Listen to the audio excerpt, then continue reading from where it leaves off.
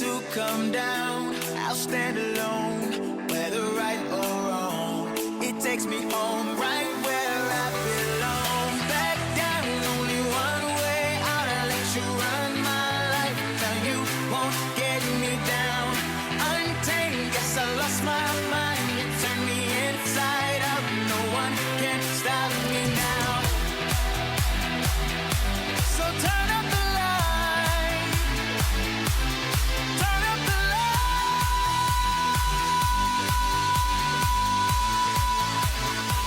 This is what I waited for.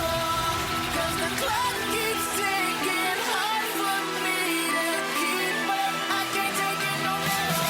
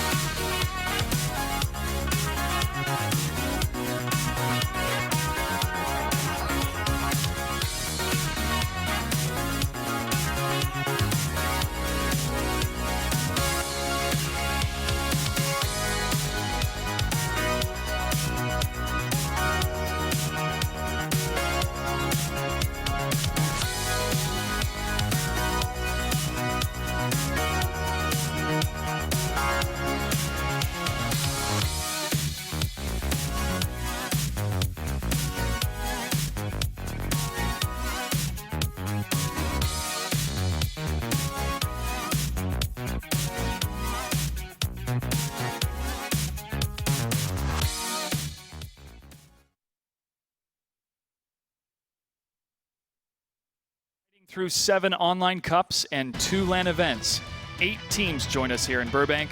Today, 3 remain, and only 1 will go home with $75,000. The Halo Championship Series Season 2 Finals presented by ESL begins now.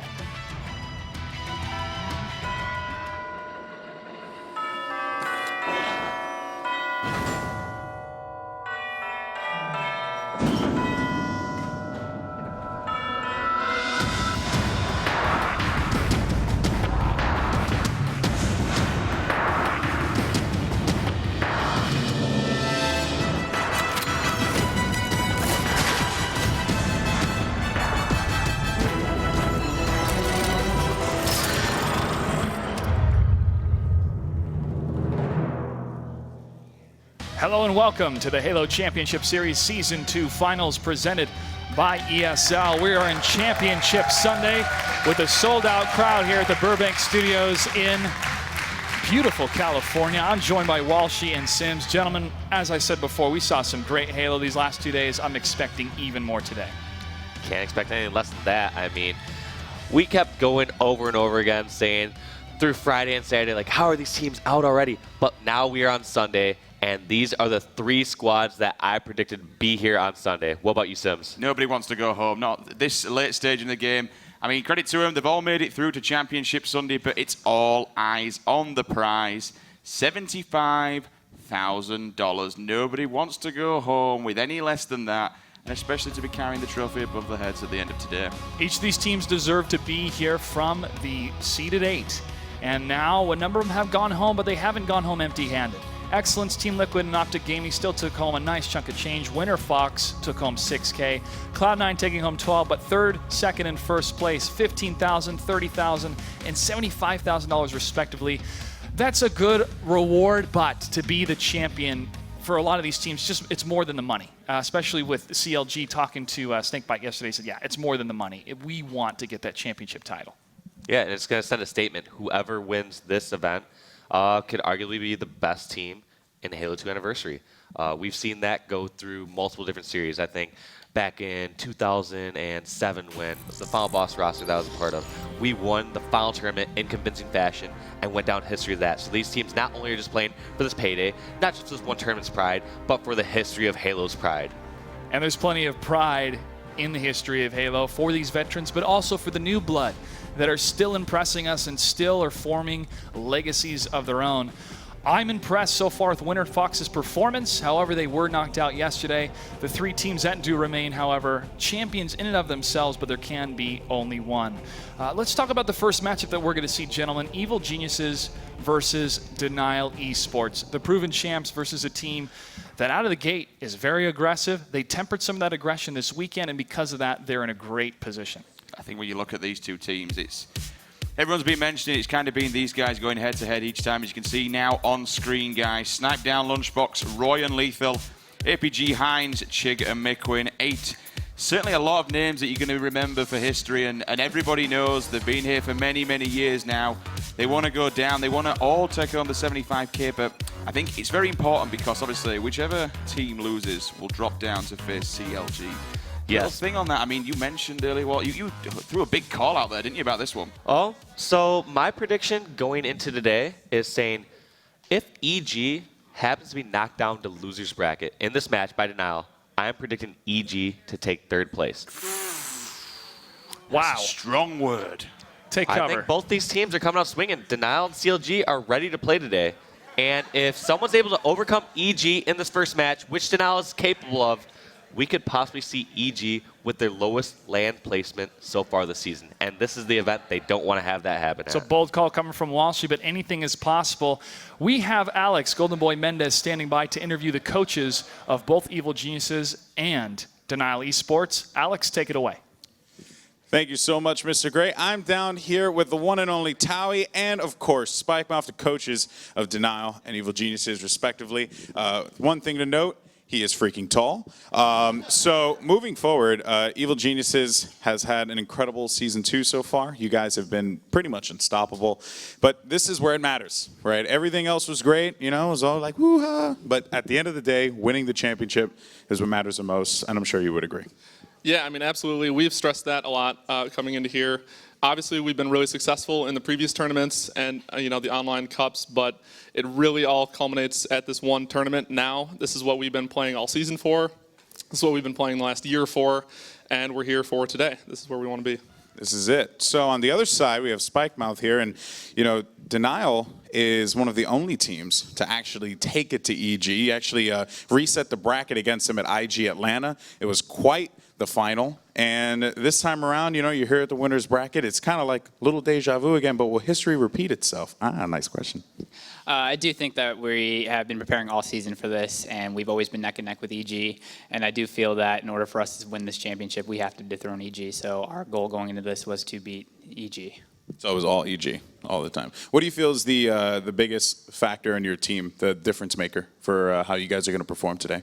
I think the big thing that we worked on was being able to close out our games against aggressive teams and working on our communication. We want to keep the intensity up, but at the same time, we want to keep it clear and precise so our communication doesn't get overcluttered during games. Yeah, the last thing you need is Miquin yelling at everyone. That Miquin. But on the other side, though, EG, you guys are a very practiced squad, right? I think that's one of the things that a lot of players, mention about you guys, and also fans too. They notice that it's a very disciplined kind of team that you guys have there.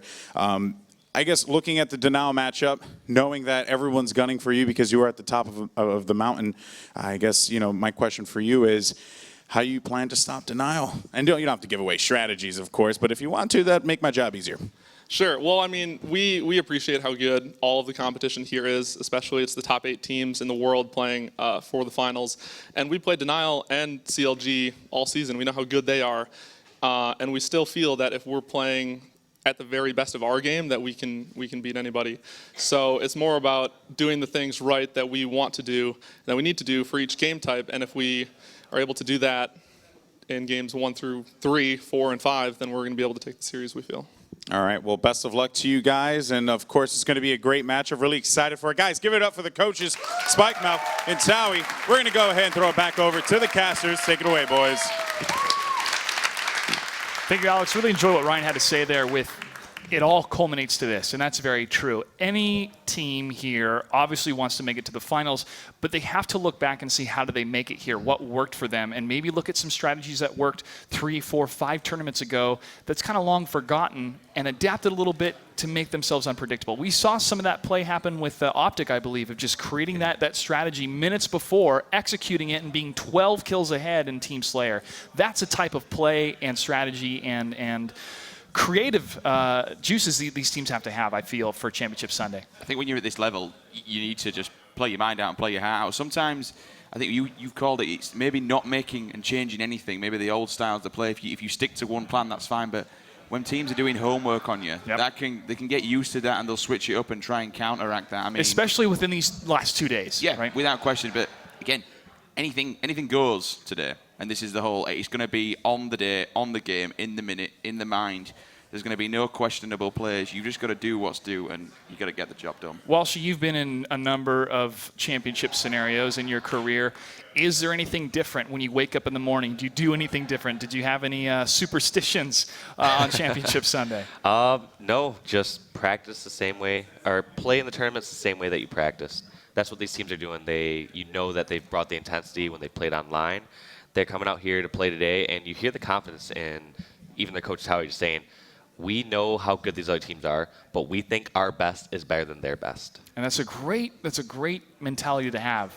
And the same mentality from Hines as well, saying the only difference that Denial Esports has from EG is small mistakes. How do you prevent those small mistakes, though, especially when the pressure is so high today? It's just, once again, the teams that practice the most. Part of that is knowing what to do within every situation. So they don't have to think about it. They don't have to make split-second decisions. They just naturally know, all right, been in this situation before, we've practiced before, I need to run over here, or I need to help my teammate over in this location. It just is nonstop practice, and this game is second nature to these boys. I think when you look at it as well, there's no underestimating the competition. And one thing I want to touch what Ryan said, Towie there, coach of EG, he said, you know, we respect it through games 1, 2, 3, and then he went 4 and 5. So I think they all know that these games could be, they're going to be tight, they're going to be close. There's no going to be easy 3-0s. It's going to go down to the wire. There's one team that's waiting to defeat or play against. Walshy says defeat the team that's going to lose against Evil Geniuses and Denial Esports, and that's CLG. And this is a team that's looking really, really good. Yes, we're looking at Counterlogic Gaming that consists of Cloud, Ogre 2, Royal 2, Stake Fight, and their coach, Royal 1. Now, my bold prediction of the day is whoever drops the loser's bracket to play CLG will lose that following match. So I believe CLG is going to be placing first or second this event. You just look at the names, though. I mean, one will always stand out, unfortunately, above the rest. When you look at Ogre 2, this man, genuinely speaking, does not lose championships. I mean, fair enough, he came second in Season 1 finals, but there's the reason that he's known as the GOAT. And it's not, fair enough, I don't want to say it's a single-player game. It's the entire team. They've clutched up. They've made it through to day 3, like all the rest of them. But as you mentioned, I think they're going to be fired up, waiting, and they're going to be like, bring it on, guys. Whoever's coming down here is going to take a beating. It's going to be a good game. It's going to be a great game. We have Alex standing by with the representative of CLG. Alex, take it away. All right, guys, thank you so much. I'm here with Royal 1, who is the coach of Counterlogic Gaming. Now, Royal 1, it's kind of deja vu. Here we are, the same 3. It's Denial, CLG, and Evil Geniuses. And it can only really be this way because of how the story of Halo 2 Anniversary and the HCS has panned out. I guess, you heard the 2 coaches before. I know your boys are ready, but, I guess having that extra break, and we were just talking about this, having that extra break, how is that helping you guys out, watching this Denial EG matchup coming up? It's actually really nice. It gives us a little bit of time to kind of scope out the 2 teams, see what they're kind of doing on the day, because I know throughout day-to-day, people kind of tend to change their play styles, change certain things, so it lets us kind of get a good read on the teams. So it's going to put us in a good spot for our upcoming match. Now, Cloud played incredible yesterday. Big fan of him.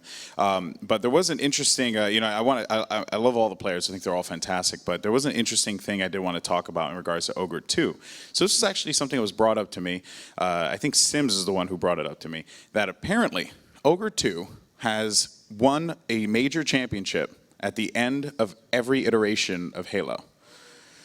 Now, this is a big one, right? Because, all that aside, this has been kind of like, the kryptonite, right? These 2 teams, you guys have been duking it out with EG and Denial so much at this point.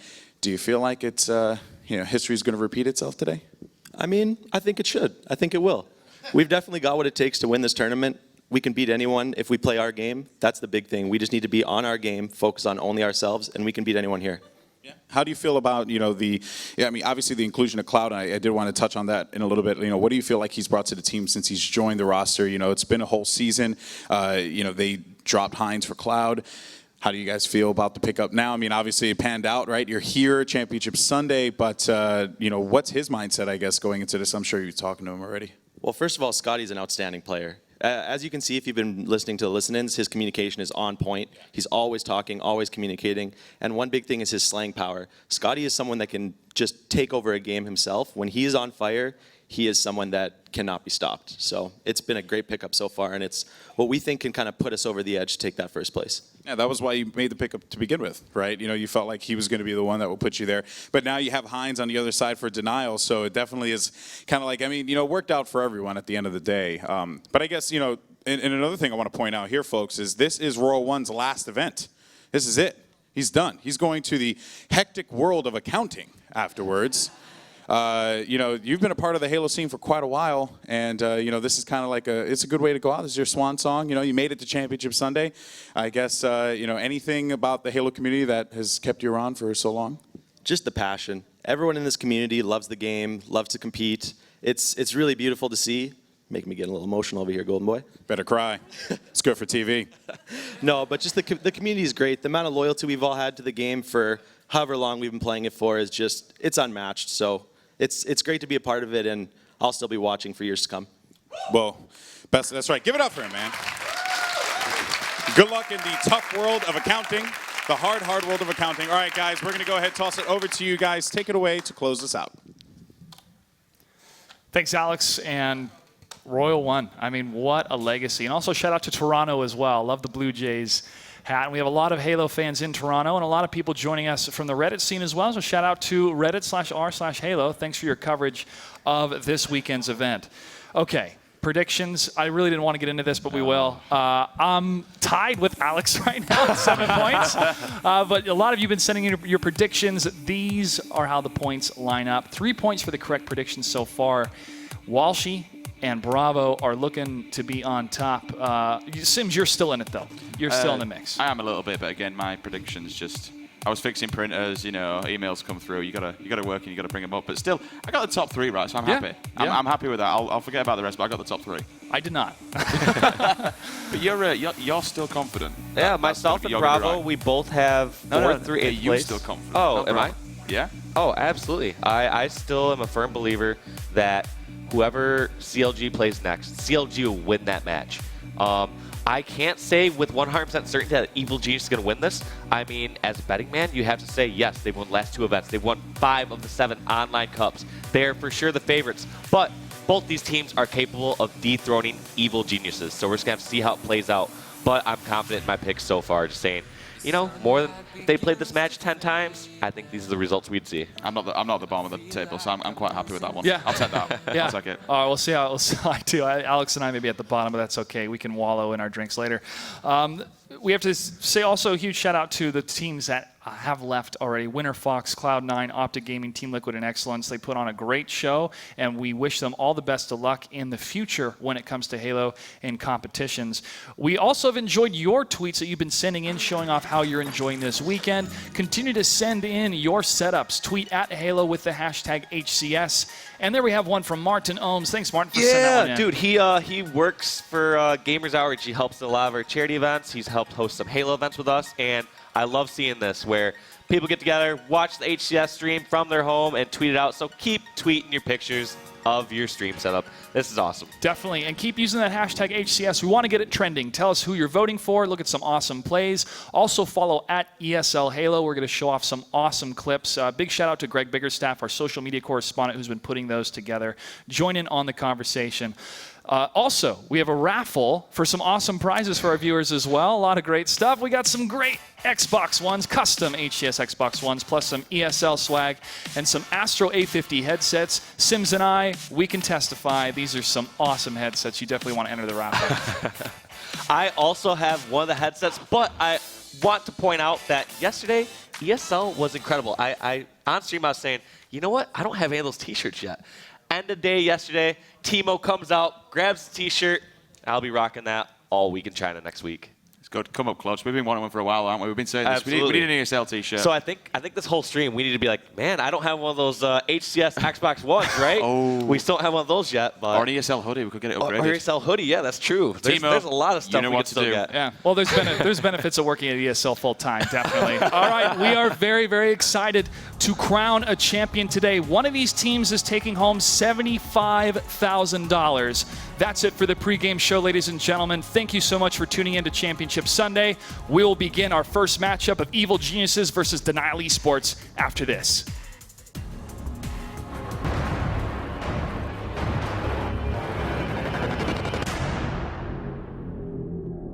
Where is the trophy? It's not just about the money that is on the line, it's about the pride.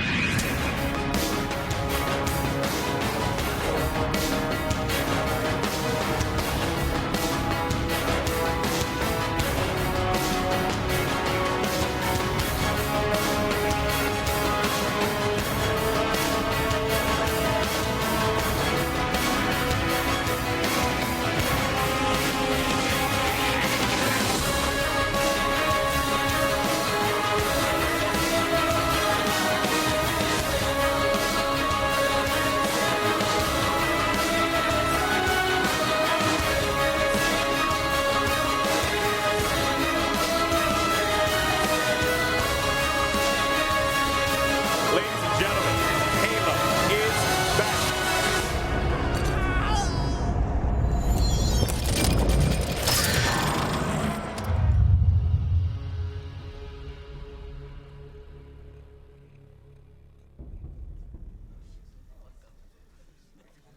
Hello, everyone, and welcome back to the Halo Championship Series Season 2 Finals. It's Championship Sunday action, and we're going to kick things off with the winner bracket finals between Evil Geniuses and Denial Esports. Very exciting. Of course, I'm Golden Boy, joined by the legendary Walshy, as we're going to look to call this action, and it is going to be amazing. I'm really pumped for this one. Walshy, you know, this is it, right? It all leads up to this. We've This is seen the these last teams day. play before, and I can speak for everyone out in the crowd that we're excited to see these teams battle it out again.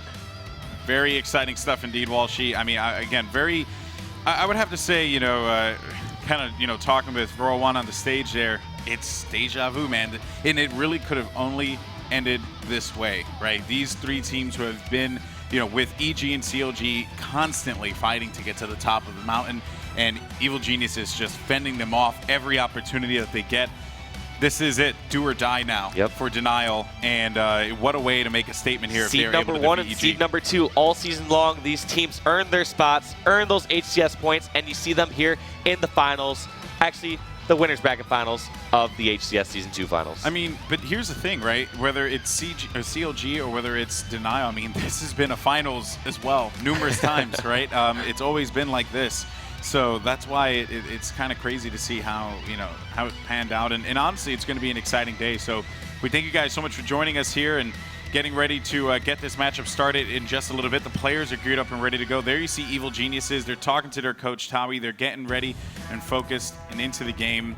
You know, talking to Tawi, he said they have a lot of strats that they, you know, that they're changing up, that they're looking to approach in a different manner. This is a team that needs no introduction. But for those unfamiliar with Evil Geniuses, here's a little highlight reel of them over this past season.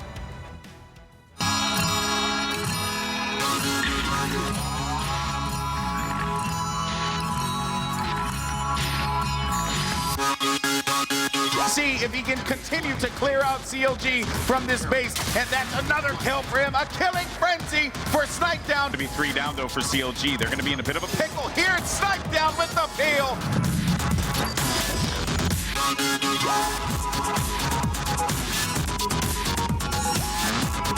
He had 24-14 here just a few minutes in as Lunchbox gets another sword kill, waiting for a player to push across. Lunchbox is that dude. He's the unsung hero here, man. Oh yeah, without a doubt.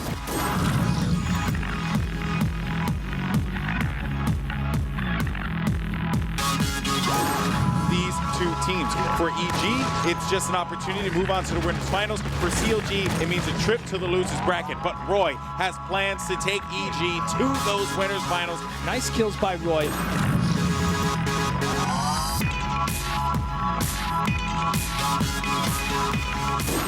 So let's go ahead, folks. Game number 4, and we're kicking it off with EG's Lethal. So he knows that, and obviously he had to have known that someone would be hanging out over there. That last rocket that STK was not able to shoot. Killing frenzy for Lethal.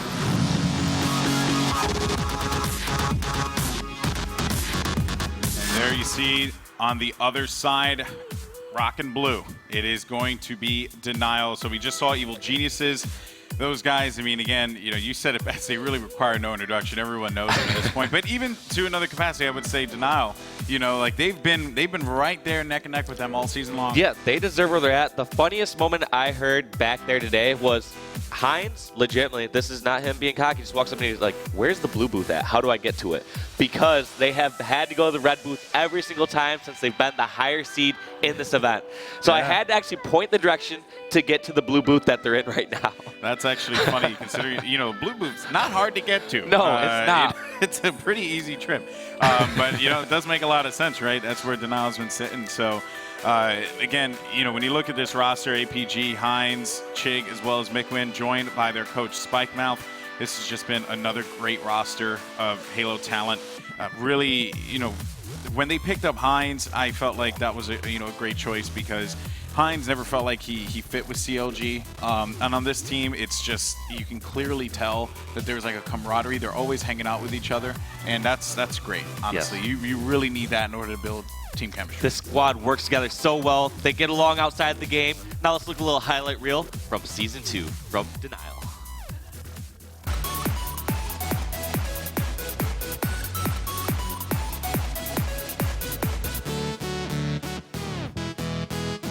See what kind of turmoil unfolds after the season. Good double kill there for Chig there. Chig gonna go back and try to go for the spawn kills. Oh, and there's gonna be two by the rocks. It's gonna find one. That's gonna be Chig with the connection, finding another one. That's gonna be the double kill.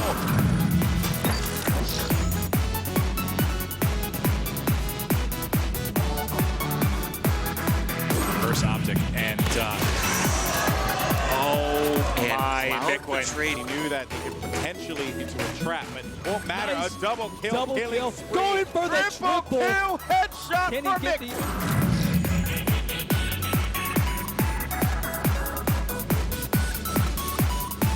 Hell at BR Tower with that sword. They have got no chance. Beautiful shot. Lovely double kill now from APG using that sniper rifle. Seriously putting to work. Can we see the triple? Yes, we can. APG with the triple kill. Pians. Amazing stuff there from APG, and he's not done yet. Picks up another body shot lane. Continuous support and gets that sniper rifle kill again.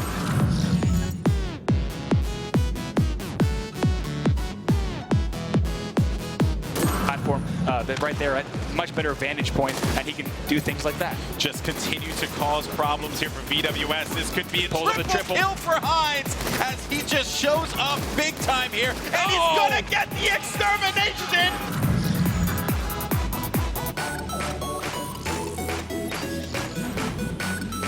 The time for talk is over. It is time for the winner bracket finals. Evil Geniuses, Snipe Down, Lunchbox, Roy, and Lethal will take on Denial Esports' APG, Hines, Chig, and Mickwin. It's going to be one heck of a slobber knocker. I am excited for this one. Walshy, I don't know how to call this because if you are at Denial, this is the moment that you've been waiting for, right? Absolutely. EG is like, it's kind of, and even in our predictions, right, which I still believe I will win, by the way, is a foregone conclusion. We all believe EG is going to win. We all believe that. They're, without a doubt, the favorites. But this first match, the players to watch are going to be Snipe Down and Mickwin, the two highest KD ratios on their respective squads. Expect these players to go off or try to shut each other down. I was talking to EG back there, and they even said, when I was trying to talk about some of the keys to victory, they said, you know what, when Mickwin has sniper, we call him out. We make sure he gets taken down immediately. Yeah. We do not want him going off. And you know the exact same thing's going to be happening in Denial. Yeah. They do not want to give Snipe Down any space, any breathing room to go off with sniper. Well, Tommy said it, right? A kill against Mickwin's a big kill, right? I mean, because 9 times out of 10 he has a sniper, right? So that's always going to be a big kill for them. And they're going to make sure that they focus on that.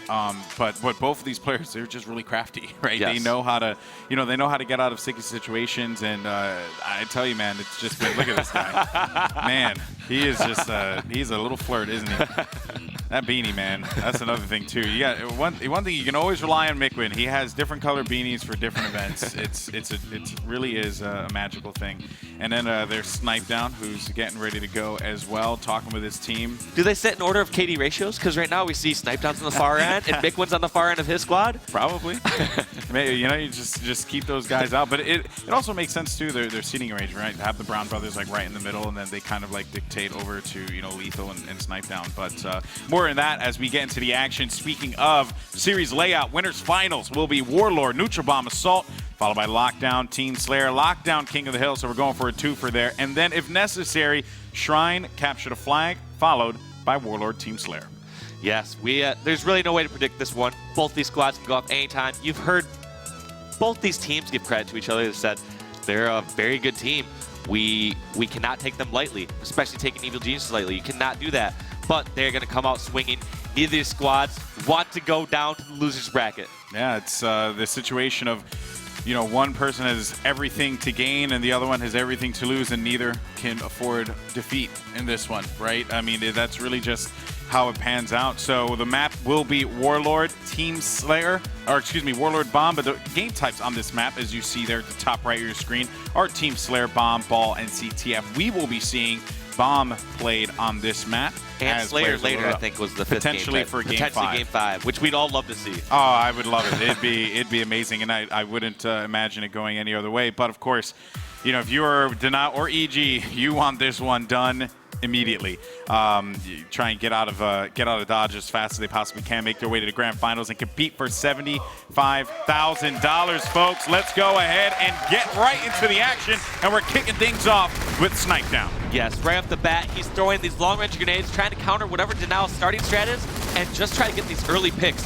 I like this aggressive play. He's trying to get over to the enemy flag, eventually taken down, but no, Snipe Down, staying alive, blocking the spawns on Denial, and he has his teammate Lunchbox trying to move the bomb in. Trying to move the bomb, but they do have control, presence in the Denial base. Surely they know that they have to be attentive to it. One shot for Snipe Down. That's going to be a double for him as he clears out another kill, looking around over by back grenades, green nades, and just continuing to lay down some fire. There goes the bomb, and it seems like EG's already going to get this one going. 50%. Nades are flying in. They'll throw it 5, 6, 7 nades all over the place, but it's going to be Lunchbox with the pickup, and they are going to put the first one on the board, making it 1-0. That was the first arm for EG, and look at what Roy does. No. He gets a triple kill right out the gates for the killing spree, keeping control of the map for Evil Geniuses. Incredible play you just saw right there for a brief moment. 4 down there for Denial. Lunchbox now getting right back on it, and this is the way you want to start if you're Evil Geniuses. Denial just getting rattled out of the gate. That blew my mind with that play, because I was like, Roy is going to back down, stay alive, buy time for his teammates, but instead he said, nope,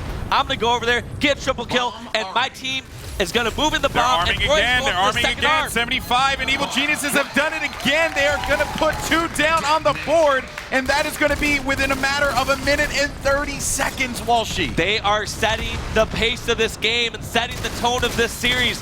They're showing to Denial that they've won the 2 last LAN events, 5 of the 7 online cups, and they want to leave as the Season 2 champions. Only one way to go for Evil Geniuses there. Denial needs to figure out something right away.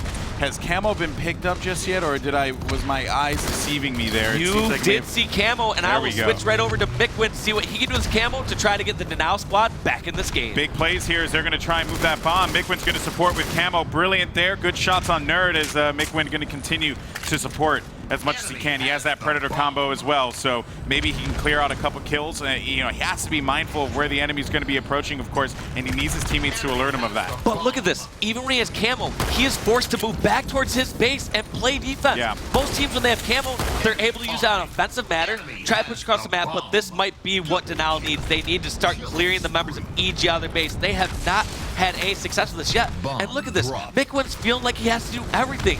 He not only got Camo, he got a killing spree, and then starts to move the bomb across the map. You got to question where the rest of the squad is at the moment, because it feels like he has done the work that he needs to do. I mean, he kept that plant going, and just a reminder, folks, you can see it right there, EG, Denial, and CLG are guaranteed $15,000. And yes, look at that. I mean, he has to clear this out, right? Look at this defensive play. Work of that.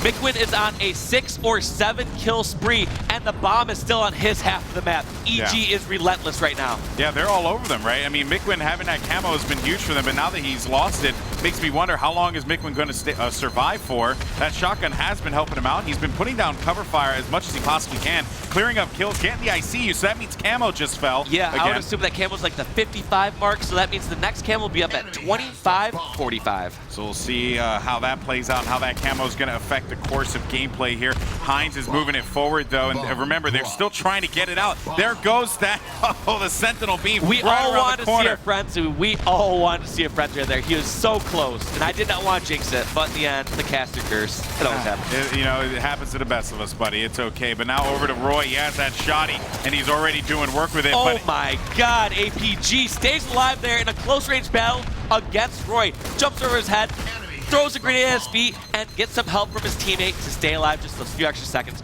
These players are so difficult to kill. They cannot get the bomb out of that base. That bomb's been by blue and green pretty much like this whole time, right? Yeah. You know, and you had mentioned that the camo should be coming up around, what was that, 25, It 45? should be up right about now. I would say within the next 5 seconds, camo should be up, and that's what Snipe Down's doing. He grabbed the next camo at 25, 45, exactly what I said, and next one will be up at 24, 35. And it just got burned there. You know, EG needs to hold Denial off from getting that camo because Mikwen can go off on another run again, which is something they do not want to allow that to happen. He can go on a run, but think about this. Even when Mikwen had camo, even when Mikwen was on a 7-kill spree, the bomb was still on his base. He had to play defense with the camo. This is dangerous here for Denial as they're going to try and bring this bomb out. There's Lunchbox, so knowing that player is going to be back nades, he's setting up for the jump up. Chig is going to get caught off guard. Lethal throwing down that cover fire from Green. Brilliant work there. And a cross map shot as well. Wow. Another assist. And tossing it over is going to be Snipe Down. He sees a player by health pack. Snipe Down identifying it. Gets the identification that he can go for the plant. He's going to have it jumping around the corner. Like 50%, 75%, and that's going to be the third one down. Evil Geniuses is all over Denial, and they're up 3-0. Denial has nothing going for them. Snipe Down got that kill over at the health. He started to arm the bomb. He was half shielded, and so he decided, guess what? The only thing that's going to kill me right now is a grenade. So he jumps out to the front of the flag and then finishes off the arm. I also want to point out Lethal's support there as well, man. The way that he was assisting cross map with that BR was some great work, and those are really the things that you can't you can't calculate, right? Yeah, it does not show the stat fully. You see an assist or so, but it does not show that. Guess what? These assists and these kills led directly towards a bomb arm. So now Chig has got that camo, so he was able to pick that one up, and maybe this could be the opportunity. They need to put something on the board right now because this could be really bad, and it seems like that's going to be the case. They have it on the red side. Denial's looking to make this happen. They're going for the plant there. It's going to be APG with it. Nade's flying in, and he stays alive long enough to get it, and Denial is going to finally put one there, making it 3-1. So the very first opportunity that Denial pushed over on the enemy side of the base, they got the bomb over there and got armed. They're 1 for 1 on their attempt. This is going to be another plant there. As soon as they got that, so much commitment went to that plant, and they ended up going 4 down. Lunchbox, though, is going to get the 4th one on the board. They recognize they have 4 down, and they went right for it. EG is relentless. So what Lunchbox did right there was similar to what Snipe Down had done before. They jump up on that flag box. So since Lunchbox had full shield, he stands up on the flag box. If he gets shot, he drops behind.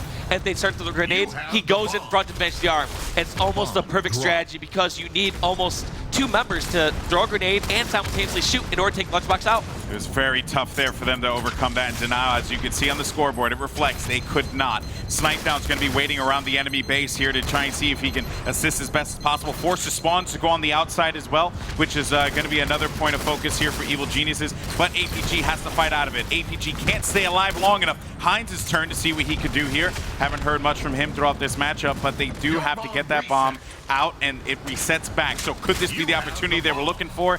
Nades meet Heinz right away at the entrance. Every single time I'm switching to one of these POVs down, 3 members down, 4 members down, and we've seen how much they brought the bomb across the map. And once again, Roy bringing the bomb in to the Denial base. And this could very well be a plant here if one of the members of EG makes their way up, but Roy's going to get caught. Lunchbox is going to be in a position to support. Lethal's going to try his best to get some kills there, but it seems like Denial gets 4 down again. Lethal's on the run. Could this be the 5th as he's going to have half shields? 50% there. Nade's flying and can't stay up though, and Denial needs to get that out of there as soon as possible. But Snipe Down has other plans as he stops Heinz, gets a double kill there, and he's looking for that plant potentially. Gets it 75, and that's going to do it. EG comes out swinging, and they're going to take that 5-1. That game was ridiculous. It wasn't even close. It was a pure one-sided match for EG. Yeah. Denial did a great job. 2 separate times they got camo, pushed across and got a lot of kills with it, but only 1 time they were actually able to convert and turn it into a bomb arm. But the second they were able to turn that into a bomb arm, they went 4 down, and then EG got their 4th one on the board, right? So that's it right there. You know, they just played to, they knew that EG had to put all the eggs into the basket, and that's exactly what they did, and they paid dearly for it. Let's actually go ahead and take a look at the Carnage report here and see what stood out for us in that matchup. I mean, besides EG's just slaying prowess, and take a look at Roy. Oh my goodness, 27, 8 assists, 15 deaths. Just went on fire. Yes, Lunchbox is the only member going negative, but in the end, you gotta think of how many those deaths came from the bomb arms. Every single time they armed a bomb, they had to give up 1 or 2 lives, at least 1 life to arm the bomb. True. So it's just impressive. Like, I guess no surprise with Roy's score there, seeing how he was one of the last 2 members alive from EG, pushes out, gets a triple kill, and helps get that second bomb arm. My goodness, that was madness. Could not believe how EG just took it to denial like that. Definitely, coming out swinging here without a doubt. So now we're going to go to game number 2. Pace is going to change considerably from the madness that was Warzone, or Warzone. I actually should call it Warzone, Warlord. But now we're going to Lockdown. Yeah. Before we go to Lockdown, I want to cover that triple again. Roy, Yes, the of story course. of this game, going positive 12 with 1 bomb arm, sees his brother Lunchbox gets the first arm, and I thought he was going through the port to stay alive. Instead says, know what? I'm going to get a triple kill by getting this nice 4-shot and big win and bringing the second bomb. Could we slow motion that? I wanted to slow motion that kill there. That was just That last 4-shot and that big win was sexy. Oh beautiful. my goodness! I hopefully one day we will. Maybe it'll go up on the internet. But I mean, that was just insane how that played out. And would you?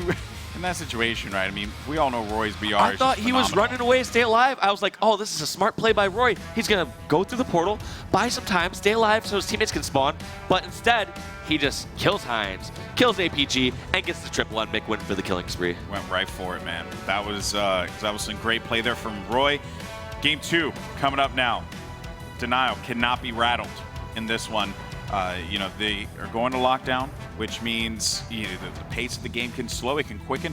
However these 2 teams want to approach it, it's obviously all up to them. But something to keep in mind, this is a great opportunity for Mikwin to get his team hype and get them back into the game, because if he goes off with a sniper, that's a huge opportunity for them. Well, in general, I would say Denial would like to speed up the pace of the game against squads like EG and CLG. However, based on that last game, I think they'd like to say, hey, let's go to a chilly map. Let's go lockdown, try to cool the squad down, slow down the pace of the game, and get our momentum going, because we saw how things were going when the gameplay was fast, and it was not going in Denial's favor. I tell you what, man, you lockdown. You glad the map has snow, because you got to cool down Roy. Boy was on fire. In any case, so here you see key positions on lockdown. And it's going to be very important for players to take advantage of the snipe tower, which is exactly what we're looking at right now. The sniper rifle is going to play a big role in this one. We see how APG has used this in the past when he faced off against Vibe on Noble Black.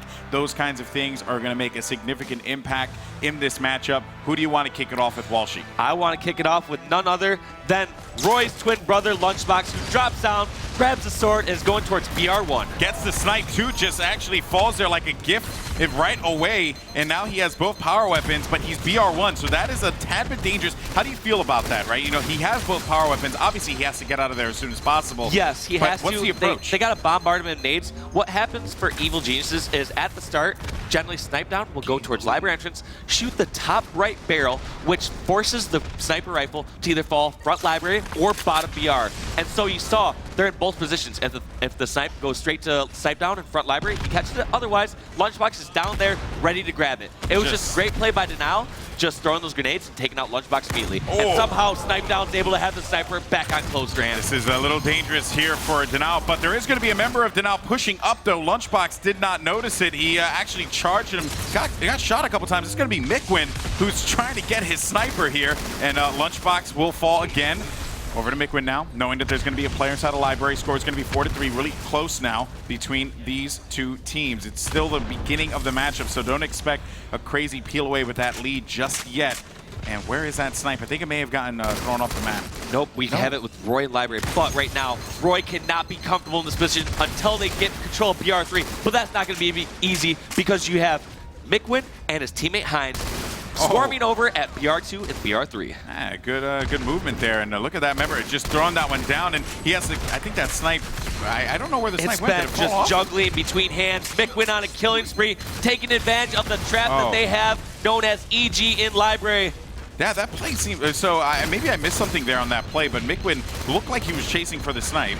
Absolutely, he did not want to let it go. So that was one brilliant play that he did. When you notice he was BR3 by himself for a second, not only was he worried about his closed ramp and someone going BR bridge to BR2. He was looking for someone to go from sword towards bottom middle. So he knew if someone's going to rotate with snipe, he could call it out to his teammates and they could collapse on that player and get control of the sniper rifle. Yeah, which is exactly where they're at right now. Now you're going to have APG and the crew holding that while EG's fighting out of the grab lift. And there were players, 2 members of EG that were pushing up on the BR tower side. One note here, APG has run out of ammo with his battle rifle, but the sniper rifle in his hands is equally as deadly as it would be in the hands of APG, or excuse me, of Mikwin. Let's see how he uses, or does he opt to drop it for his teammate though? I don't see that happening. I think he is going to keep this and do some work. Get some more BR ammo, like you said before, try and dodge these grenades. At some point soon, I would love to go to a listen-in with Denial to hear what they did and how they're talking to get this 9-kill lead on Evil Geniuses. APG has to be careful though, and we'll get that listen-in set up for you in a little bit, but you have to be very careful about how they're approaching this because that sniper's going to be down in the middle of the map. But without further ado, jumping into the listen-in with Denial Esports to see how they're going to maintain this lead as they're up 19-11. Sniper, I got sniper. One shot. I got backside. I got two. One shot. I got one. That's 2 1 shot. I'm pushing. That's 2 1 shot. I got sword. One shot, let's sword. Watch light ray. S3 side sword. S2 again. He threw weapons off. Weapons are off. S1, backside right now, backside, guys. I'm watching low. Alright, good fucking lead. Bottom blue bridge. Wait. One shot. I might get him. I got him. Nice shot. Alright, I'm gonna drop low away from sword. Alright. Shortcut. Stay low. You're low. Watch out for the spawner. I'm making Watching sure. low. I got low. Okay. They're trying to name me. This guy's sniper. Bottom mid name from S1. I think I stuck him. Yeah, I stuck him. Just keep Alright, hiding S3 glass. They're gonna wait for this snipe. Yeah. We got a new sword. Back him up. Sniper's coming up to him. I'm saving my name. It looked like it fell off, so we should be getting I'm gonna a go new into sword. it. I got sword. Alright. Nice. Shortcut right now. One shot. And high elbow. I can't help. I got one. There's one more elbow. He's gonna try to grab the snipe. I'm no shields too. I spawn on the ground. I'm gonna go up top. High elbow. One shot S2. S2. I got him. Nice shit. Is the sniper still S3? Yeah, I'm gonna try and hit it. He might have grabbed it. He has it shortcut, Roy. Shot blue. I got 3 shots in him. Alright. Right back, guys. Right back. Push low to blue. Push low to blue. Distract the blue. High elbow. Reek. Weak, legal, one shot. He's still right mag. S2 sniping. Come on. We can fight him up. I got shot right back. On shield, elbow. Say my name. That's one. Sword's on BR1. Go for it when you spawn. One shot shotty at blue. S2 sniping. I don't have much ammo, guys. Top blue. One shot top blue right back. One shot S2 sniping. And one shot top blue. I'm gonna go for this BR. Bottom mid, sniper, gonna rush. Shortcut. Watch him. Shortcut still. Where's sniper at? Go to bottom mid. Right now. I spawned bottom sword. S1 also. One shot. We can go top. Blue bridge, one Top shot. mid from S1. Top mid dropping S1. S1 jump. One shot bottom blue. I Back. traded. S2 sniping. S2 sniping. S2 still. Top yard spawns. Top yard lethal. Where's he going? B3. Top yard still. They're gonna have a sniper. Right here, guys. I got nade on Top top. yard's hitting me. Watching you, Bradley. Entrance top. Back BR on me. Entrance top sword. Yeah, it's like I'm coming. He's library. I'm going mid, bottom mid. One shot back. I'm Back gonna go pistol. over. And 2 top elbow. Backside, full shields. Backside, full shields. Get the sniper. Window also. They know I'm B1. S2, Bradley. They know you're there? Yeah. I'm coming to you, Brad. They know I'm here. Got one. Brad, stay alive. Was that him? No, sniper's looking at you. He's going at 3. Might be open. Top open. Has a shot. He's gonna bail with Absolute snipe. top open. Charge him, Kyle. Don't charge him. Stay alive. One shot of snipe.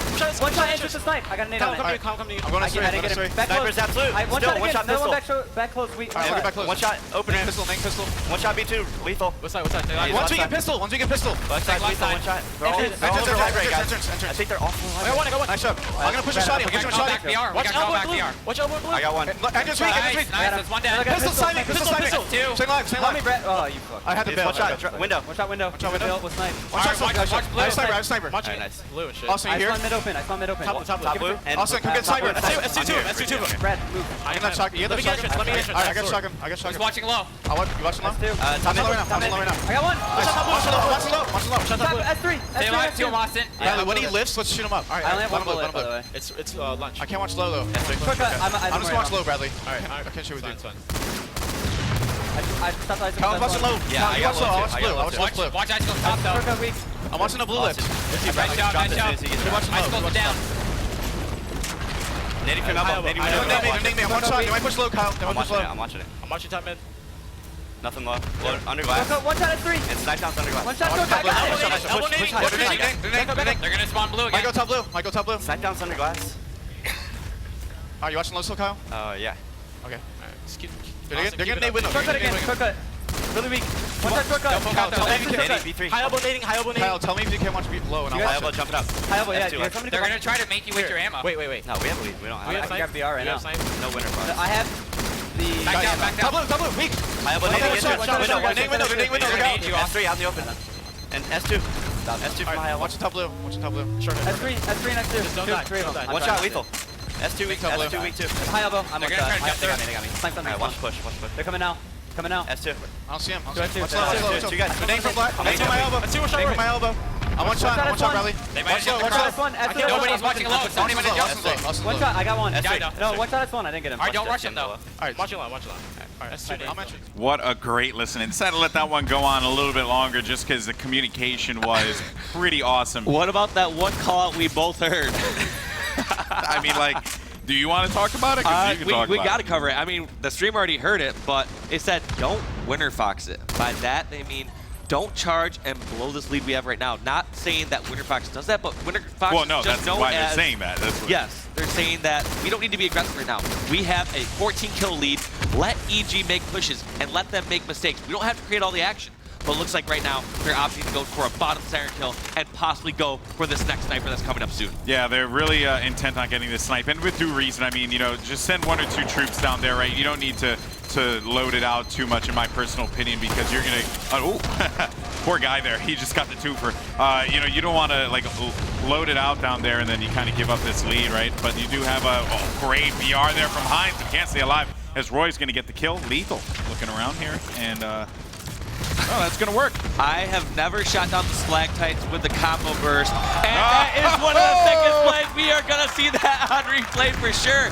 His You saw that original little intention, smirk? I Did think, anyone see the smirk on Lethal's face? That was hilarious. that little troll face capped the smirk from Lethal right there, because I've never seen someone shoot down combo. He was doing that to save ammo so that he could get a long-range 4-shot or put some shots at BR3 later, and it ended up being it's gonna make the highlight reel for sure. You gotta kill with a plasma pistol. I mean, at the end of the day, there's no other way to shake it, right? But I mean, despite him having one of the highlights of the day for me so far, Chig was somehow able to get over Snipe Tower and get away with that.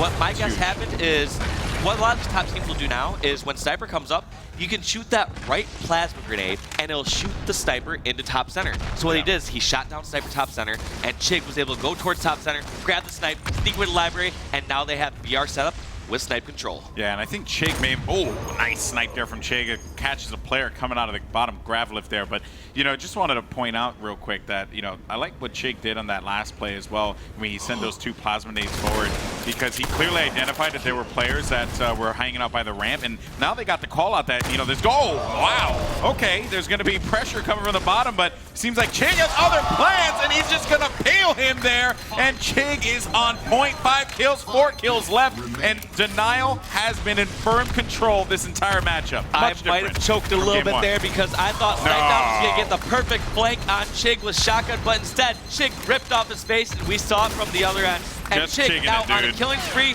and a commanding lead of 16 kills. But they are going to give up that snipe, though. They have 2 kills to get. Lethal trying to get that, do anything with that snipe, but that's not going to be the case here. 1 more kill remaining, and EG will fall in game number 2. Denial looking strong, though, but Hines is going to find Lunchbox, and he has to stay up long enough and just opting to jump off the map. Like, I'm not giving you that headshot, Metal Lunchbox. I'm jumping off the map. Nice try. Yeah, but still, though, they got to get this final kill. Lunchbox, though, is in a bad position, and never mind, it will not be Lunchbox who falls, instead another member of his team, and that will do it. Denial ties up this series 1-1. And that's exactly what Denial needed. They were able to slow down the pace of the game, put EG on a little bit of a cooler. I mean, they came out that first game, out the gates, on fire, and had we seen another fast-paced, non-stop action game, I'm pretty sure it went in EG's favor. But this is exactly what they needed to shift the momentum and get control of the game. Well, I think there were a couple of things at play here, right? One, you know, the fact that power weapons coming into this map really do mean a lot more than in Warlord, right? Warlord, you know, you pick up the Sentinel Beam, you can do some work with it. Yeah. Shotguns are important as well, let's not forget. But nothing can be more devastating than, sniper, right? Sniper and sword. And they were really good at controlling that. Reflects on the scoreboard as well. I want to talk about Mikwin in a little bit, but 19 kills from Mikwin, 13 deaths. On the other side, though, APG really like what he did there. 11 assists, right? Involved in 22 different gun battles. That's essentially, more than Chig was involved in, right? I mean, he was just as helpful as he possibly can. Chig, though, brilliant job just not giving any dumb deaths. Just those are the kind of perfect, things you like to see. effort all across the board from now. All 4 members going positive, and not too much of a surprise, all 4 members of EG going negative if you're excluding Roy's even performance. Now, the one thing, though, that we got to point out was how ridiculous that kill was from Lethal. And although they lost the game, Lethal's like, well, you know what? I have this plasma pistol. This should work, right? And it does. And then there goes the Stalactites, and he gets the environmentalist. It was APG. No, it wasn't APG. I could not see what player it was. So they are saved the shame of getting combo environmentalists. So if any of you on stream or on the Twitch chat know who got environmentalist right there by AP or by Lethal, definitely tag him in there and let him know what happened. Blow up that Twitter. Great plays. But I wanted to talk about Mikwin real quick on the denial side. He did such a great job at the start of the game. The control at BR Tower, especially during that listen-in, was definitely something that you have to be proud of if you are, if you're looking at him as a teammate, if you're Spike Mouth and you're at that third-person perspective, looking at these players play, and you see how Mikwin just holds that down. Those things just do not go unnoticed, and that was really one of the things that put them over the edge for me. Yeah, I mean, we haven't covered the keys to victory yet. Actually, I think we should probably do that before this next match starts. I know you love it. But whole point being is, Mikwin had some great snipes, but Chig, one of those players that we give a lot of credit to, says he can go off anytime. He proved that having that sick triple kill in library, keeping control of BR setup, and helping lead the whole team to victory. So on EG, they just need to continue to adapt. Before we started this tournament, we said, guess what? If it ain't broke, don't fix it. Instead, this team has changed their strategy throughout the season, even throughout this tournament, adapting to each team they play, whatever the starting setup, and we saw right off the bat, even against the squad where they got the sniper sword set, but just was not enough. They need to shut down Mikwin/APG, and I think we need an update /Chig, because after seeing those 6 snipes, shut down every member of Denial. And last but not least, give Snipedown some breathing room.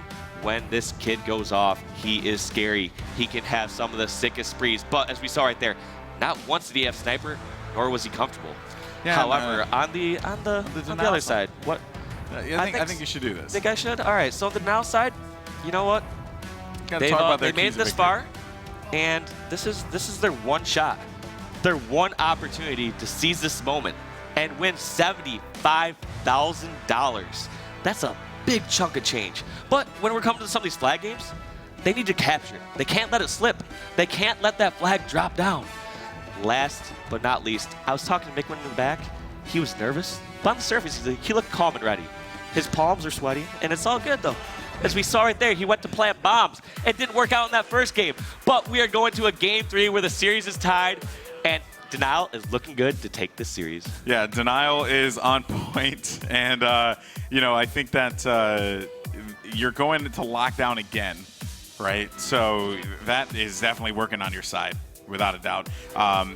Sometimes I think at this level of competition, whether or not you play a map 2 times, I don't know. And Walsh, you can definitely speak to this more than I can. How do you feel about that, right? When you just lost this map on lockdown, right? And it was not pretty. Denial did, they did control that game. How do you feel? And there goes your keys to victory for Denial. If anyone just put 2 and 2 together, guys. So I guess, how do you feel about EG going to this? I mean, are they kind of just dreading going back to lockdown because of what happened in game 1? Yeah, I mean, there's one part of you on, if you're on the losing side, EG right there, we're saying, well, we lost lockdown game, but it's a different type. This is an objective one. It's going to play different. However, you're feeling really good at Denial because you just won a lockdown Team Slayer going into another lockdown match. That's exactly what you want. You want that same sort of pace on a previous game that you just won. So both these squads are in their own heads saying, you know, we still got this. It's just fine. But you know Denial is feeling great going into this Game 3. This sort of setup where if they won a lockdown Game 2, let's go to a lockdown Game 3 and see if we can take EG down 2-1 here in the winners finals of the HCS Season 2 presented by ESL. That's right. And if you're Denial, hopefully Mom Spaghetti was good. You know, that's well, you got to get a good dinner the night before gotta get a playing good this dinner, tournament, yeah. so you got to have Mom Spaghetti. All right, we're waiting for the players to get ready to go here in just a little bit as everyone's getting into the lobby. You know, we want to ensure everything is nice and smooth as butter so that this way the games can be awesome for you guys back at home. We thank you all so much for joining us here. Remember, there are multiple ways you can get involved with the Halo Championship Series this weekend. We were doing a raffle. We've been actually getting your images on social media and putting them up on stream of how you guys are watching the Halo Championship Series Season 2 Finals presented by ESL. We saw a lot of cool stuff there, some CRTs, some, you know, triple monitor setups. You know, I've been retweeting some of the cool setups that I've been seeing throughout the weekend as well. So that's been fantastic. Again, guys, get involved. We've seen so many different setups. Like, we've seen one, the most modern setup possible, like 3 nice LCD monitors set up on a very nice computer desk. And then we've seen some archaic ones where we have a CRT monitor with 4 samurai swords on the wall. That's still my favorite setup. That's what you got to do, man. You need to display the samurai swords. But of course, guys, if you want to do that, you can use a hashtag HCS. Make sure you include @Halo. And on top of that, make sure you include the link to the stream as well. It's twitch.tv/Halo. And here we actually have another cool one as well from Spheric And I like Wolf. this. This one might be one of my new favorites because not only do they have Halo in, but has my favorite Halo game of all time, Halo 1. I spent countless hours landing this game, playing it nonstop. But I have a problem with this, though. Why is it that he's watching the stream on the CRT and Game & H1 on the LCD? That should be reverse. I don't know, man. You want the... That's true, actually, because I'm used to playing Halo CE on CRTs. I agree. So if you're there, Spheric Wolf 720, just change the inputs on the TVs. Get the Halo 1 on the CRT. You should enjoy Twitch. Yep. You know, it's so crisp when you watch it on an LCD. It's good for you. So we do have an Xbox issue on the floor. Players are getting everything squared away. So apologies for that. But, you know, you get to look at us for a little while. So that's always a good thing. Yeah. You know, I mean, why not? Just ignore this issue, and we got raffle for you guys. Here we go. It's like, hey, guys, ignore. We got shiny things. Oh, my God, shiny things. Okay, guys, you can get involved in the raffle. You go to esl.gg/HCS Finals 2. And you can actually get a custom HCS Xbox One, some baller ESL t-shirts, and Astro Gaming A50 Halo editions for the Xbox One. Those things are hot. Wait, now, Golden Boy, these seem like some expensive prizes. Do they have to spend money to get involved in these raffles? Why, I'm glad you asked, Walshy. No, they don't. It is for the low price of free. So you get a raffle ticket. You get a raffle ticket. You get a raffle ticket. Yeah, so we thank you guys so much for tuning in this weekend and you know, joining us for some awesome action here. Also, another thing too, and we gotta give some shout outs. I wanted to give some shout outs down, so I'll let you take it I'll do away. a couple of them because I'll take the bottom half. You take the bottom half, and I'll take the first couple. A huge shout out to Esports Nation Halo, ESN Halo, for their coverage of the Halo Championship Series all season long. Big thank you to you guys for what you've done. Also to my boy HCS Live Tweets, we see you and we appreciate you. So thank you as well. Of course, guys, when you're tweeting out there, make sure you use a hashtag HCS. That's the hashtag of the Halo Championship Series. So get social about it. And finally, Halo Esportspedia. You guys are amazing. Big thank you to everything that you guys do in the community. Really, this would not be possible without the amazing contributions that you guys make. And there's more as well. We're not done yet. Oh, yeah. I got the other ones. So Halo Waypoint, without 343 you got your shout out. Their community hub, we would not be here today. So thank you so much to Halo Waypoint. Halo Reddit. Dude, Reddit is one of those things that sucks up way too much of my time. I have I forget the Alien Blue app on my phone. I just go on the front page, just look at funny pictures all day, and waste way too much time. So thank you to Halo Reddit for all the support you've shown this weekend. Quick, I just want to say my 2 most visited subreddits are r/Halo and r²Circle. So, you know, for those of you my wrestling friends out there, you know what I'm talking about. the struggle's real. And finally, last but not least, Walsh. TeamBeyond.net. Thank you for having support of the Halo scene. There's one of the biggest competitive Halo hubs out there. They also host a lot of events. You know, a couple of They do a couple of Astro 1v1s and 2v2s. Yeah, 2v2 giveaways and stuff like that. So huge shout out to all those hubs out there, and thank you so much for supporting the event. Honestly, again, none of this would be possible without you guys. And, you know, I mean, whether it's positive, and this is really just coming from me, whether it's positive feedback, negative feedback, criticism, or whatever. I mean, honestly, for me personally, I know that I came from the outside in, and I really appreciate, you know, everyone. Whether it was good or bad, it meant the world to me. So thank you so much. And really, it's just been a blast. And also, can't forget about the homies in the Twitch chat, by the way. Thank you guys for hanging out and, you know, spamming the what face, spamming the Kappa. You notice I did what face first. You know, thank you guys so much as well. It's been a blast. Watch these guys on Twitch, man. You know, they're so good. They're so entertaining. One of my favorite streams to watch is Roy's stream because he's always in there and kicking butt and being interactive with his viewers. These guys work really hard. So, yeah, you know, again, big thank you to the community because without you, it would not be possible. Absolutely. I mean, this Halo community has been a huge part of my life since, I would say, since 2002. Like, it obviously clearly changed my life for the better, doing a lot of different game things. But, I mean, I started back in 2002 just landing Halo 1, having no idea where it'd take me. I just enjoyed the game. Had no idea about tournaments. Played 8 vs. 8 Blood Gold CTFs nonstop. So one of my favorite, all right, first off, I'm going to cover one of my favorite stories from high school when we were playing, about like 40 years ago, right? Oh man, I am a little old, but mad old, dumb old. But so one of my favorite kind of funny, inappropriate stories. Walshy story time. Yes, Walshy story time. We would always game Halo 1, 8v8 Blood Gold CTF. So some of these games would just take an hour and a half. Not gonna lie, I was statting the whole time, just trying to get as many kills as possible. Yeah, you were that guy. A lot of my friends weren't very good at the game, but we had fun. And one of these times, my buddy drives over. He comes in, only plays for an hour and a half, and we're just like, all right, that's kind of weird. He's leaving early. Like, generally, when we game at my house, we game for like 8 to 12 hours straight, nonstop. He's like, no, man, I gotta go. I was like, dude, just play one more game. He's like, no, dude, I really gotta go. My girlfriend's in the car. And so we look out back, and his girlfriend's still sitting in the car in the driveway. And for how long? For about an hour and a half. We're playing one Blood Gold CTF game. And so their relationship didn't end up working out for I don't know what reasons. I can't pinpoint it. But that's the one memory that's probably one of the ones we laughed about the most back in high school days because, like, our friend was like, man, you got to treat your girlfriend a little bit better than that. Man, Halo's involved, dude. Listen, my wife understands. Look, here's the truth. You know, people, I speak about it all the time, but in my household, it's a Halo playing household.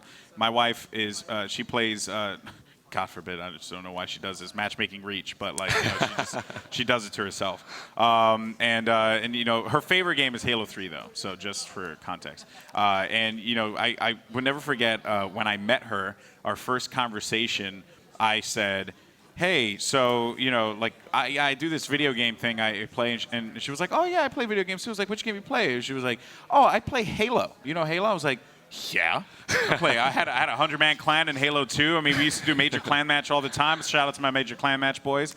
And then, you know, I was like, what Halo you play? He's like, oh yeah, I play Halo 1 with my brother. I was like, I married her. So that's it. That was it. That's the end of the story, right? I was so right there. I gotta ask, who's the better Halo player of you two? That is something we don't like to discuss publicly. But you know, if you ask me, I mean, you know, it's a different story every time, right? She has excuses, like all Halo players playing matchmaking. But so what you're trying to say is Golden Boy is not even the best Halo player in the world, but not even the best Halo player in his relationship. That actually could be true. What are you just trying to like just burn the crap out of me? The crowd loves it, man. I know they really do. The crowd gets excited and happy, so I give the crowd what they want. If you want to hear more Golden Boy burns and roast how today, many times can he throw Golden Boy under the bus? I don't know, but Walshy's gonna find out today. Oh my goodness, you know, Walshy, this is why we're not friends. Anyway, throwing it over to the stage, we have the great one, Mr. Sims. You like how I said that, Sims? He hates me for that. As well as Mr. Great. Take it away.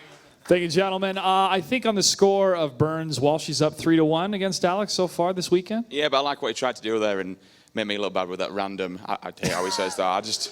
Mr. Sims. He does have a sensual voice, though. He does. We'll give him that one. He's the man with the voice. He does. That's why we keep him around. Thanks, Alex, and thanks, Walshy. Just for the voice. Just for the voice.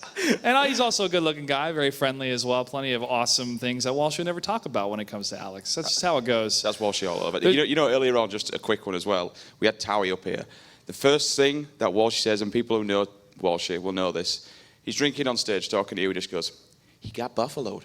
It's like, Walshy, why? Can you not just please just let people, leave them alone even when they're doing interviews? It's a euphemism of Walshy. It's how it goes. I want to break down the hyper-aggression coming from Evil Geniuses at the very beginning.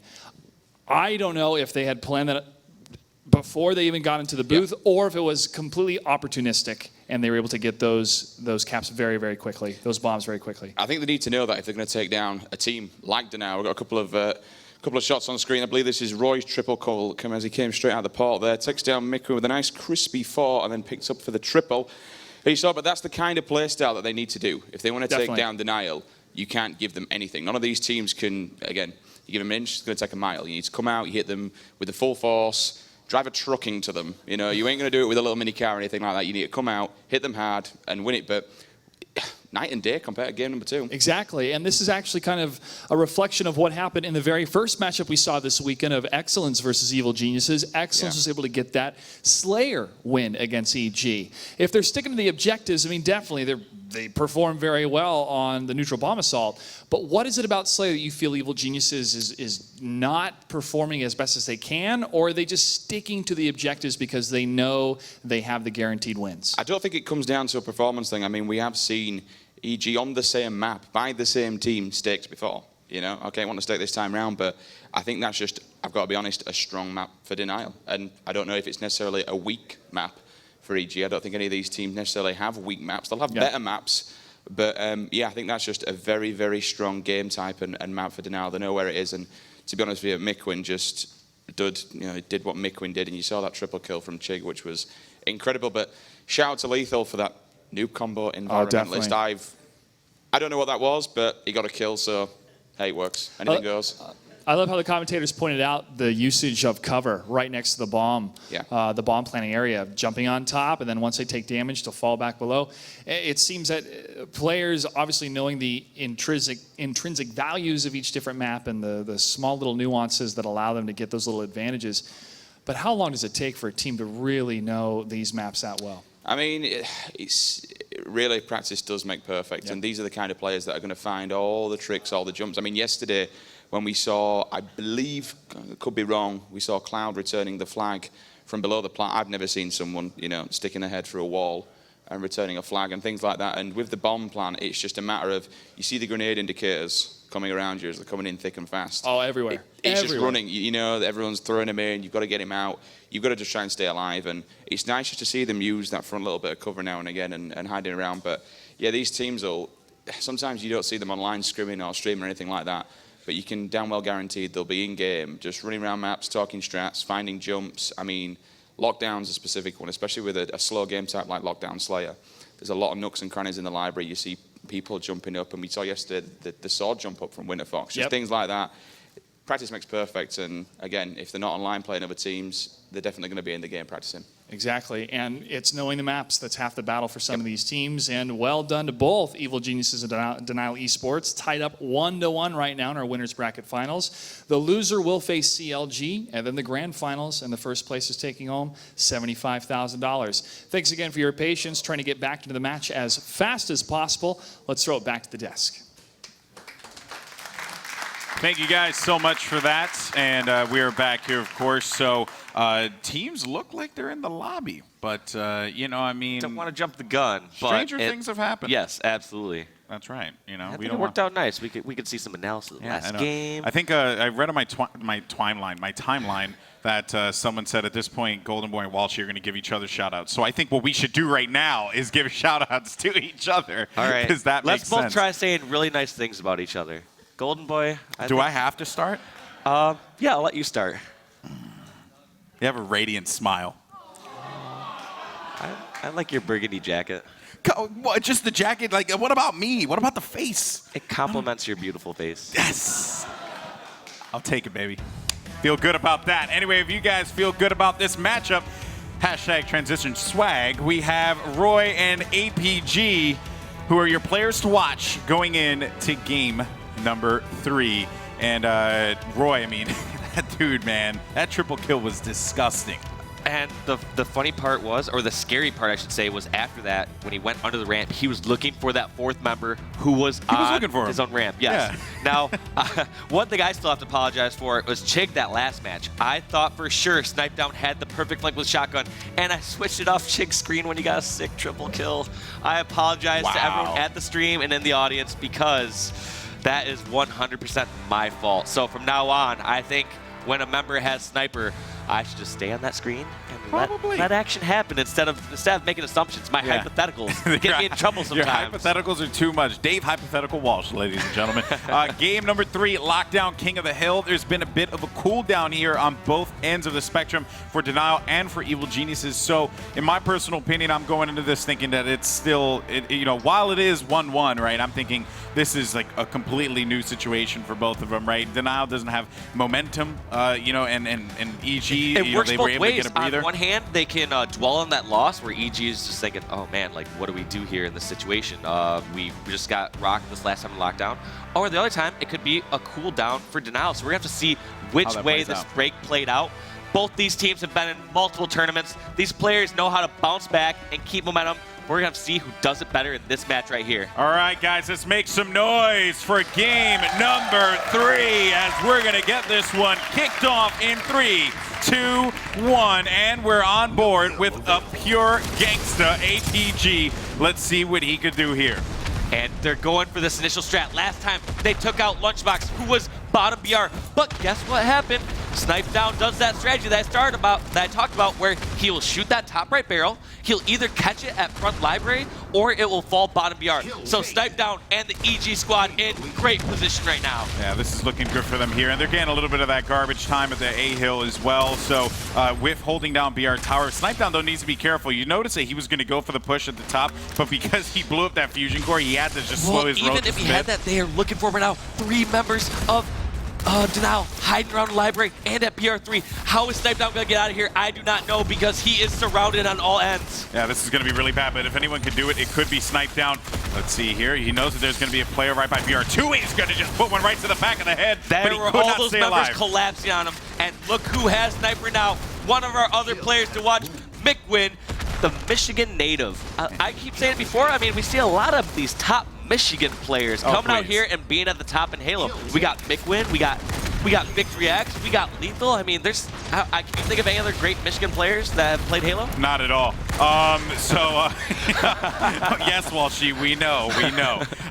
But I will say this much, though. New York's not too shabby either. We got ourselves Richie Hines over there representing New York strong. So, I think we're in good hands. But Denial Esports, so they have a sizable lead. McWin, though, having to back away from that one. And let's take a look at those stats. But look at those stats. I believe that's just from the HCS Season 2 tournament alone. Against top 8 teams all weekend long, he somehow has a 1.3 KD ratio. That is insanely impressive. Oh, he was lining that up, man. If McWin would have gotten that, he just would not have been human. So 26-3, McWin continued to go up top, gets a body shot. Players gonna have to back away, and they're just applying appropriate pressure over by that snipe tower, though. And they're getting ready for C. Hines his movement down there. How do you feel about that, Walsh? I like this angle from Hines, because what he does is generally on this game type, what you'd like to do is ideally have 2 towers. If you have the choice, yeah, you'd love to have BR tower and snipe tower as your 2 towers. However, if you can get BR tower and blue or snipe tower and blue, it sets up perfect crossfire, where as soon as you get kills like McWin's pulling off right now, you can make a push over snipe tower, and you can almost guarantee that soon they're going to make a push for this Delta Hill. Yeah, they're going to have to, as it's going to be 25 seconds left on C Hill there, right at the top of the blue lift or grab lift, whichever you want to call it. McWin, though, having to stay alive. Maybe that player thought he ran away from it, but McWin's craftier than that. Runs up right behind him, gets the killing spree, maybe lines up for the double kill, makes it happen. And that is a great play from McWin there to be conscious of his surroundings. Meanwhile, though, 2 teammates of his all lose 4 position. members of EG down, and they're spawning bottom blue. This could be the perfect setup that Denial is looking for. If they get control of BR tower and snipe tower, EG will spawn in library and bottom blue. Yeah, so you saw Snipe Down got the library spawn, so he's actually going to try and trek around. Mikwin's going to just make quick work of him, or at least attempt to, as he's lost track of him just yet.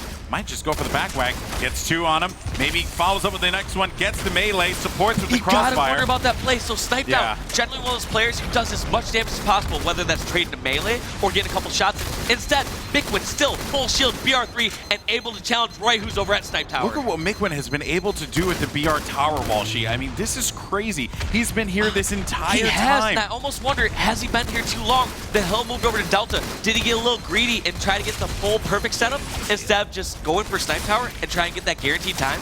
I don't know, man. I do feel like Mikwin should have stayed at BR Tower in that one. I mean, time was dwindling down. You're going to make your way over to E. He could have supported at BR Tower. He was over there when he was there for 30 seconds even before it moved to Delta Hill. That's so true. The entirety of Delta Hill, he was over at BR Tower. Now that is good if you already have Snipe Tower under control, because that for sure spawns the enemies at blue or library where they're at a huge positional disadvantage. But the problem there just seemed like he stayed too long. I mean, it's hard to pinpoint a problem beyond Mikwin where he gets 8 kills, stays alive at BR3, and is just getting kill after kill. But at the same time, it seems like maybe he could have used that extra help over at Snipe's spot. And if you're Evil Geniuses, you're trying to capitalize on any opportunity you can get, as they are going to be trying to come back into this matchup. They do have a snipe as well. It's going to be Roy with it in his hand, so look for him to do some damage. But Evil Geniuses have lost control of E, and Denial have regained that one. So let's see what he's going to do You here. can stop sending me tweets. I will not switch off Roy's screen until he dies here. Don't you worry. I'm not going to make any assumptions since he has Sniper's sword here at the Snipe Tower. Gets 2 body shots, a headshot in the member in Hill, and is still going at it. He knows that they have to get as much time as they possibly can here because they are going to be down by a considerable amount, and you're not going to get much out of A. So now it's going to be the story of setting up for B, and in turn trying to get some time at A. But I do feel like they want to focus on B a bit more. The very beginning of the game, EG, they set up somehow, got the kills over Snipe Tower, and got some hill time at the A hill. But that's the transfer of power weapons into the control of APG. Let's see what he can do with them. Yeah, where's that sniper? I think the sniper It might have flown off. I mean, I don't see it anywhere. It looked like it was at bottom there. It looked like it was, okay. Yeah, there it is. It's He's still looking for it. Yeah, there it is. So he's going to have some ammo in that one. Maybe he can get to work and make some magic happen. They have the lead, but still very fragile, especially in King of the Hill. With the way this matchup has been so far, you can never really rest on your laurels. APG waiting for a player to transition into BR2, but he's not going to find it just yet.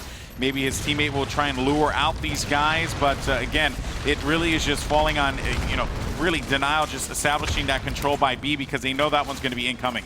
Yes, and APG is doing what he needs to do. Oh, wow. A lot of players are wondering, all right, he hasn't got too many kills in the moment, but he is just this threat this entire time. I'm going to stick on with Snipe Down here for just a little bit, and then afterwards, after Snipe Down dies with this sword sniper combo, I want to go into a listening with Denial to hear how they're communicating. Yeah, well, it definitely is going to be interesting. So with that said, Snipe Down right on cue has fallen, so let's jump into this listening with Denial and see how they're going to maintain this lead as they're up by 2. Back BR, guys, I'm pushing. Watch our backs, watch our backs. Entrance sniping. Watch our backs. Elbow right now. Just keep elbow. They're gonna be back close to the snipe. Watch it. Bridge sniping, Austin, watch it. Keep out this. Yeah, just keep him out. I'm going on bridge sniping. Top blue still snipe down. Yes, inhale. I'm pushing blue. Blue ramp. Look at that shot. Guys weak. Top blue. One shot, top blue. What side? I got him. I can't see. Alright, get ready for new hill though. Get ready for new hill. Look at 2 shots. Watch out WR, Roy, open bracket.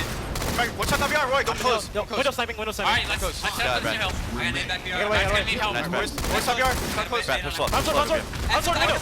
BR2. Sword to bottom mid. Brad, I got shot. Sword bottom mid. One shot bottom mid. Sword, go blue bridge. One shot bottom mid, guys. He's going back to sword spawn. B1. Swords off. Get up for hill. Top mid, guys. Come in, 2 shots. I lifted blue. That's two. I'm up blue team, Brad. Window. I died from window, Brad. Stay alive right here. Stay alive, Brad. We can get all 60 if we just hold snipe. Yeah. Try to stay alive. Swords on respawn. Top mid. 2 shots, top mid. I can't see, Brad. Top BR shooting me. He's weak. Who's watching top of it? There's 3 of them. There's a guy close bracket guy, open bracket guy, top yard. Watch the top of it. I'm gonna watch pushing. Watch the entrance now. How's pushing? Window grenade me. They're gonna push the top mid. The entrance go. Push. I'm one shot. I got that shot. Alright, watch the top mid. Entrance right now. 2 shots. Watch on entrance. One shot, back close. Back open, one shot. Entrance. Open bracket pushing you. Stay alive and snipe. Austin, watch your back, Austin. Top BR, one shot. Watch library. No, that one. weak. I spawned behind. Watch the side push. Watch the side push. Elbow, Brad. Elbow. Top here. Tom in. Yeah, you ready for anyone? Come in. Two Come in. guys Watch snipe. out. They have sword and snipe. Come Sword in. has two. I got one. I got one. Guys, no, sword has two. That's two right now. Snipe me. BR behind me. BR behind 20 me. seconds. Sniper 20. BR behind me. Coming, Brad. Top BR. Need Top it, blue BR. guys. Top BR. That's two. That's two. Watch it. I'm going blue. They're S2. They're S2 looking down. Not going blue. Look Now at we this can help. Now he is. Nice, that's two. That's two. Center. Top Taylor, BR. watch it. Bottom BR. Taylor, Bottom watch it. BR. Bottom BR. So. Bottom mid. He's got sword on you. Yeah. All right, He sniper dropped. in 5 Dropped seconds. suicide. Top mid also. Sword, S1 ramp. There might be hiding bottom mid, I can't see. Sniper's coming One up good right now. push, one Sniper's good coming up push. right now. I spawned a blue, or spawned a blue. They might be top blue. We'll have to nade top blue out. Watch my elbow. I spawned two. B1. I'm going low. Window, or that's two Going naming. low? That's Yep. two naming. They have snipe on shortcut, really weak. And they got That's two. Going low. Shot. Shot. They might have this. I got one. I got one. I got Back one. close. Back close. Kyle, back I'm with in. you. Back close. He's on. Wait. Top BR now. Top BR now. We gotta push Jump down. in, Jump Yeah. in. Jump in. Nading Nading Brad. from Bottom mid, behind Brad. us. Bottom mid. He fell One shot, bottom mid. one shot hill, one shot hill. There's two there. Still Bottom mid, got bottom BR. mid. Let him have this time. We can come Yeah. back. Bottom mid to blue. Still bottom mid. Bottom Should I mid go to blue. top? Should I go top? Yeah. That's two, that's one. There's a couple guys there. Backside sniping. Looking B3.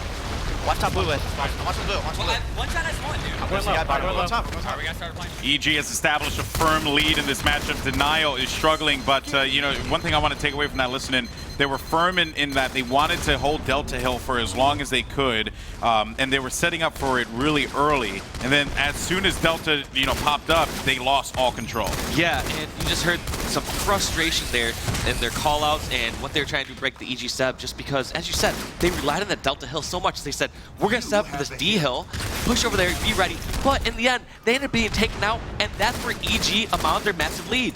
This is going to be the last rotation here for A and B, so keep that in mind, folks. Time is dwindling down for Denial Esports to be able to establish this or get back into this game. They need at least a little bit of time on E, but it seems like Lunchbox, they're the only member alive, trying to make a nice play there, but he ends up dying and drops sword off map, so not all is lost in that case. And they're getting some time. They're getting time, but Snipe down with that Overwatch position at the top of BR, that is dangerous. There is going to be a member of Denial on the push, and I think that was going to be a trade. Another member there as well on the nerd jump, so let's actually see if Snipe down can hold this one out. I don't know if you saw him or not. Yeah, I saw that jump coming from open ramp, and I'm trying to see in my peripheral if I can see who it is, but that member was taken out. It was Chig, and now all the members of Denial are over at Snipe Tower and bottom blue. Yeah, that's interesting there because, you know, it looked like at that moment if Chig was able to stay alive, you could be singing a little bit of a different tune. They need this time in the hill, and look at that, they're going for it. So Snipedown doesn't have much of room to challenge here. Needs to wait for those shields to regenerate. He's going to have just he knows barely there's any someone in the shields. library, though. He's about to get flanked if he doesn't. All right, looks like he had a teammate there watching the library. Otherwise, I was going to say, the most important part right now is that EG needs to keep control of BR Tower or Snipe Tower. One of the two is necessary. However, if a team can do it right now, Denial could get control of both and scrap up these last 17 seconds. This game is within reach. This is going to be very important for a Mikwin just running away with that snipe, and that is huge. B-Hill's going to be incoming here, and that means that there's only going to be a couple of seconds left for them to earn, but it is very doable. And with Mikwin holding that sniper rifle, but he has so much pressure, and that's going to be BR2 there. A great play from Lethal, who's there at the opportune moment to stop that one. Now can Lethal prevent Denial from being able to get any kind of control? He can't quite do it, though. How many stickies are they going for? I just see so many different times. You see all these members of EG going for sticks instead of putting some extra shots in players. They need to do some damage. 17 seconds to go. We're going to have to see if they can scrap that up in these 30 seconds remaining in the match. Denial needs the time. Where are they going to spawn? You're going to find Mikwin, who is actually going to be into a battle there with Lunchbox wins that, but they can't get the time. 3 members of them down. That's fourth. Mikwin, the last member alive that could have done something, and that's going to be an EG victory here on Lockdown, King of the Hill. That was a tough matchup there for Denial, without a doubt. You know, they were in a position where they could have had one or two things gone their way. They could have gotten that time. Where one, Denial messed up on that second Delta Hill. They had so many opportunities to try to get full control of it, and that was their plan. You heard it right away. Maybe they could have scrapped up some more time in like the Bravo or Charlie Hill, but in the end, they banked on that second Delta Hill. Yeah, they did. They relied on Delta so much on that second pass through, and not realizing that, it seemed as if EG kind of just let that happen. Right, they were holding them off from C, so they weren't able to get any time. Had they gotten at least 10 or 15 seconds more on C, I think they could have come back into this. Hill to get time in. So the one thing I want to give credit to, actually, let's take a look at the stats, but the one thing I want to give credit to from Denial there was how they got some time in that A hill. They made it so the very last hill they didn't have to scrap up 30 seconds. They only had to get 17 seconds. A few kills went their way, they could have turned it around. But as the slaying shows, it looks like Evil Geniuses went about even. Let's see, 4, 5. Do mathematics, baby. All right, sorry. You got it. They only got outslayed by 1 kill. So going even in slays, nearly even in slays, and EG just being more objective efficient. I think part of that has to do with them taking control of that second delta. Well, but also look at the score, right? On the, right there, you clearly saw that 4 members of EG were well over 30 points accrued in the hill, right? Each of them doing their own part. Each of them doing their own part. But on the other side, Mikwin was, while he was having some great slays, wasn't able to get that time in the hill, right? So, and even then, maybe that's just not his job. That's just not the way that Denial plays it. But EG did a brilliant job of ensuring that whenever the situation called for it, you just had to get a body in there to get those points. Yes, and we just saw on our POV there, our camera, we saw Mikwin. Let's go take a look at a couple of those snipes that he had here in this last match. I mean, without a doubt, one cannot argue the talent that Mikwin has. I mean, able to line one up there immediately. That player just dropped down, catches him, just gives him a nice haircut. And when you think about it, this is the kind of stuff that you wanted to continue to see from Denial. That Twitch shot is so good. So it's amazing. One thing that all these players will compliment Mikwin on is he has this semi-unorthodox style of sniping where in situations where he doesn't have a shot already lined up, he stays unzoomed so we can look around a bit faster, and then he lines it up and does a quick zoom and hits the headshot. That's pretty crazy. I mean, again, you guys see it there. Mikwin's talent definitely is something to applaud, but for Denial, though, this is it. If they lose this next one, they will be sent to the losers bracket. Well, they will face off against CLG. CLG is waiting for this matchup, and they're observing everything that these two teams are doing. At this point, though, for CLG, this matchup, whether it's Denial or Evil Geniuses, has happened so many times that there really isn't any more to take away. You just got to clutch up and play at the right moment, and that's what EG did right there. They clutched up and they were able to capitalize on the situations, and that's why they won Game 3. Yeah, and it's also just so surprising seeing the series so far, where we saw EG come out the gates in a dominating fashion, win 5-1 on Warlord Bomb. Game 2, the exact opposite. Denial shut down EG, winning 50-36 on Lockdown Team Slayer, and Game 3. Despite the score showing that it's a 38-second game, we all know that it was within 15 to 17 seconds at the very end there.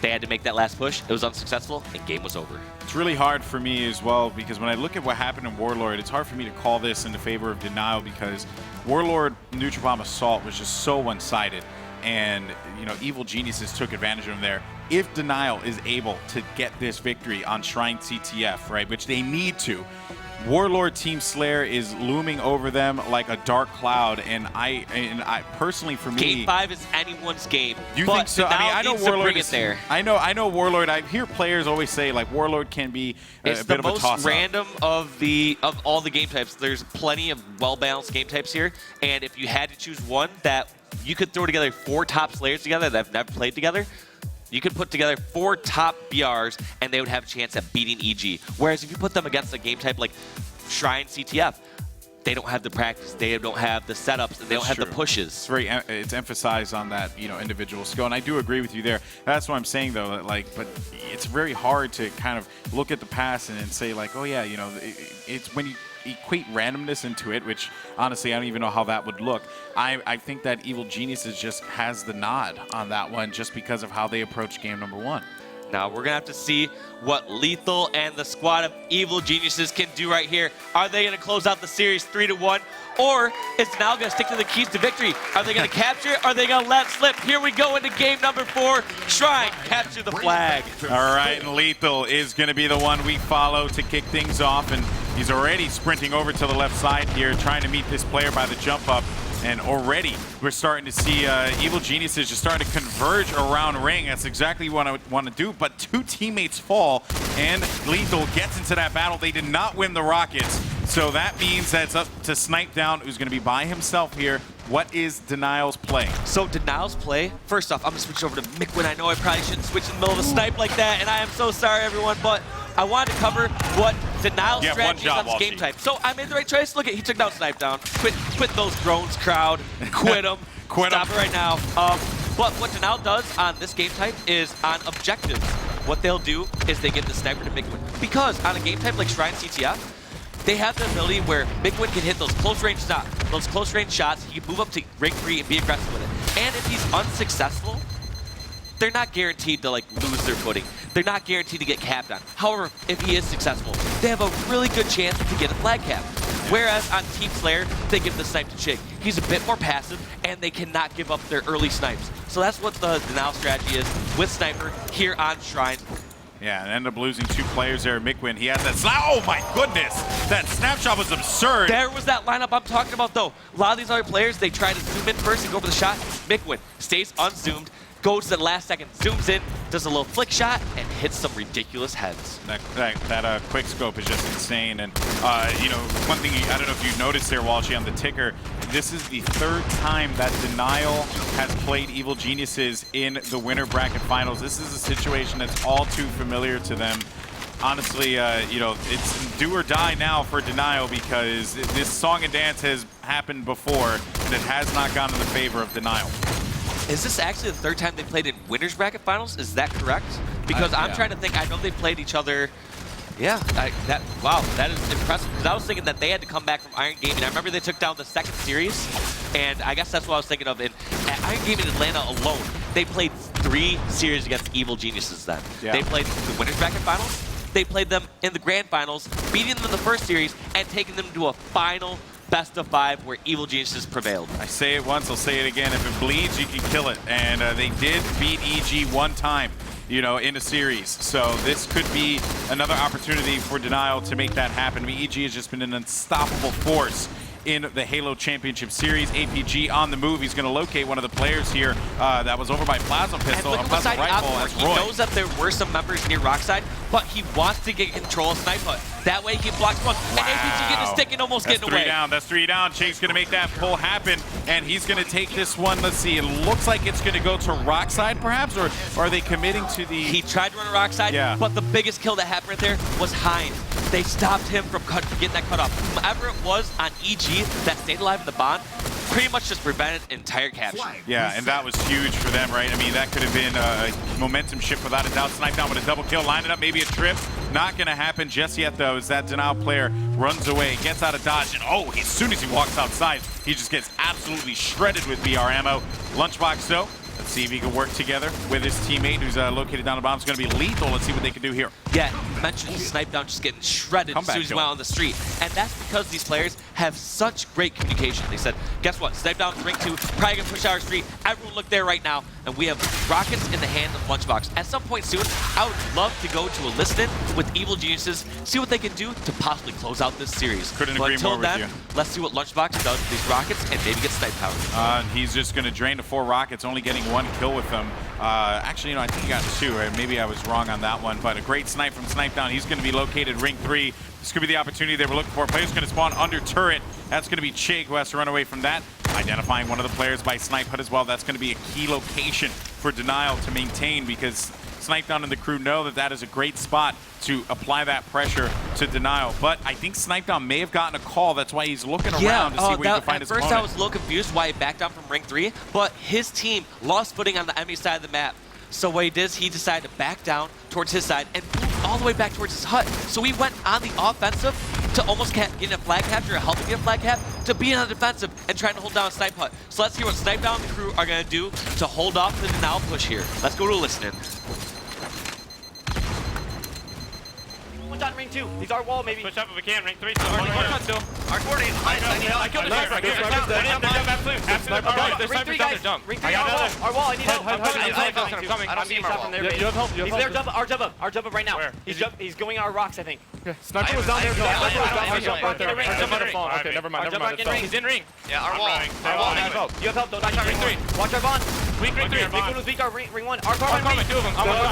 Two guys are Ring 1 hit that blue. Our car right still, guys. One shot, Jake. The other guy was courtyard. Dude, calm down, guys. They're jump weak. They're bond. They're bond. Go in ring 1 probably. They're courtyard still. Might be ring 1. Weak. Right there, he had a shot on him. Don't die to one shot. Fucking jump there. Don't I have a death screen today. They're all alive. Snipe's down our bond. Our carbine weak. And Chig's pushing through a rock. Weak our carbine. I can't. Our mid rocks, I can't get him. Yo, we gotta fight. There's a guy in our rocks. Yeah, we gotta kill this guy at rocks. I died, Ring guys. 3 right now. Ring 3 Ring 3 killed me. Jason, you have a flank. We gotta wait for Jason's flank. No, play it slow. Hurt Ring 3. You gotta run away and hide. Run away and hide, Jason. There's 2 guys on me at least. Yep. Chig's still here. Yes. Rockets are 33. Alright, yeah. Ring 3 above our Come on, Jason. I hit the guy rocks. I hit the guy rocks. They're bond. They're bond at where? Our wall weak. They're bond. Coming into ring 1. I get sniped by our carbine. Hide. Our carbine sniping. And our flag. Death cams, guys. I have death cams. Our feet in her hut. Our feet in her hut. Touch 1 shot. One hit. Touch 1 shot. Stay alive. Rockets when you spawn 33. 33. They don't have the time. Sniping ring 3. Yeah. Alright, they're gonna get this. They're gonna Going for. Our hut. Let's try. Alright, yeah. We got our hut. We the waterfall, guys.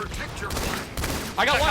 Rockets And are 33. saving our car They don't still. have the time on these. We can get these Saving our rockets, car guys. still, 33. I They're don't off see right now. Our combo guys all the way out. I'm pushing him. Stay alive. Rockets are up there. Another guy combo in our hut weak. He's in our hut. He's gonna die. We got the flag. I'm pushing in. I got rockets. They're sniping. There's 2 guys at hut. One's Yo, weak. they're BR. And the combo. Dude, slow down, guys. Yeah, slow it down. Say, start talking to each other. They're flag Talk weak. to each other. One shot to flag ramp. They're courtyard. Gonna jump our car. I got a test into the drink, dude. Rockets are court. One with rockets. That's One shot, ring 2. one shot. Our carbine and they're both one shot. Alright, we're not talking to each other. We got one shot. Slow it down. Stay alive, Justin. Gonna be our wall. Okay, he has 1 rocket. He has 3 rockets left. 3 rockets left. Our wall was 1 shot also. I got 2 rockets rockets. left. Our court, Mick win. APG was weak and ring. We're on a bad spawn cycle, guys. One We're on a shot, bad dude. spawn One shot cycle. our We hut. gotta wait. Hide. And our bond. Guys, he's hiding our hut. And our Left carbine. corner. Our bond going our mainer. Still our hut. Under turret now, Mick win. After our class is weak. Our class is 1 shot. Under turret. I got 1. I'm gonna die to him. Okay. I got 1 though. Try to get out. Great listening there with Evil Geniuses. A lot of things to take away from that one. I mean, for one, Denial was able to get that first flag cap in, and Evil Geniuses is struggling to maintain control of their base. What were some of the things that you noticed in that one? Because there were quite a few. You notice how calm they remain when they're on the defensive. You heard them trying to mitigate their losses and said, guess what? This cap is gone. Let's try to get some sort of control. And you even saw some great opportunities that they tried to set up. That flank by Lunchbox where he put the shots in Hines' back at ring 3, that could have turned into a few kills that could have stopped, potential Denial control. But the whole point was they tried to create setups for the team. They didn't panic. Not once did you see the members just jumping out trying to finish off kills. They kept calling out, you're the last one alive, buy some time. They tried to let Denial make mistakes, yet Denial did not make any, and they were able to secure their first cap. Yeah, I mean, another thing too, Denial has been able to get into the EG rocks, quite a few. I mean, I just saw a player there just a while ago, I believe that was Hines, who was there, and just, those little things, right? Just getting in there and being a nuisance. Another thing I heard in that listening was Tawi telling the troops, you gotta talk, communicate with one another, have conversations, right? Not just that, but he also was paying attention to when his teammate, when the Evil Genius members were dying. He was saying, we're on a bad spawn cycle, guys. By that, he meant they were dying 1 by 1. So basically what was happening, the EG members, they'd spawn 1 by 1 in rocks, just get picked apart by like a 3-on-1 or a 4-on-1 and just die. And they were in a horrible spawn cycle. So what Tawi was trying to say is stay alive for a bit so that we can at least double team, so we can at least stay together and try to make a push together. Because right there, they were just dying individually and they aren't going to be able to break out a spawn cycle like that. The last thing you want to do is just charge like lemmings, right? And then you end up just, paying for that one dearly. Hines is still in the rocks, though, and I think that spawn's probably going to be coming from back by the shotgun tunnel, and that's exactly where Hines is going to be looking as well. Snipe hut, maybe some spawns at rocks, which is exactly what he got that call for. Roy has to deal with that, and instead that flagpole's going to come out, but he is going to be 1 shot. Has to be mindful of this. No shields remaining. And just look at the way he's playing around this pillar, just being a consistent pain in the neck for the members of EG to deal with, and that gives his teammates time to converge on their positions. Yes, so even though Hines was taken down there, you saw how much time he bought, and whoever that was super sneaky. Even though Denial is on the offensive right now, we see 2 snipers in the hands of Lunchbox and Snipe Down. I'm going to jump on with Lunchbox since we don't see the snipe in his hand nearly as much and see what he can do with this. Oh, I think he's going to fall, and that's exactly what happened. Now over to Snipe Down, and he has that sniper in the enemy base. So where is Denial's play? How are they going to approach this as Snipe Down has the beat on them, but he's going to get caught off guard. Shots coming from the right side. APG's on the challenge. Roy needs to support him, though, and APG having to back away from that one, perhaps? No, he's going to stay there, and that's going to be lethal with the kill. But Denial is starting to move that flag. And what an interesting setup right now. We have Roy pulling the Denial flag, and at the exact same time, we have Hines running the EG flag. How is this going to play out? We do not know. We do not very often see flag runs, like counter flag runs like this, where they both simultaneously run a flag on Shrine. Yeah, and Denial needs to go for that pickup, so actually it's going to go back to the base. This is a great opportunity, though. Although Snipedow's not in a position, that flag is still down, and I believe Lethal or Roy is still in a position. Roy is in a position to make it happen. Goes in for the melee, treats the sniper like a shotty, and he's going to get that kill. But that flag will return in 6 seconds unless Lunchbox can get there for the touch. But I don't think that's going to happen. Maybe Snipedown can. No, he's too far away. Just too far away. Snipedown did everything he needed to at that position, though, because what he was doing was not just holding down the sniper hut and being a threat with the sniper. And what a double kill in the head. Triple kill by Snipedown. What a play, Snipedown. Unbelievable. That was nasty. What? I gotta take a shower because that was filthy. Oh, sweet. He just keeps going. Please make it stop. It hurts. Oh, Lord. What a play. What a play. But was that enough for them to be able to convert on a potential pull? It seems like it should have been enough. I mean, he not only took care of all the members on the EG side of the map, but just seems like it wasn't.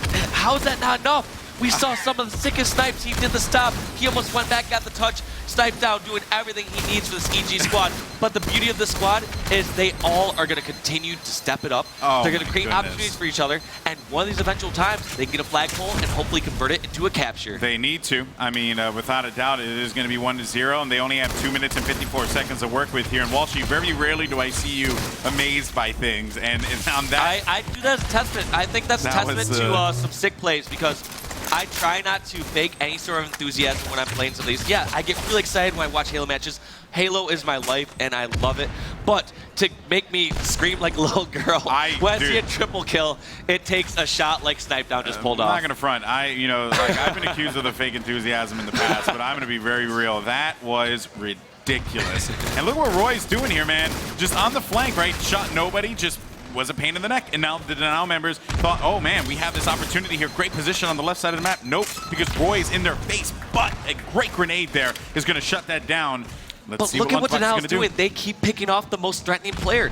When EG was running flag across the map, they killed Lunchbox and Lethal, who were the ones nearest to the flag.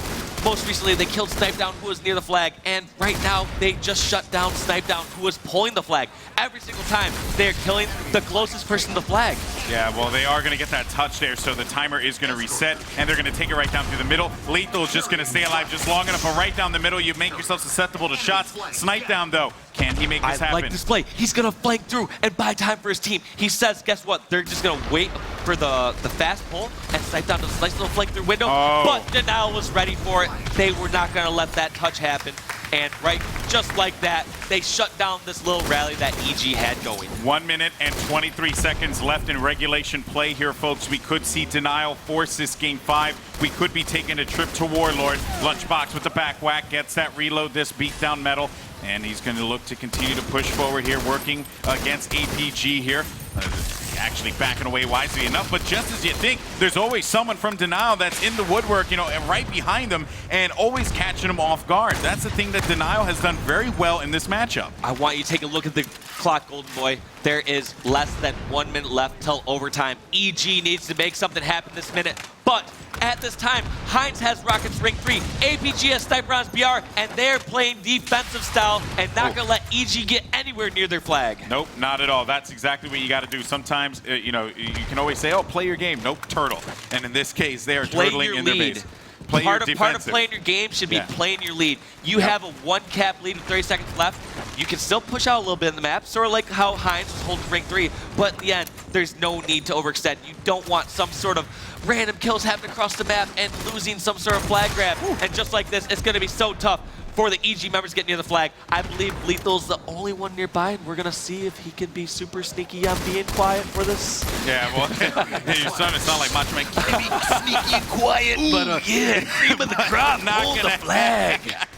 Not going to happen, though, as he falls right away. Members of Evil Geniuses are not in a position as that flag returns in 2 seconds. We are going to a Game 5, folks, to kick things off for this winter bracket finals. Denial answers back. Now, I can speak for the Denial fans that they're happy to see this Game 5. The EG fans would like to see them close it out, but us as spectators and commentators, I cannot wait to see this 5 or 6 minutes of chaos going down here on Warlord Team Slayer for Game 5. Wow. I mean, it's been an amazing series so far. I would say that, but this is the part where I talked about before game 4, right? I said, you know, we were talking about Warlord, how that game type can at times appear to be random, right? You know, and I'm sure some people are like, it is random, but I don't know, man. Like EG, you know, you get them mad and you get them with hot BRs in their hands. But let's take a look at this. He got Chig 31-16, most kills and the 1 flag capture. Obviously, it's a concerted effort from their entire team. Sure. They've all brought the flag across the map, but APG, Let's talk about that. 23 assists. Are you kidding me? Almost 50 different gun battles that he was involved in. That's a lot of action that game. He was a factor, without a doubt, playing on top of his game. Taking a look at the Evil Geniuses side now, you know, it's kind of just been them getting shut down. Roy couldn't get anything going. 18 and 23, very unbecoming of him. Lethal, 13 kills and 26 deaths. Another situation where, you know, they shut them down. They just got heavily outslayed. Even like something like Chig, obviously going plus 15. Every single member of Denial, except for Heinz, who was only a mere -1 or -2, all went severely positive. Now, and also one thing I want to point out too, at the last seconds of that game, Heinz was in a great position. He was playing the HUD side, and he was just in their face, right? As much as he possibly could, just making sure that no one pushed, right? Again, those are the things you just cannot calculate, but it's those things that really help Denial out. The consistent flanks behind them at Rock side that caught them off guard numerous times, and they were just not able to call. It really was a completely different game than what we saw, you know, previously.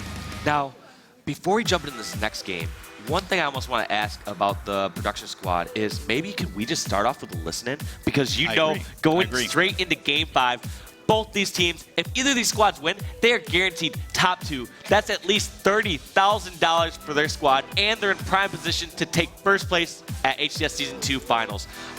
I could just see these teams screaming their hearts and souls out going for this next match. Oh, so for sure. I'd love to jump in and listen. Who do you want? Yeah, that's a good question. That's a good question. Well, it's a coin at the flip beginning of the series, we talked about how fast-paced action was favoring Evil Geniuses, but it seemed like the momentum of the series has shifted it out. Look at this, back and forth, back and forth. Do you see a pattern here? I see EG Denial. So based on that hypothetical pattern that I just seem to make up or whatever, I see a possible EG win right here. And I want to go to a listen-in with EG right out the gates. You have a 50% chance of being right. So, you know, there you go. Denial, if they take this victory, sending EG to the losers bracket would just be mind-blowing. I mean, I wouldn't even know how to react. But, yeah, you're right. Evil Geniuses, I do think the listen-in with them is going to be imperative because I want to know how that's going to sound, right? I want to know what they're going to do out of the gate and where their direction is going to be. And also, I've never really heard a listen-in breakout, so that's going to be pretty fun as well. Yeah, and I also want to hear a little bit from the crowd. We are here at the Winners Bracket Finals, game number 5. Go. EG versus Denial. Let me hear you a little bit out there. Give some love. This has been an incredible series so far. So we are going to go straight to an Evil Geniuses listen-in, and we're going to kick things off with Lunchbox. Enjoy. You can almost guarantee he's going for this camel. Let's hear what they do to secure this win. Right to a listen-in. Here we go. Evil Geniuses. Red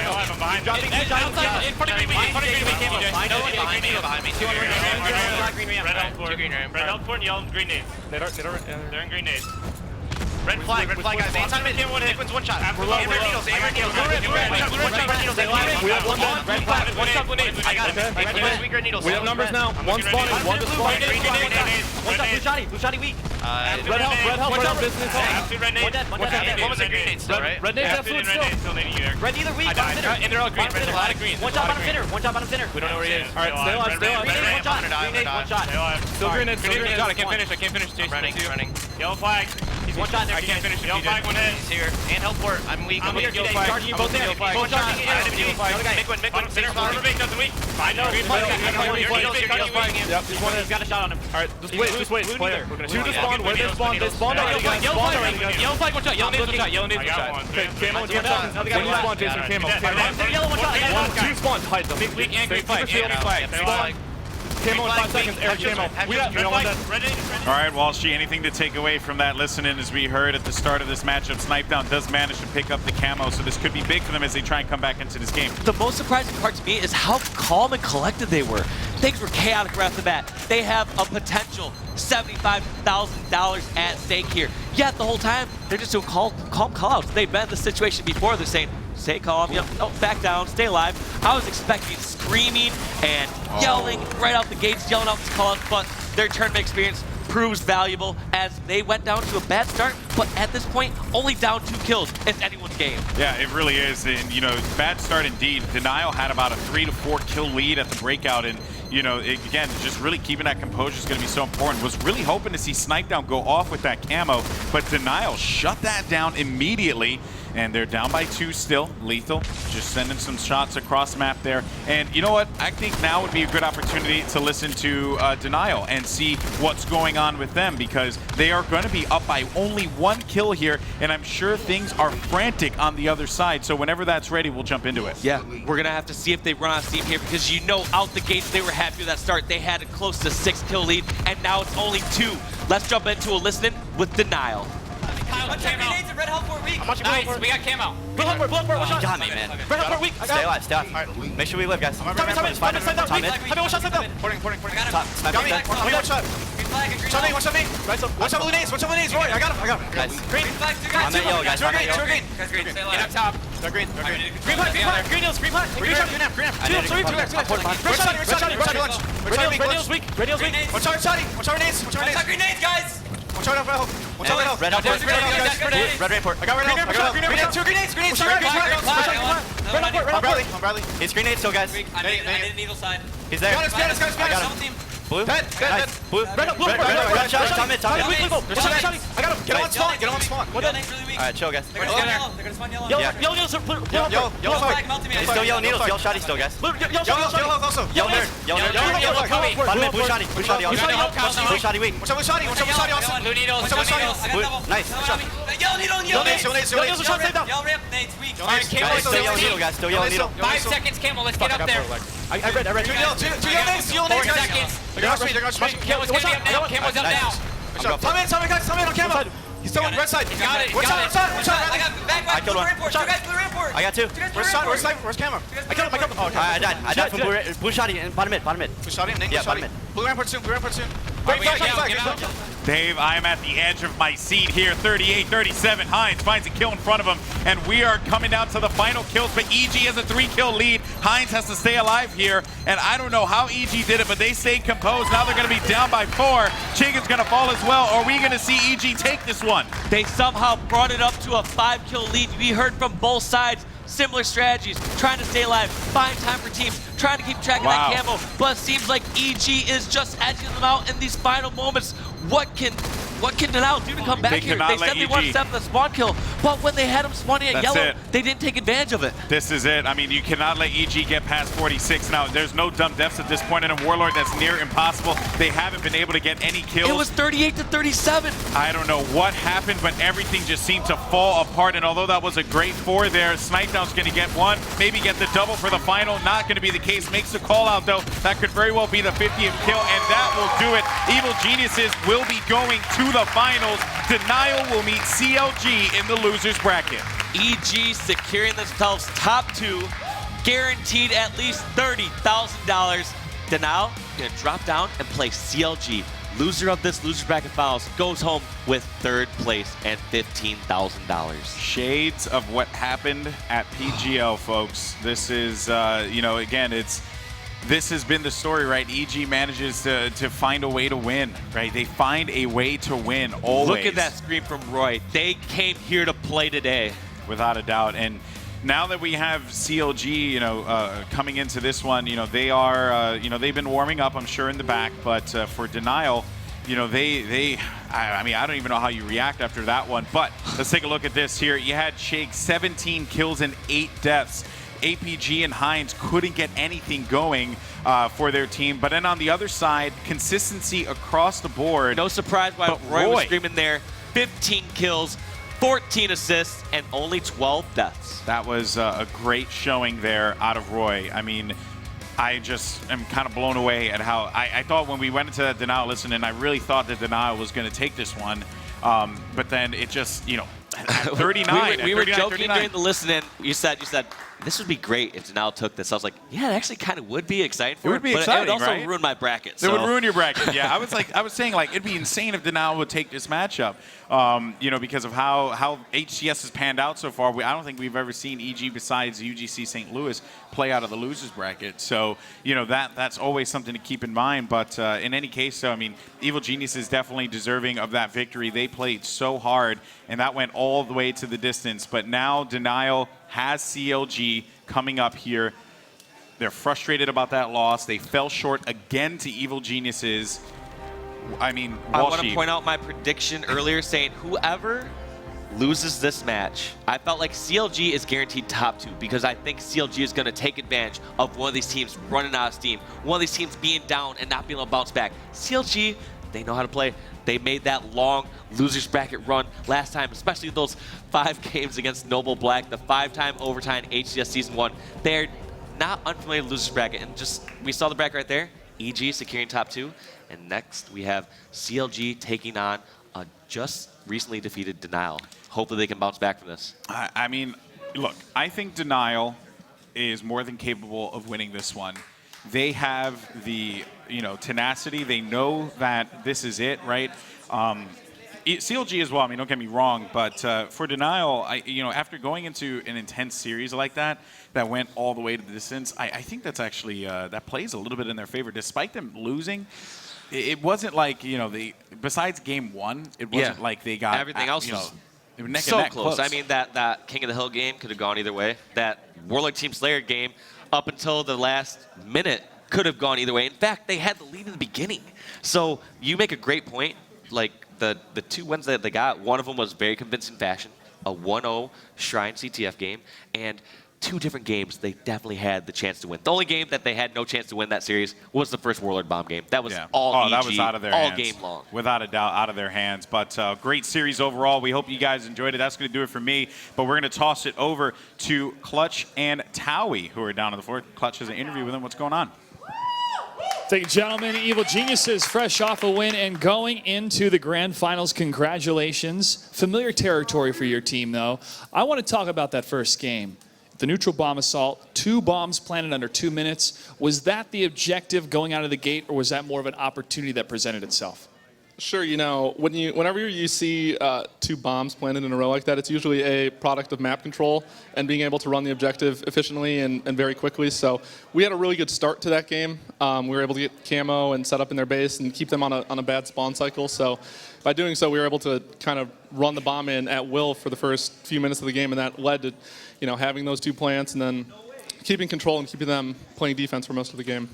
Now, a little bit later, we're going to dive into some of those triple kills coming from Snipe Down, but overall, his individual performance as a coach, what is he doing that's so good?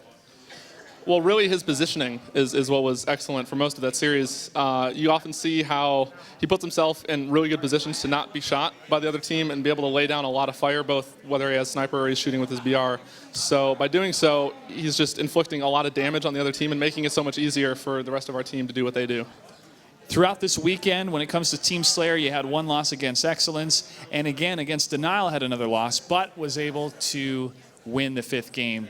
What is it about Team Slayer that you think you need to make some changes, or is it just really the skill level of your opponents? I was going to say, we are at the Season 2 finals, and, the skill level of everyone here is excellent, including Excellence. Every team here is really, really good, and Team Slayers are oftentimes really close, and a lot of times if you don't have that lead, you're kind of down in a hole. The best way to try and gain ground if you're down by 10 or 15 kills with only 20 to go, you need to be hyper aggressive. The only way to come back from that kind of a deficit is to put them on a bad spawn cycle, catch them off their spawns, put them in the worst position on the maps, which is really hard to do against these best teams. So it oftentimes leads to you losing by more, like it did on that lockout game.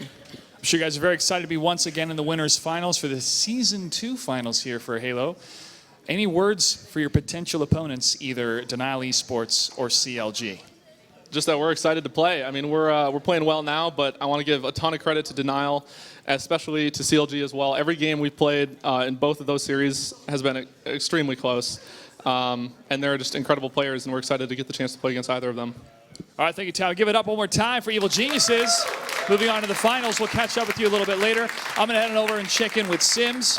Sims, you and I, we got to talk a little bit about this series, especially against, or with Snipe Down and that impeccable performance. Go and grab the mic for me. In the chaos of what happens on these maps, the positioning, as Towie said, was phenomenal for Snipe Down. But his execution, to me, it just shows, again, the precision play and why these guys are veterans at Halo. I think that's one thing we always mention about Snipe Down. I mean, we say he is the best sniper in the game, you know, and we say about Mikwin chasing him up and things like that.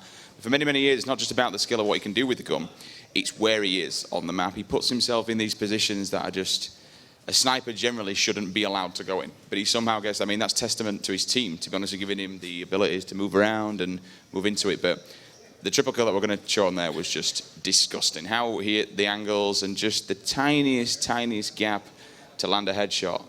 It was incredible, truly incredible. As we load up the replay, there's another thing that I want to mention too. It's that instinct really of when to line up your crosshair when you're turning these corners. That to me is a testament of knowing the map as well, where the enemy's going to poke out at. Yeah, you saw that. I mean, look at that. Just flying through the air, peeps up, and just clips the visor. We're going to slow that down, all being well, super slow, just to give you guys at home just a little bit of time to be able to see it, because, I mean, this is why you don't put sniper in your name unless you can do things like this. Just jumps up, gonna go up into ring 2 right now, turns around. Now, he could actually go one-on-one with a BR here. Yeah. You know, you've got a guy down there. Don't know if he entirely clips him, but no, you know what? He hasn't seen me. 1, 2. You only go one-on-one like that if you trust yourself to get the kill. Grenade comes in. He's gonna jump back now, flying through the air, sees a player, and bam, hits him. And then just watch this. Just one tiny amount, and pip. That's all he needs. It's truly, I mean, give him a round of applause for that, guys. I mean, come on. That takes some skill to land that. That was, again, big play. Anything can change it sometimes. Little things like that can just swing the game in their hands. And that's all you need. From an individual performance can really turn the team around, and also the knowledge of when to go for the head and when just to get the 2 body shots. I'm very surprised he went for that. You know, most players will have put their sniper away and gone for the body shot with the BR, but to be so confident, think, I'm going to land this, because that could quite easily have gone the other way. Sniper, right, he could have gone down. Sniper transitions into the hands of the enemy team. Could have gone all different, but he trusts himself to do it, and it's knowing in those split seconds, can I do this? Going for it. If you make the mistake, it's going to go terribly wrong. We also saw some great performances coming from Denial as well. APG and Mikwin all the time performing very well. This, to me, again, is the pinnacle of what it is to be a veteran in Halo and to see this type of performance day in and day out, both online and offline. This is why Evil Geniuses and Denial and CLG are at the top of their game, and that's why they're in the top 3. Thanks again, Sims, for jumping on board and taking a little closer look at Snipe Down's performance. We're going to get ready for the next matchup, Denial Esports versus CLG. Back to the desk. I regret to inform you I'm still here. Hello, everyone. Welcome back. It is the Halo Championship Series Season 2 Finals. Golden Boy, as well as the one and only Bravo here, as we're going to call the action for the losers bracket game between Denial Esports and Counter Logic Gaming. Bravo. I mean, like, we just saw that play from Snipe Down. We saw equally ridiculous plays from Mikwin. You were watching that matchup.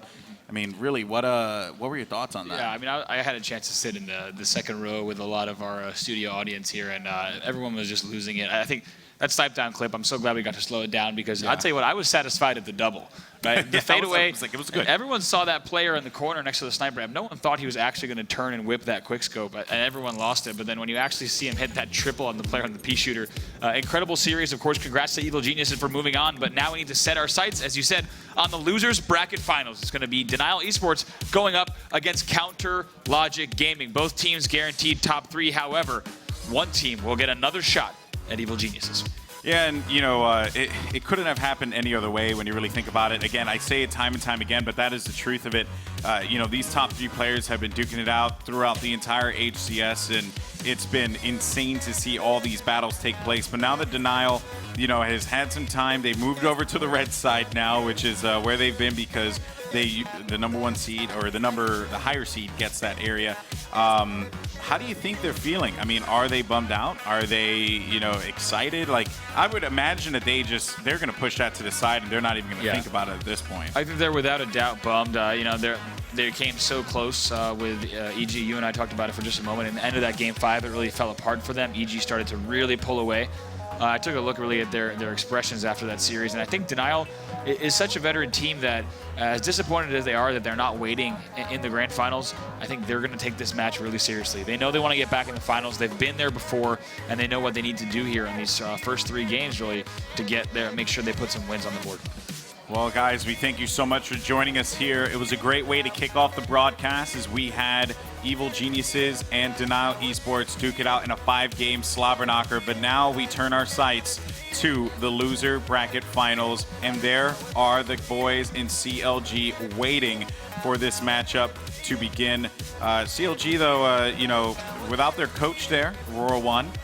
But still, they're feeling good. They're chatting. They looked at that game. They saw everything. But really, at this point, Bravo, there's not much more to take away. I mean, you played these dudes so many times at this point. It's like, you just got to play your game now. That's it. You really do. You need to hit the shots. You need to focus on the key pillars of your strategies and make sure you're adhering to them throughout the match. That's what each team has on their mind. You see the CLG boys waiting to get started. Let's go ahead and learn more about each of these players.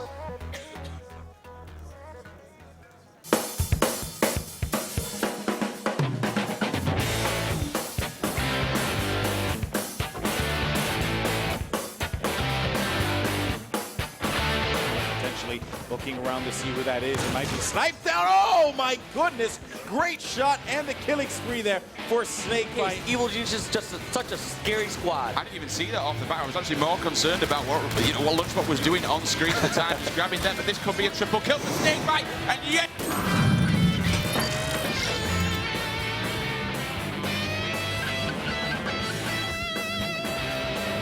This is what I'm talking about. Down goes the grenade. There's one looking for the double kill. It's almost like Royal that 2. was too easy for Royal 2, right? Found each other. Mikwin is still in his hut, so now Royal 2 finally shifting his focus over this way. And just as you said it.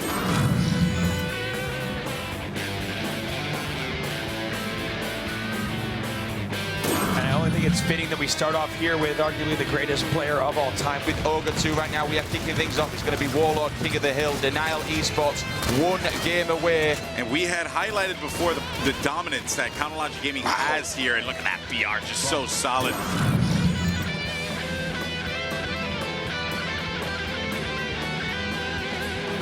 The tournament now, Cloud grabbing the rockets, firing a rocket down. That's going to be Randa that he connects with some early ring control. Great awareness there from Cloud. At that point, those lanes are just going to open up. That's going to be opportunity after opportunity.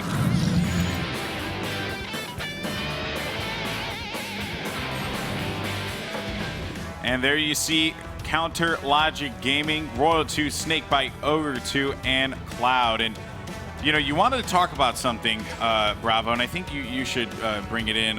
What was that interesting insight that Mr. Dave Walsh had? Yeah, we talked about it a little bit just a moment ago. I think Walsh had a really interesting point that his prediction was, regardless of which team dropped to the losers finals from the winners finals, the CLG would win. And it's an interesting perspective, just that CLG's coming hot in the losers bracket, right? They've proven that they are the best team that has emerged from the losers bracket, and they're ready to play.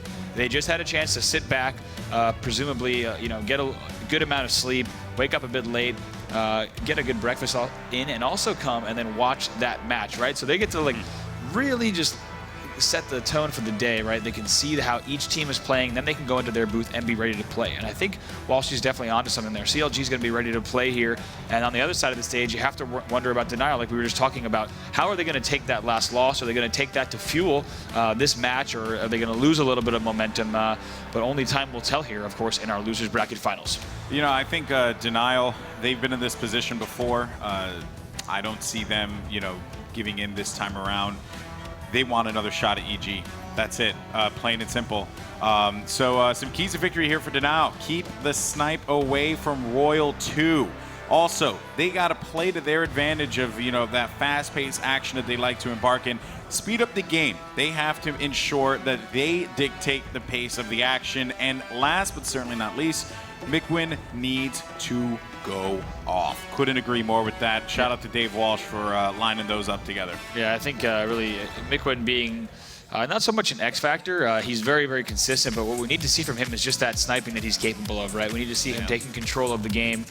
Team Slayer Shrine is going to be game 2 in the series, so we need to see him laying down that sniper cover really from any angle that he is on the map, whether it's a ring 3 or even fighting from the less advantageous position such as a bonfire or in the rock. So that's what we're looking for. We just got word from the back that sounds like there is a little bit of an Xbox Live service issue that we're working to find out the latest status on. So do apologize for the delay, but the players will be ready to get into the match as soon as things are back to normal. That's right. So again, folks, a big thank you for joining us for the Halo Championship Series Season 2 Finals presented by ESL. And of course, a big thank you to everyone who's in the house as well. There's quite a few people in here, man. I see people standing up. It's actually pretty good. Give yourselves a round of applause for coming out and enjoying some action here in Burbank. Big thank you to ESL for hosting this. Pretty awesome stuff. Really excited that all you guys are here. But now we are over to CLG and their keys to victory. Bravo, why don't you break this down for us? Sure, yeah. For CLG, it's kick them while they're down. We saw CLG do this throughout the entire tournament. Sounds like such a Walshy thing, by the way. The second they get a lead, right, they just get a bigger lead. That is what they do. If you give them any space at all, they will. You saw them do it against Optic Gaming. They will just put down multiple caps in just a few minutes of time.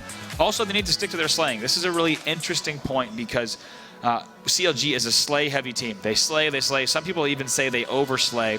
But just as you're about to think that, I feel like even when we're in the booth, just when it looks like they're slaying a little bit too much, they put a point on the board. Whether that's on CTF Shrine or Neutral Bomb Assault Warlord, I mean, they just slay and slay until the timing is perfect and they put the point in. To that point, they also need to slow down the game. Whether it's a Slayer or an objective game type, they need to keep the game at their pace. That's where they're the most comfortable. They can play aggressive when they need to, but largely, CLG wants to slow down the game, control the pace, and that's when they're deadly. Counterpoint there to Denial, right? Speed it up for CLG, slow it down. Two different kind of approaches here for both teams, and really could mean the difference as we get ready for this loser bracket final. And another thing as well about CLG has just been their knack to clutch at the craziest moments, right? They are the comeback kings. We've seen that happen so many times. They'll be down, they'll lose one game and then they'll just win 3 straight. I don't know how it happens, but they just manage to do it every time. Or they'll, lose 2 and then they manage to win 3 straight. It's like, I don't know how they do that. It's ridiculous. But you know what, though? That's what makes this team so impressive. And here's another interesting one. Former teammates, right? Hines used to don the black and blue of Counter Logic Gaming, but he is a player to watch. And Ogre 2, without a doubt, the legend himself, one of the most winningest players in Halo history. These two players, no strangers to one another, whether it's on the same team or against one another. This could not have picked 2 better players to check out as we jump into this one. No, definitely 2 Halo legends across the stage from one another. And like you said, longtime teammates there as well, especially during Season 1. We saw them team up, but now Hines finds himself on the Denial Esports roster and looking, really both teams, they're focused on this match, but reason being they both want a shot at not only EG, but they want to be able to come away as the Season 2 Finals champion. What a story it would be. I was talking to Towie before the tournament today, and I said, Tao, if EG doesn't win this tournament, there's going to be a very different story that's told coming out of HCS Seasons 1 and 2, right? Yeah. End of Season 1, EG proved they're on top. All of Season 2, they have truly been the #1 ranked, not only on the standings, but also in terms of their performance. But I have to say, if EG doesn't win the tournament here, you have to wonder, will EG go down and into Halo, be remembered, and then into Halo 5 as that top squad? If Denial or CLG can steal that from them, that would mean a lot for those orgs and those players. Let's go ahead and take a look at our losers finals game types. And we're going to kick things off first with Warlord Capture the Flag, followed by Shrine Team Slayer, and then Warlord King of the Hill. So we're starting with some Warlord early, but then back over to Shrine if necessary for Neutral Bomb Assault, and last but not least, Lockdown Team Slayer, which is certainly a game type that plays to the strength of CLG. I would have to say, though, this is an interesting series layout, but I do think that CLG is rather confident despite that. CTF is a different kind of game type. There's no Slayer here, so that's something for sure to take note of. But I guess your thoughts on that series layout. Who does that play more to? It's really interesting, right? It's going to be back and forth. I think last series we saw Denial win a game, EG win a game, Denial, right? It was back and forth, back and forth. We could see a very similar thing here in this series because we have CTF Warlord, very fast-paced game type, potentially could go to Denial. Then we have TS Shrine, a game type you can really slow down. That could then go to CLG. We go back to Warlord, right? And then we go over to Lockdown. So, I mean, what I'm expecting, we go to Shrine, and then I believe we go back to Lockdown again. But it could be back and forth. Based on the series layout alone, we could be seeing a Game 5. But what it'll come down to, almost like tennis, right?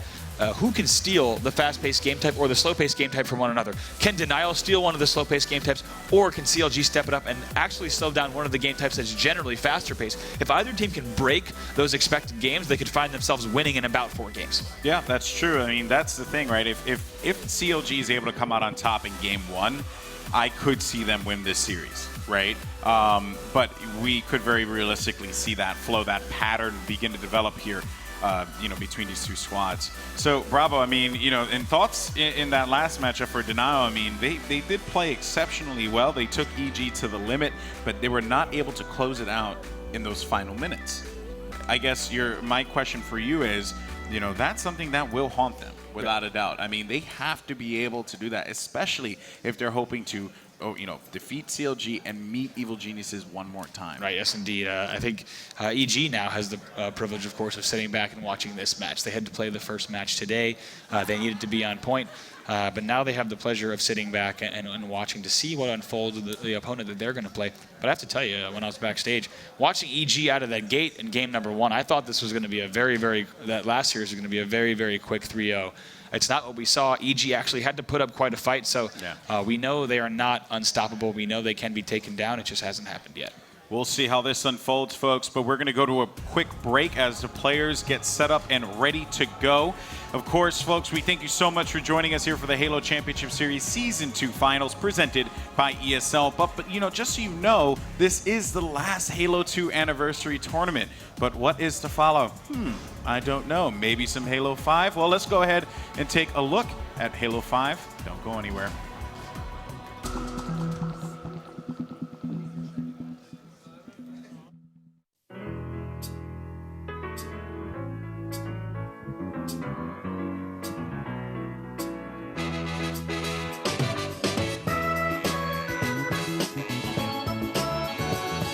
This is finally it.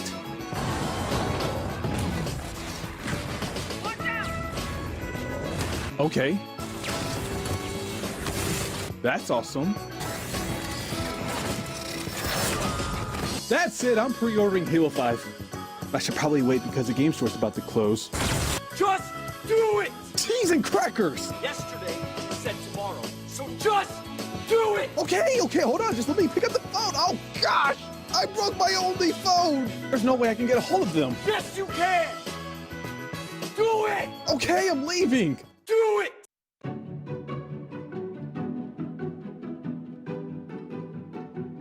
Hi. Welcome to GameFlop. Can I help you with anything? I'm here to pre-order Halo 5. Great. Your total will be $60. I'll take it. Oh, I'm sorry, but it looks like you don't have enough for this purchase. I don't get paid until next Thursday. I'll be right back. Good luck. You'll definitely need it. All right. Looks like this guy's hiring.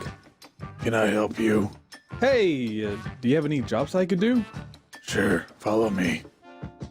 I want you to make sure nothing happens to my dinghy. But be careful. There's pirate hillbillies around here. Is that it? Yes. All right. Sounds simple enough. We seem to have acquisitioned ourselves a massive fine boat. No! I turned my back for 2 seconds and it's already gone. You're fired. Is there anything else I can do? Sure, follow me. I want you to cook a cheeseburger. I'm not sure if I know how to use this. Not my problem. Okay. I got this.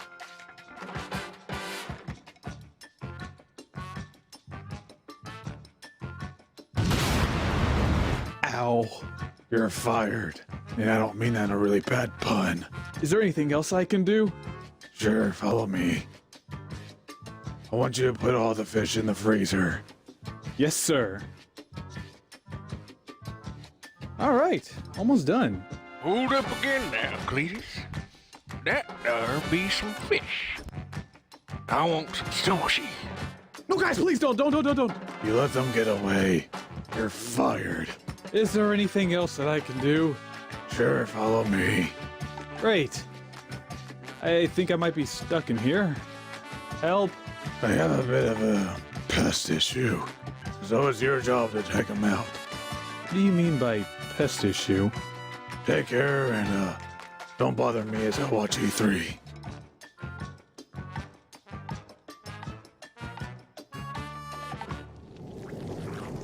Ugh. What the? Cheese and crackers! Ah!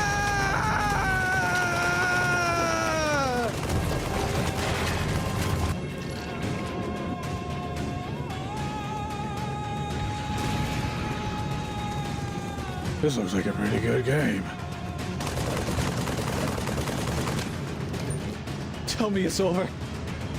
Just tell me that I can have Halo 5. You did pretty good, kid. You mean it? Yeah, sure. Here's your money. Yes!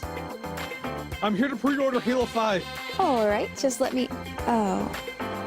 It seems we sold out, but we do have the limited edition for $80. Is there anything else that I can do? Sure, follow me.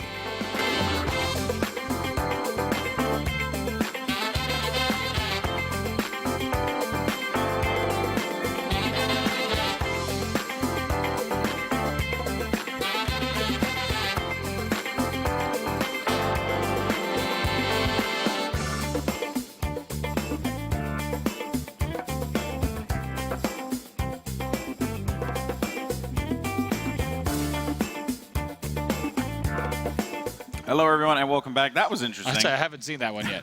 I mean, sometimes, when you fail once, you just get another job. I mean, that would be great, especially after I got fired from GameStop. From GameStop, that's what. That would have been fantastic. But, thanks for Walter for pointing that one out. I have to say, was it Wonder Boy who got that YouTube clip up so quickly? Yes, it was. Got to give a shout out to We're Wonder not Boy. friends anymore. No? Yeah. No, I just defriended him on everything that I have. He knows. Or at least if he doesn't, he'll get the memo. Yeah, I do believe Walshy's still up 3-1 on the Burns. Listen, okay, look, at the end of the day, okay, it doesn't matter. It matters how you take the burn, right? And then how you apply the ointment afterwards. That's all that matters, okay? And there's been a lot of ointment that's been used. That does sound pretty bad, though. In any case, so welcome back, everyone. Just wanted to, update you guys on what's going on. So there is an Xbox Live server issue that is out of our control, so we are trying to get things going as soon as possible, and we apologize for the delay. But of course, we want to get this going as soon as possible because we know that this matchup is going to be absolutely insane. Players are trying to get everything squared away as soon as they can with the admins here at ESL who have been working diligently to make that a possibility. But yeah, so in any case, though, I mean, there's always stuff to talk about when it comes to this matchup, considering that, we've seen it so many times in the past. It's been CLG and Denial. In similar situations, if I'm correct, this was the loser bracket finals for PGL. Yeah, I do believe so. So of course, this is a little deja vu. Yeah, with CLG advancing, I think, to the surprise of many, right? Everyone really expected. It was all EG Denial. If you look at the online cups from Season 2, that was the story of the season. Denial falling to EG to get second place. But CLG proved everyone wrong. As we take a look here at our Season 2 finals trophy, only one team will be taking that home later this afternoon. But these two teams, not only will it be this match will actually determine if Walshy or myself wins the caster predictions contest. Yeah. I will say as well. I do have Denial taking this match and moving on to play EG, and Walshy has CLG, like he said earlier. I just want to point something out about that, that whole thing there. Had matches gone in my favor, and okay, here we go. This is lovely, because I could talk about this, right? Had Optic beat Liquid, or no, had... Are you about to say that had matches gone in your favor, Optic, you'd be winning? Yes, but look at this. Look how it plays out, right? The matches were exactly as we saw. Had Liquid defeated Optic, they would have been in that position. had Winter Fox defeated Cloud9. Same thing there, man. I think you're trying to say if everything had gone as you predicted, you would have predicted correctly. So what I'm saying is I'm kind of sort of smart. Okay, and that's really what it boils down to. And you know what's the most agitating part about this? Well, you and Clutch are tied for last. Okay, well, listen, all right? Come on. Okay. Walshy, your smile's dumb. Okay, I take back what I said. I can't deal with it anymore. No, can't do it. Can't be friendly. This war. This hurts. I should have just... Man, you know... You were the last to submit your caster predictions, which suggests to me that you were not well prepared or that you took a lot of time. I'm not sure. I took a lot of time. Yeah. But here's the thing, guys. I have 8 different brackets, and in one of those brackets, I am correct. So I'm going to go with that. That's the way that's how I justify it to myself. That sounds like an appropriate way. That's the golden boy way, man. When in doubt, just admit that you're right all the time. But that's the way to do it. Oh, goodness gracious. But the question, of course, is who will take this next matchup, That's right. CLG versus Denial. Thank you for your patience here as we wait for these players to be able to get back into these lobbies. But make sure you let us know how you're watching the stream. Got to give a shout-out to Spug on Twitter. He's watching this Denial team intro, supporting his favorite team, also with a full-size Heinz tomato ketchup to go along with his presumably favorite player in the background, Richard Hines. I don't know why, Richie hasn't gone for the sponsorship yet. Just hit him up, man. Hit him up and be like, hey, yo, my name's Richie Hines. I go by Hines. My sub icon on Twitch is ketchup. Let's make magic happen. That's true. It is a really a it's a match made in heaven. It's true. You can just really plug that in at this point, and it would be quite natural. But we also shout out to Spug once again. We also have a pretty awesome audience photo booth picture. Let's actually bring that up as well. So all weekend long, people have been able to take pictures here, and this is pretty awesome. Look at this. Got to also give a shout out to the gentlemen and ladies over at Stony Props for sending over these awesome Halo replicas. These are all handmade weapons. You see the Magnums and the SMGs on your screen there. At various Halo events around the world now, you can find some of their props. So make sure Stony Props also works closely with the 405th Infantry Division, the finest Halo costuming around. Yeah, and it's pretty cool. I got to take my Charlie's Angels picture eventually. Hopefully we get to do that. We could. I would not want Walshy involved in the picture, so it could just be me, you, and Sims. That sounds good. Okay, fantastic. Again, just trying my best, folks, to just omit Walsh from everything possible. Here's the next one. This guy, he's living life on the fast lane. Jeez. Here. Wait a minute. What? Yeah, this could be one of the best setups we've seen. Not only does he have the Jameson and the laptop setup, but he's also got the beach just outside. So. Oh yeah, that's nice. He's chilling. Instead of the dual monitor, he has the beach. Sometimes you just gotta do it like that. Shout out to I don't know, I want to mess this up, but Quenganerd. Big thank you to you, man, for shooting that picture over. That's actually kind of cool. He's lounging. Yeah, he's lounging. Styled profiling, Ric Flair style. I love it. All right, so I love it. Of course, shout out to everyone once again for joining us on Twitch. It means so much that you're here with us for this Sunday. Got to say, Golden Boy, after this, we are going to be going, I think, in less than 7 days, we head over to Europe and Germany for the Gamescom Invitational. This is going to be going down Friday, August 7th now. That's going to be the first official Halo 5 Guardians pre-launch competition. 4 teams have been invited, 3 from Europe and 1 from North America. European representatives will be Epsilon Esports, Kaz Esports, and Supremacy. And from North America, Optic Gaming, who had a top 6 finish here this weekend, will also be coming over to compete. Of course, it's all going to be streamed on the Halo channel and also at twitch.tv/Halo. So make sure you mark your calendars and be sure to tune in for the first look at Halo 5 Esports. That's going down in just about 2 weeks from now. Yeah, a cool thing there. I mean, last year we really kicked off all this with the Gamescom Invitational. It's true. If you guys don't remember, we played Snipers on Ascension for that one. It was actually pretty cool seeing Chalky just go off with the sniper rifle. That's where we got that's when we got to meet Riot, who's the mountain of a man. I mean, the tallest human being possible. He is. There's no chair that fits that man. No, there isn't. He actually does not hold the controller. He grasps it. That's what he does. It's just hands over it, and he plays like that. Yeah, I mean, it was really cool, and we got a taste of EU Halo. And, you know, we were able to see them again for the PAX Prime Invitationals and really cool stuff, right? That kicked off the Halo Championship Series. And even in this same building, we were here for the, you know, Master Chief Collection launch invitational that took place, I mean, just over a year ago. Yeah, just right? Was it over no, a little bit under a year. Under a year. Yeah, Sorry so about this, that. Time eludes me. This is becoming a very historic building here at the ESL studios in Southern California, of course, and history will be written once more at the end of the day today, of course, as we'll find out who the season two champion is. Yeah, it's going to be, you know, absolutely nuts. So again, folks, apologies all around as players are still trying to figure out what's going on, or I should say ESL admins are trying to figure out what's going on. You know, it is a service issue, so it is something that is out of our control. We're going to do our absolute best to get this one cooking as soon as we possibly can, because we know you guys want to see this game just as much as we want to cast this game. But yeah, so I guess to that point, you know, continue to send your pictures. Let us know how you're watching, you know, the event. You can make sure you use the hashtag HCS as well as @Halo, and include the link to the Twitch stream as well. If you guys are also watching on Twitch and you want to chat with your friends, you can also host a channel. All you have to do is type /host into your chat space Halo. So in your chat, type /host and then space Halo. Make sure you do that, and you can go ahead and watch a Halo Championship Series from your Twitch channel with your friends. That's some pretty cool stuff there. And again, continue to use the hashtag HCS all day long. Yeah, we thank everyone who's been sending us pictures of where they're watching from home, and also just reactions and your thoughts. Send us, make sure, also your predictions for this one. We want to know who you think is going to win versus Denial and CLG. And while you do that, we're going to go check out a quick clip from Halo 5.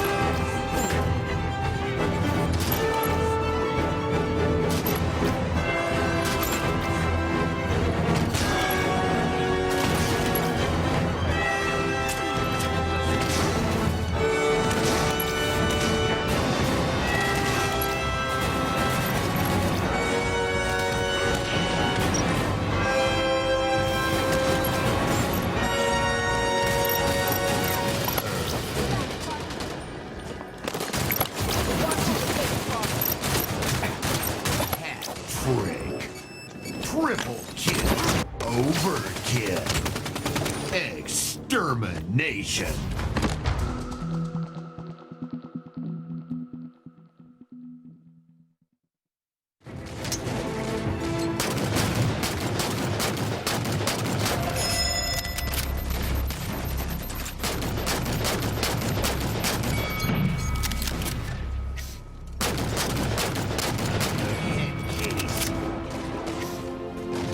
Flag reset.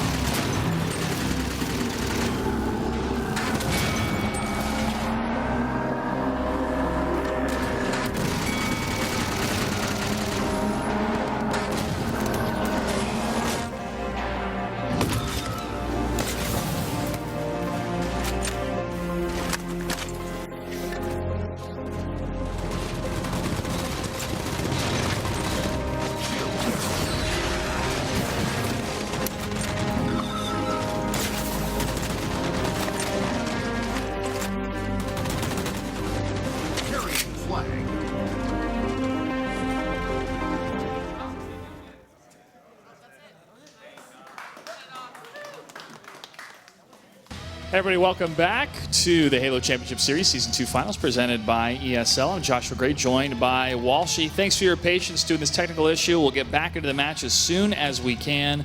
But this could be a needed break for either one of these teams. We could see maybe some slight changes with some of the lineups or the strategies because they have a longer time to strategize for this matchup. Yeah, with the unfortunate circumstance of the moment, that actually might play in Denial's favor. They have a bit more time to bounce back, recoup from that loss from EG, and just kind of, settle things down a bit. Definitely. It's tough when you go from intense Game 5 where you're tied 37-37 on Warlord Team Slayer, end up losing that series and dropping down to the losers bracket finals. You know that Denial was primed and ready to hopefully be in the grand finals already, but they have to get through CLG now.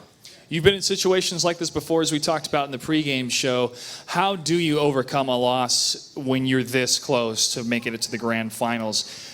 Even as a coach or as a leader, what do you tell your fellow players? Hey, brush it off. Don't focus on that. Focus on the match at hand. You have to take it one game at a time and find momentum where you can, whether that's someone on your team getting a clutch double kill or your team winning that first game. You have to get hyped up. You have to be in it for the long run, because if you're Denial, you're not going to be satisfied just making it back to the grand finals. You want to go to the grand finals and beat EG in 2 best-of-5s and hopefully walk away with $75,000. Denial Esports has kept the same pattern of taking Evil Geniuses to Game 5 over and over again. And at one of the LAN events, they were able to break from the losers bracket, reset the series, but in the end, EG was able to take it. So that definitely put EG on edge as they are waiting patiently for the winner of this. In your opinion, would EG rather face CLG or Denial Esports? That's tough. I mean, if we were to ask EG themselves, I think you'd get mixed answers. On one hand, they would say, doesn't matter, send anyone our way. We'll play against anyone and take them on. However, I think it might even be more a testament to their skill to have to beat not only Denial at this event, but also beat EG to take the HCS Season 2 Grand Finals. We have a number of replays from Day 2 that we'll load up here and get some of Walshy's thoughts on the performances of these individual players and how these team strategies on the objectives, to me, have been really, really solid, especially from Day 2. A lot of clear paths, a lot of just non-contention, really, of a lot of these players either grabbing the flag or getting the bomb. That is so tough to achieve that as a team. It takes a lot of skill and a lot of coordination, a lot of communication to set that up. All right, so we have CLG. Who is this match against first one? This one is a newer replay to me. Okay, it's the CLG versus EG match. I don't specifically remember this clip, but I am interested to see what CLG does to run this flag or stop it. Yeah, so CLG I'll versus let this CG play flag out first run. before I analyze it. Well, there's Ogre 2 getting a couple shots there over the shoulder cam. Okay, so are we going to see an EG cap or a miraculous stop by CLG? It's looking like CLG's doing a really good job and being patient. I think you're going to see a lot of players in this situation just sit back, or not sit back, they're usually going to charge and kind of be a bit too aggressive because you see the flag move across the map. Your first inclination is, I need to get closer towards that flag to be able to help him return it. But you see this veteranship from Cloud just sitting back. He knows that the flag's in a vulnerable position. If the flag's down on ramp or on plat, EG member has to jump way out in the open. So Cloud doesn't have to be right next to return it. In fact, they played to their strength. They said, hey, we can let this flag reset unless they make a mistake. So instead, EG made a mistake, tried to force the cap, ended up getting killed, and they weren't able to convert this one into a counter cap. But previously in this match, when they played this, they got 2 counter caps on EG, and this might be the 5th and final cap that we see. There's that great flag run. But having such an open pathway to make it here. Cap, man, I'm horrible at these replays. so Snipe down putting that 3rd one. But one thing that I had talked to Towie and the squad about how EG has changed. Like we've said throughout the season, like, EG, if it ain't broke, don't fix it. They don't need to change anything. But I think one of the most impressive parts is what EG has changed and adapted to throughout the season. We used to see EG commit to like certain bomb arms, not that that was EG there, but they would commit to bomb arms and just sit on the backside of the flag. Now you see them always sitting on top of the flag box and be able to rotate in front if they're getting grenaded or drop in the back if they're getting shot. Why is that so effective though? Because we've seen that multiple times today and a couple times yesterday. So what happens is a lot of players, they commit to one or the other. So what happened before is people would sit in front of the flag box, try to go for the arm, and you are pretty much guaranteed to die if someone has a BR on you immediately.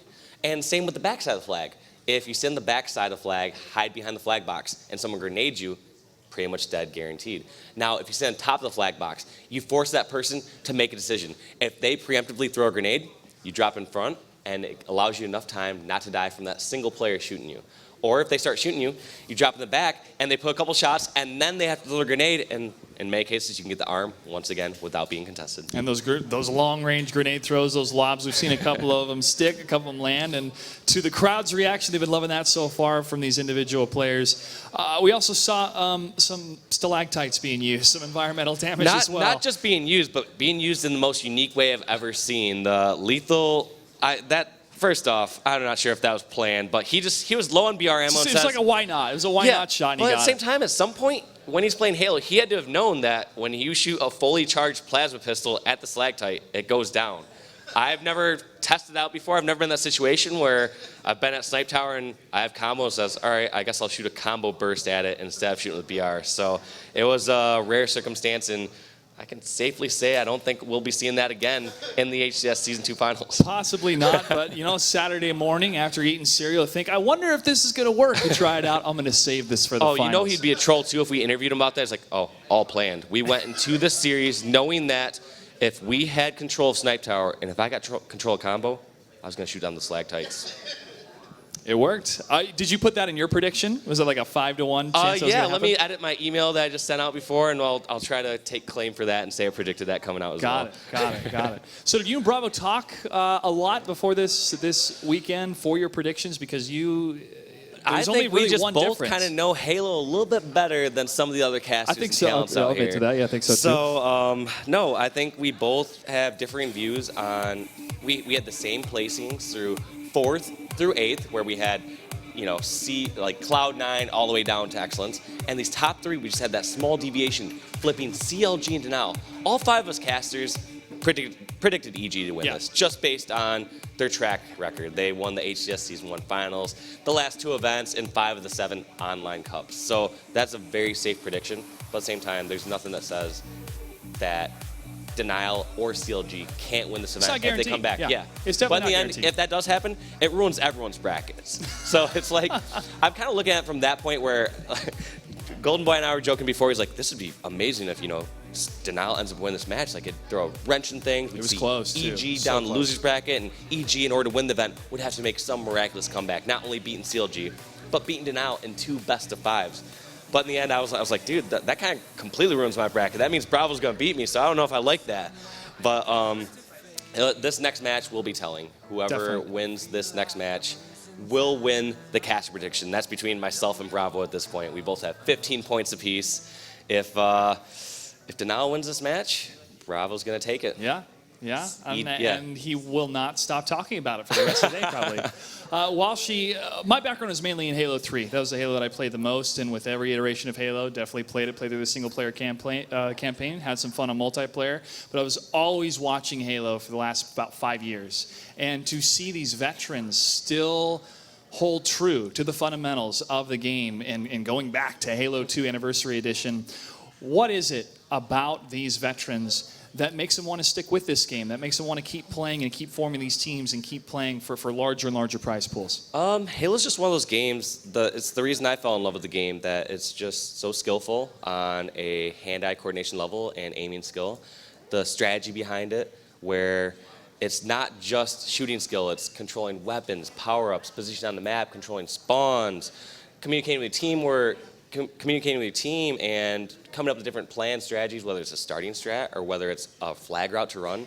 Just all those sort of things have kept Halo always in the loop for me, and the game has never gotten stale.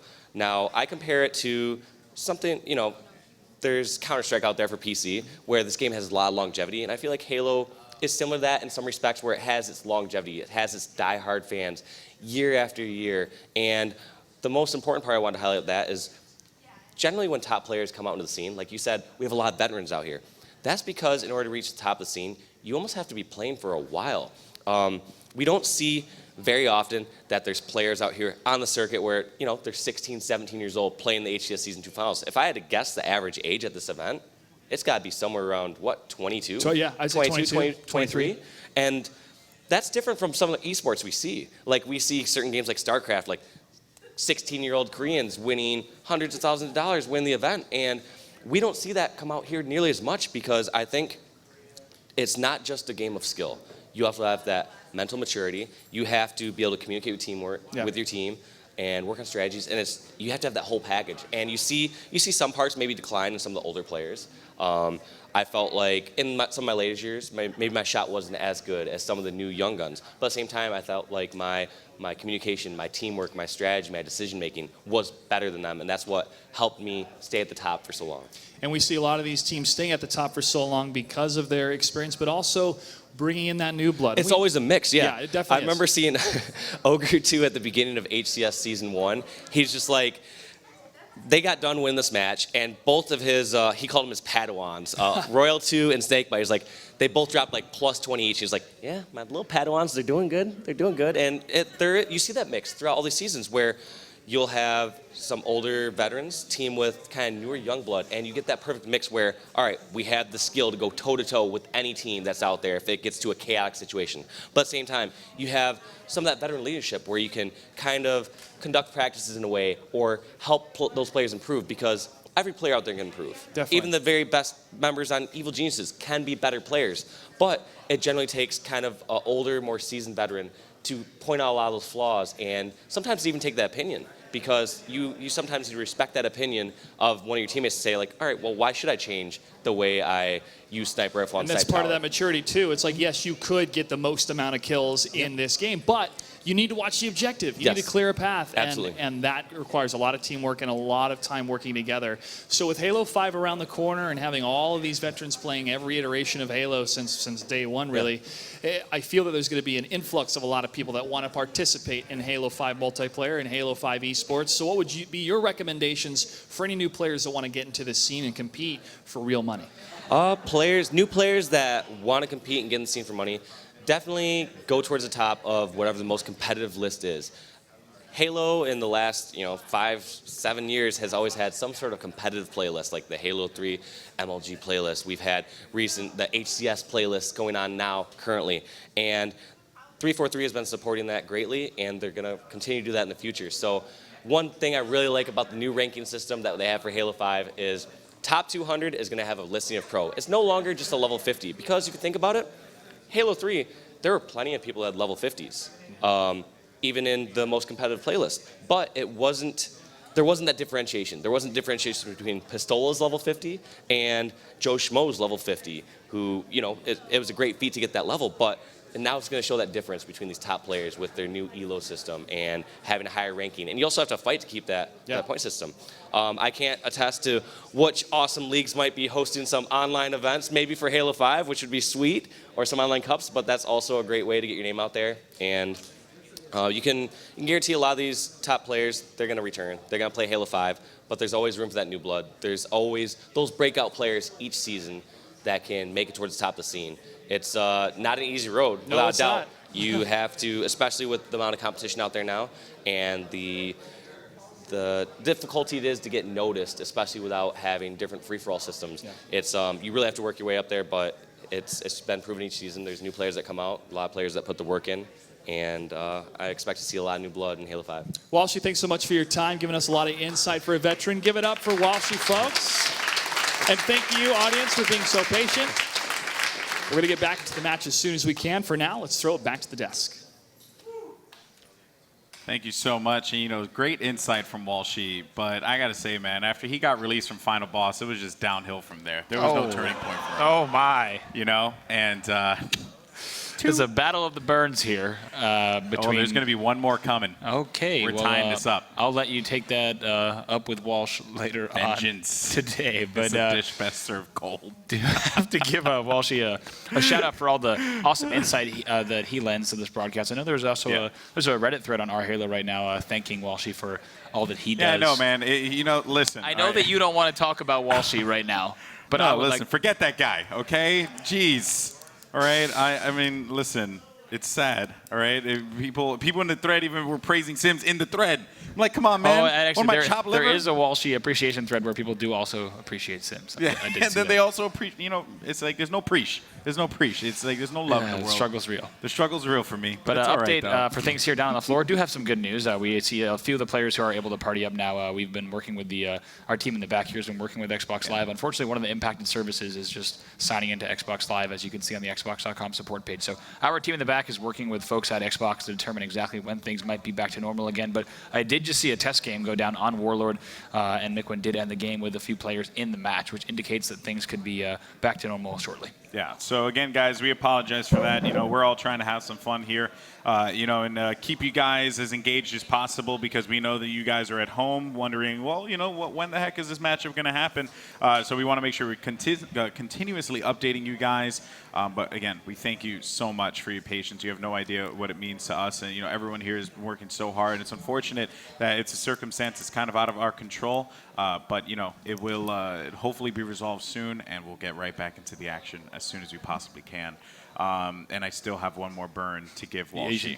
You should save it. I mean, we got a few matches coming up here. As a reminder, this is going to be our losers bracket finals. It's going to be CLG versus Denial, as Alex said. Can't wait to get that match underway. But let's talk a little bit about the first 3 game types, Golden Boy. It's going to be CTF Warlord, Team Slayer on Shrine, and then we go back to King of the Hill on Warlord. We talked about it before, but an interesting mix there. Obviously, a Warlord-heavy lineup. Taking a look at the game types, but the first part of the series could be very different from the latter portion, right? If this goes into a Game 4 or Game 5, we could see it playing to CLG's advantage, especially with Shrine and Lockdown being game types that you can totally slow down and be very methodical. But my one concern for CLG on Shrine Neutral Bomb Assault is, are they going to overslay? Are they going to capitalize on all their opportunities? So often I feel like CLG opens these doors and they're about to arm a bomb or something, but they just don't have the last player in the right position, or they took a little bit too long to kill the last players.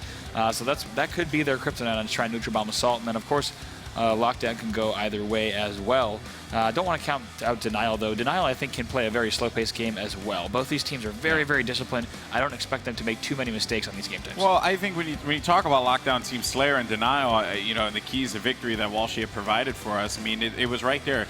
Speed the game up or, slow the game down. Right. In Denial's case, they just got to speed it up. That's it. And they can do it. I mean, we saw what they did to EG. Yeah. Right? We saw what they did to EG in that Lockdown Team Slayer matchup. It was certainly not pretty. Right? Yeah. And honestly, they have great control of the map. They understand it. If I'm correct, they won that 50-40 or something like that. Yeah, I do believe. Yeah, it was a great matchup for Denial. They're more than capable of being able to catch CLG off guard. And while you may look at that and say that does lend itself to one particular style of play, based on what we saw last time, I think Denial could realistically do this. Yep. And there's Denial right now, just walking by like nothing's going on, and Spike Mouth giving us the dirty look.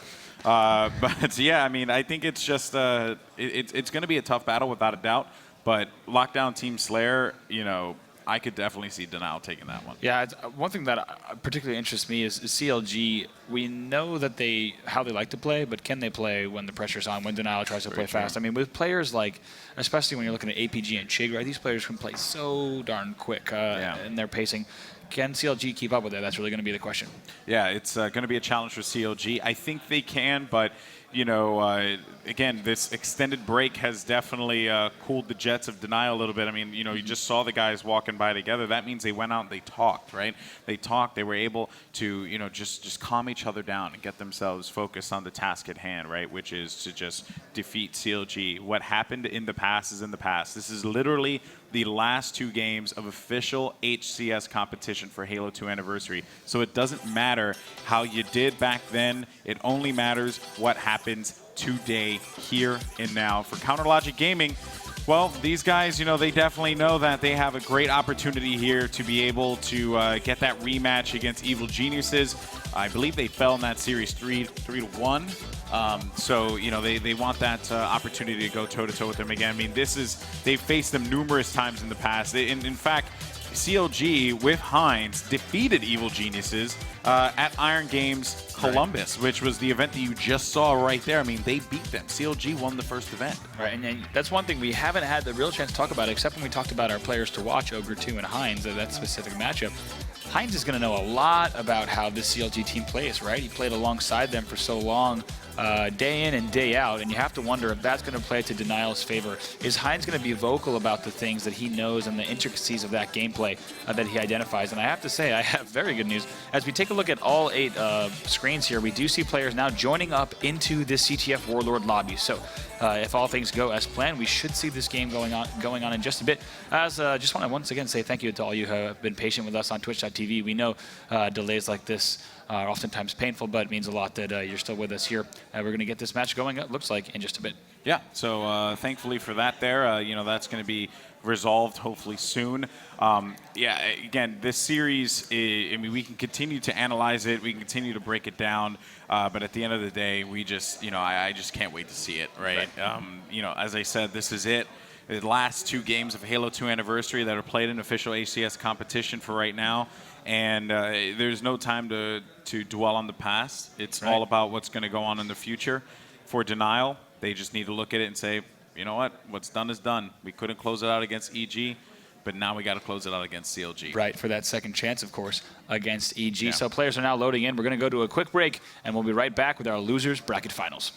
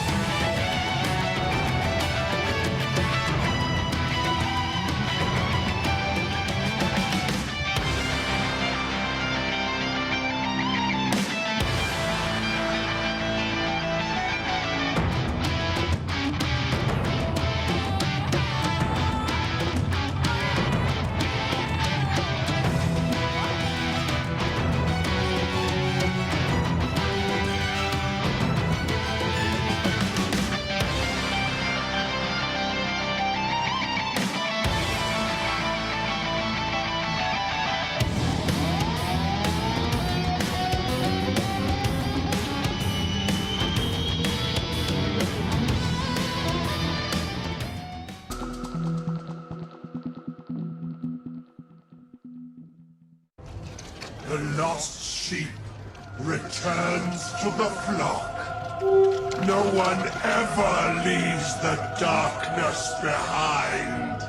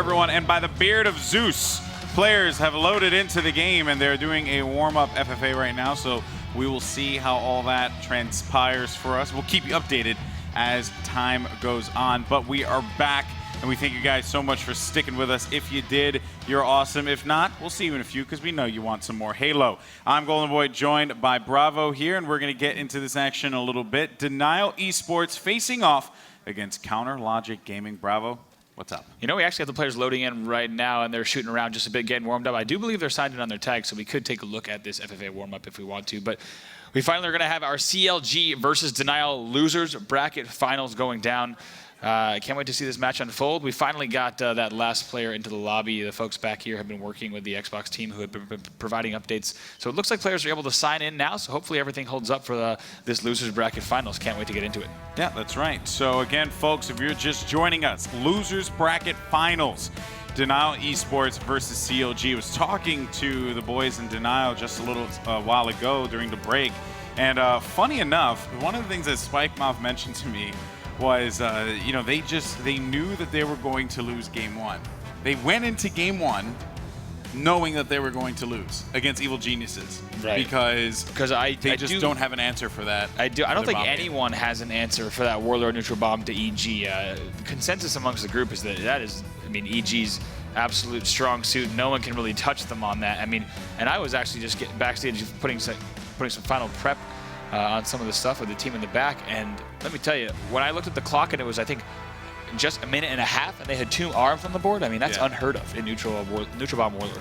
Yeah, it's, you know, so for them to say that, they were hoping, you know, they would lose that one out, but they figured they'd win it in 3. Unfortunately, it didn't pan out that way for them, but I guess that is a testament to just how good Evil Geniuses are at neutral bomb Warlord. So again, you know, these guys, they have a tough challenge in front of them as CLG. They're antsy. They're waiting to get into this game because they know that this is a big opportunity for them. But for Denial, though, this break was a blessing. And man, look at that product placement. My goodness, can't even begin to comment on the brilliantly placed Xbox One controller. How did that get there? How did that get? Man, what a great sight.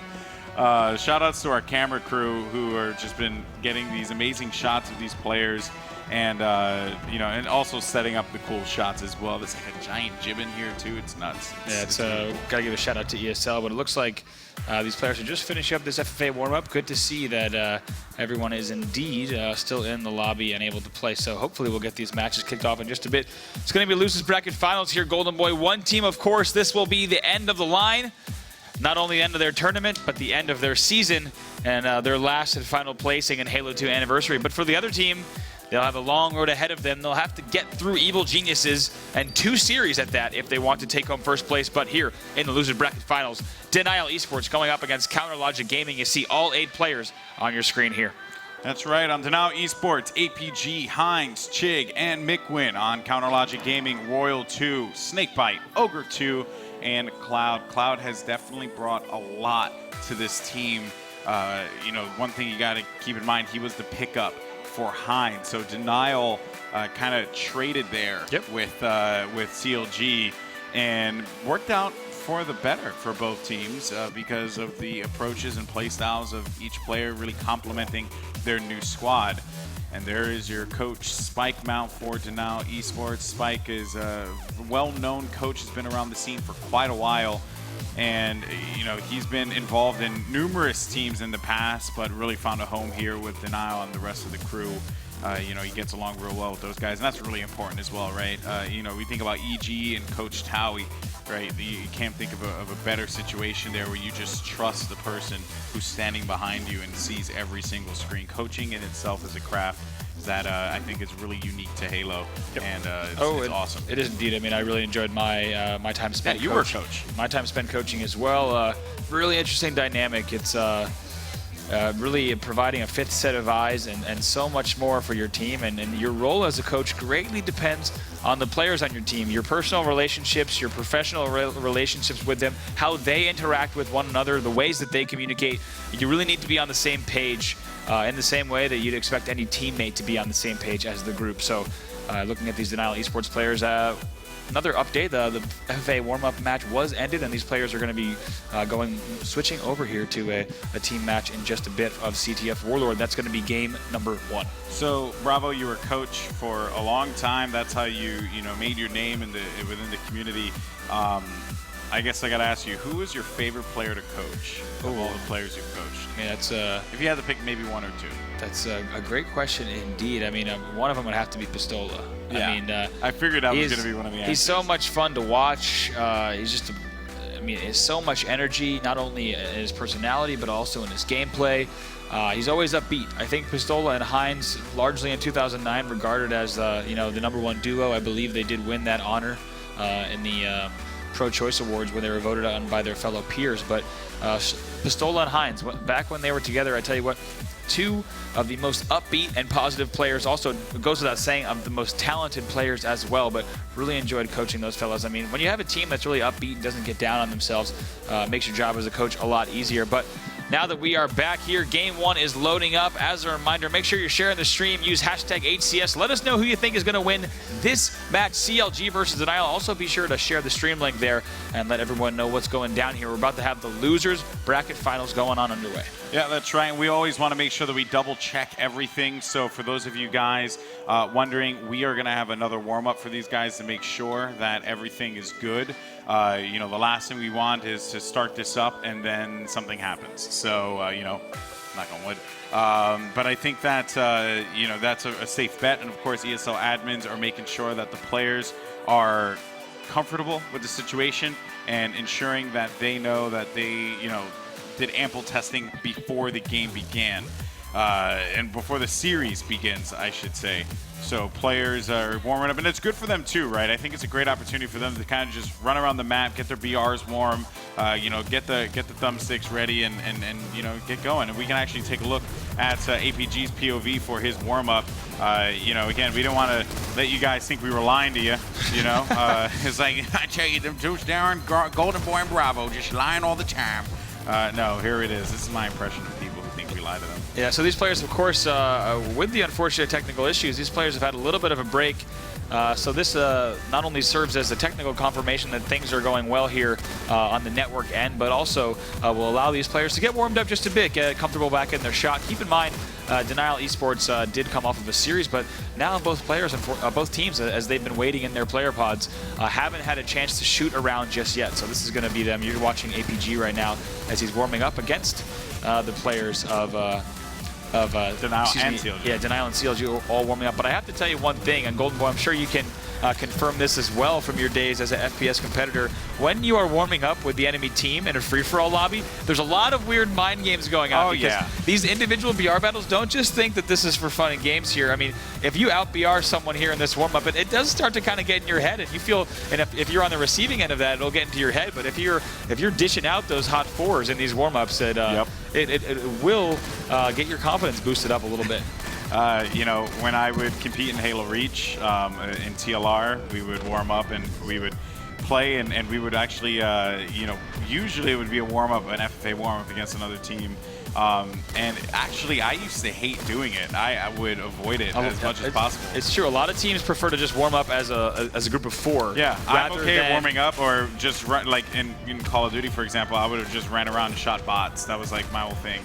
I just did that because I did not want to play the enemy. Because what happens if I just keep getting forward, or I just keep getting caught off guard? Then I'm going to be pissed at myself, and then when I go into the game, it's actually going to affect me. But I don't think it's going to matter for these guys here. I mean, I was in a top AM just wanting a chance. These guys are the top of the mountain here. That's true. Yeah, I mean, I remember back in the day when you'd play FFA warm-up, you'd worry if most of your team was below the bottom half of the placings and the other team was on the top half, you started to get slightly worried that something might be up. And guys, do we suck? Okay, this is bad. It might be a bit telling of the things to come here, but in this FFA, Heinz and Mikwin there are... Well, and also the other thing too, Bravo, is you can't get mad.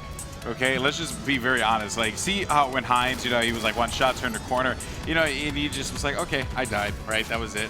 You can't get mad because it's so demoralizing. I'm telling you, I could go on and talk about this all day. Like, it's just so ridiculous how the psychology of gaming works. I used to have all these different like pre-game rituals. I would you know, I'd have to go to the bathroom at least one time. I'd have to go to the bathroom and wash my hands well. You're a hand under washer. hot water. Pistola 2 is a hand washer. You have to do that. You have to, because here's the problem, right? But you have to dry them well.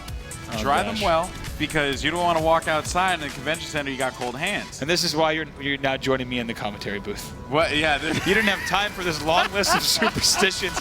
By the time you finished all this stuff, you'd be late for your match. Yeah, I wouldn't play FFA warm-ups. I would only do bot warm-ups. So that you only came to have your full routine and play a match.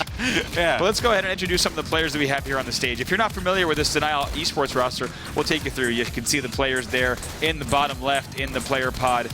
Number 1 is APG, very, very aggressive player, known really as a powerhouse. I have to say, he's not necessarily the most vocal, right? He doesn't, not really an in-your-face communicator. However, gets the job done. Make sure that he stresses those essential callouts. Next to him is going to be Heinz here on Denial Esports. We talked about him a little bit just before the match became underway, but Heinz, one of the most consistent players really since professional Halo 3 to grace the scene.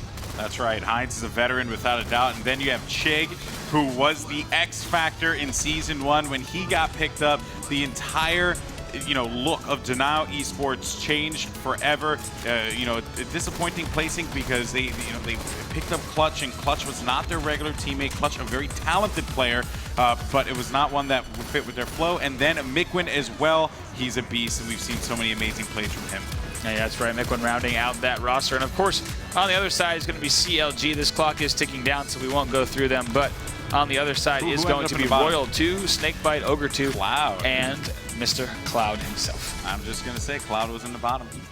But you have to also wonder Royal 2 at the top, so that's right. It'll balance out. It's like you see us playing these mind games now. But great to see that free-for-all warm-up underway. That confirms that everything is going well network-wise in the back, and the players have now had a chance to shoot around a bit. So the long await hopefully has come to an end now with CLG versus Denial coming up in our losers bracket finals. It's about to happen, people. It's real. We're going to play this game. It really is. It's going to happen, guys. But game number 1, Golden Boy, going to be CTF on Warlord. Like we said, if we're looking at the play styles of these two squads, it's going to be Denial Esports who might take that game type. However, CLG will look to right away steal that from them and head into a game type they might be more comfortable on, Shrine Team Slayer. But I have to also say, we can assume that the slower game types, Shrine Team Slayer and Lockdown Team Slayer, for example, might be favored by CLG, but each team has their preferences in terms of game types, right? I mean, for all we know, CLG might not love that Shrine Team Slayer game type. Yeah, very much so. I mean, we'll see how this pans out for them, of course. I believe this is the matchup that is being loaded into right now. So, yay. This is a thing, folks. We are going to get this game kicked away, and for those of you guys watching on the Twitch chat, for those of you guys sharing on social media, get on the horn right now. Let everyone know what's going on. But for right now, we're going to toss it over to Mr. Gray to intro the match. Thank you very much, gentlemen, and thank you, audience, for your patience. Both teams are now ready for the loser bracket finals. Who here is rooting for CLG?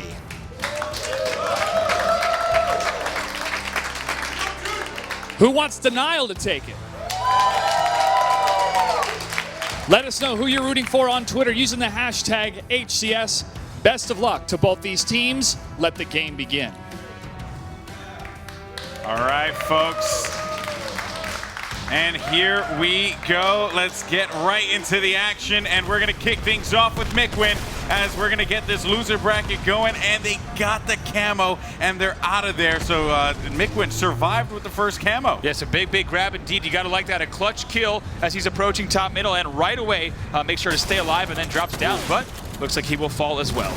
Shotgun right to the face. Nothing you can do about that one here. Remember, folks, we are going to be playing some CTF on Warlord, and what that means is 5 caps to win, and it's an instant return as soon as you touch the flag, so we're going to see how this works out for them. All right, now that flag is out early for CLG, so CLG applying a little bit of early pressure on the flagpole. Goes into a little bit of the mental games as well in that regard, Golden Boy, too. If you start to get those first flagpoles, it kind of sends a signal to the enemy team that says, hey, we're here, we're going to be playing aggressive and in your face. Yeah, but the thing, though, you got to bear in mind is you cannot let that affect you. As soon as you see that flagpole, look who's the teammate that's going to be around there and then go for it. But if not, just just focus on your game and get it when you can, right? That's something that I heard players talk about before, where they're not really trying to, turn, like, the game of CTF Warlord has kind of evolved over time because players aren't playing as frantic as they once were. And you can even see it too. I mean, the pace of the map has gotten a tad bit slower here, despite the fact of the map being, a fast-paced game. Right, I was about to comment the same thing. We're seeing a lot of slowed down play from both teams, actually, as I scan across these screens. Snakebite will fall as well, but CLG is now on this flag right here as they do have control.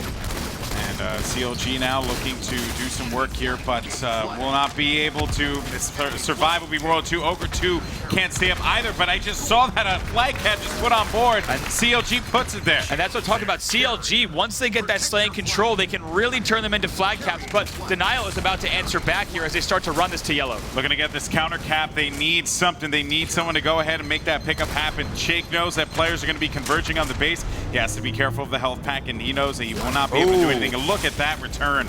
That'll be a return for Snakebite. We saw that yesterday from the CLG crew. Cloud getting that return. If you bounce your head off the bottom of that needle area against the bottom of the plat, you can actually get a return through that geometry. So a little bit of a tricky play there. Yeah, smart use there of the map and how everything's laid out. Snakebite's able to overcome that one, getting the kill on APG. Looking over at Red, he has those shields recharging, so now's going to be the opportunity to push up, and he times the camo perfectly, makes that pickup happen. This could be huge for CLG. Yeah, look at this. CLG had that first cap. That's what I was talking about in the pregame, Golden Boy. CLG gets numbers on the board. They start to outslay, and then they slow the game down, and we saw right away they brought that flag cap back. It wasn't easy, and they had to lose about 3 members that were sacrificed in order to do it, but they do get the first point on the board. They're going to look to continue that throughout the match.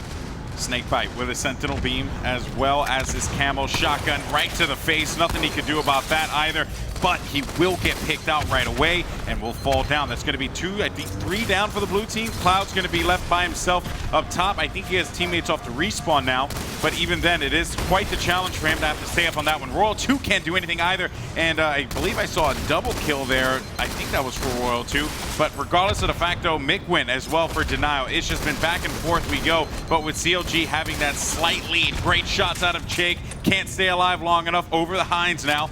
See if he's going to find one in yellow. Goes immediately for the shots. Nice smarts of the bank grenade and working with his teammates to get those assists and clear out those kills around their flag. And that's what I'm talking about with Hines. Take a look at that, just racking up these kills as he cleans them up. He's constantly on the move, jumping, grenading, finishing kills, and assisting. That's the speed that we expect to see from Hines there at Denial, especially on a map like Warlord. Here he is now with the Sentinel Beam. Yeah, Hines has actually had an amazing run here so far. Getting that ICU medal as well, so that means camo fell. And you know that call out came immediately from Hines as soon as he got the kill on that. Hines having to back away though.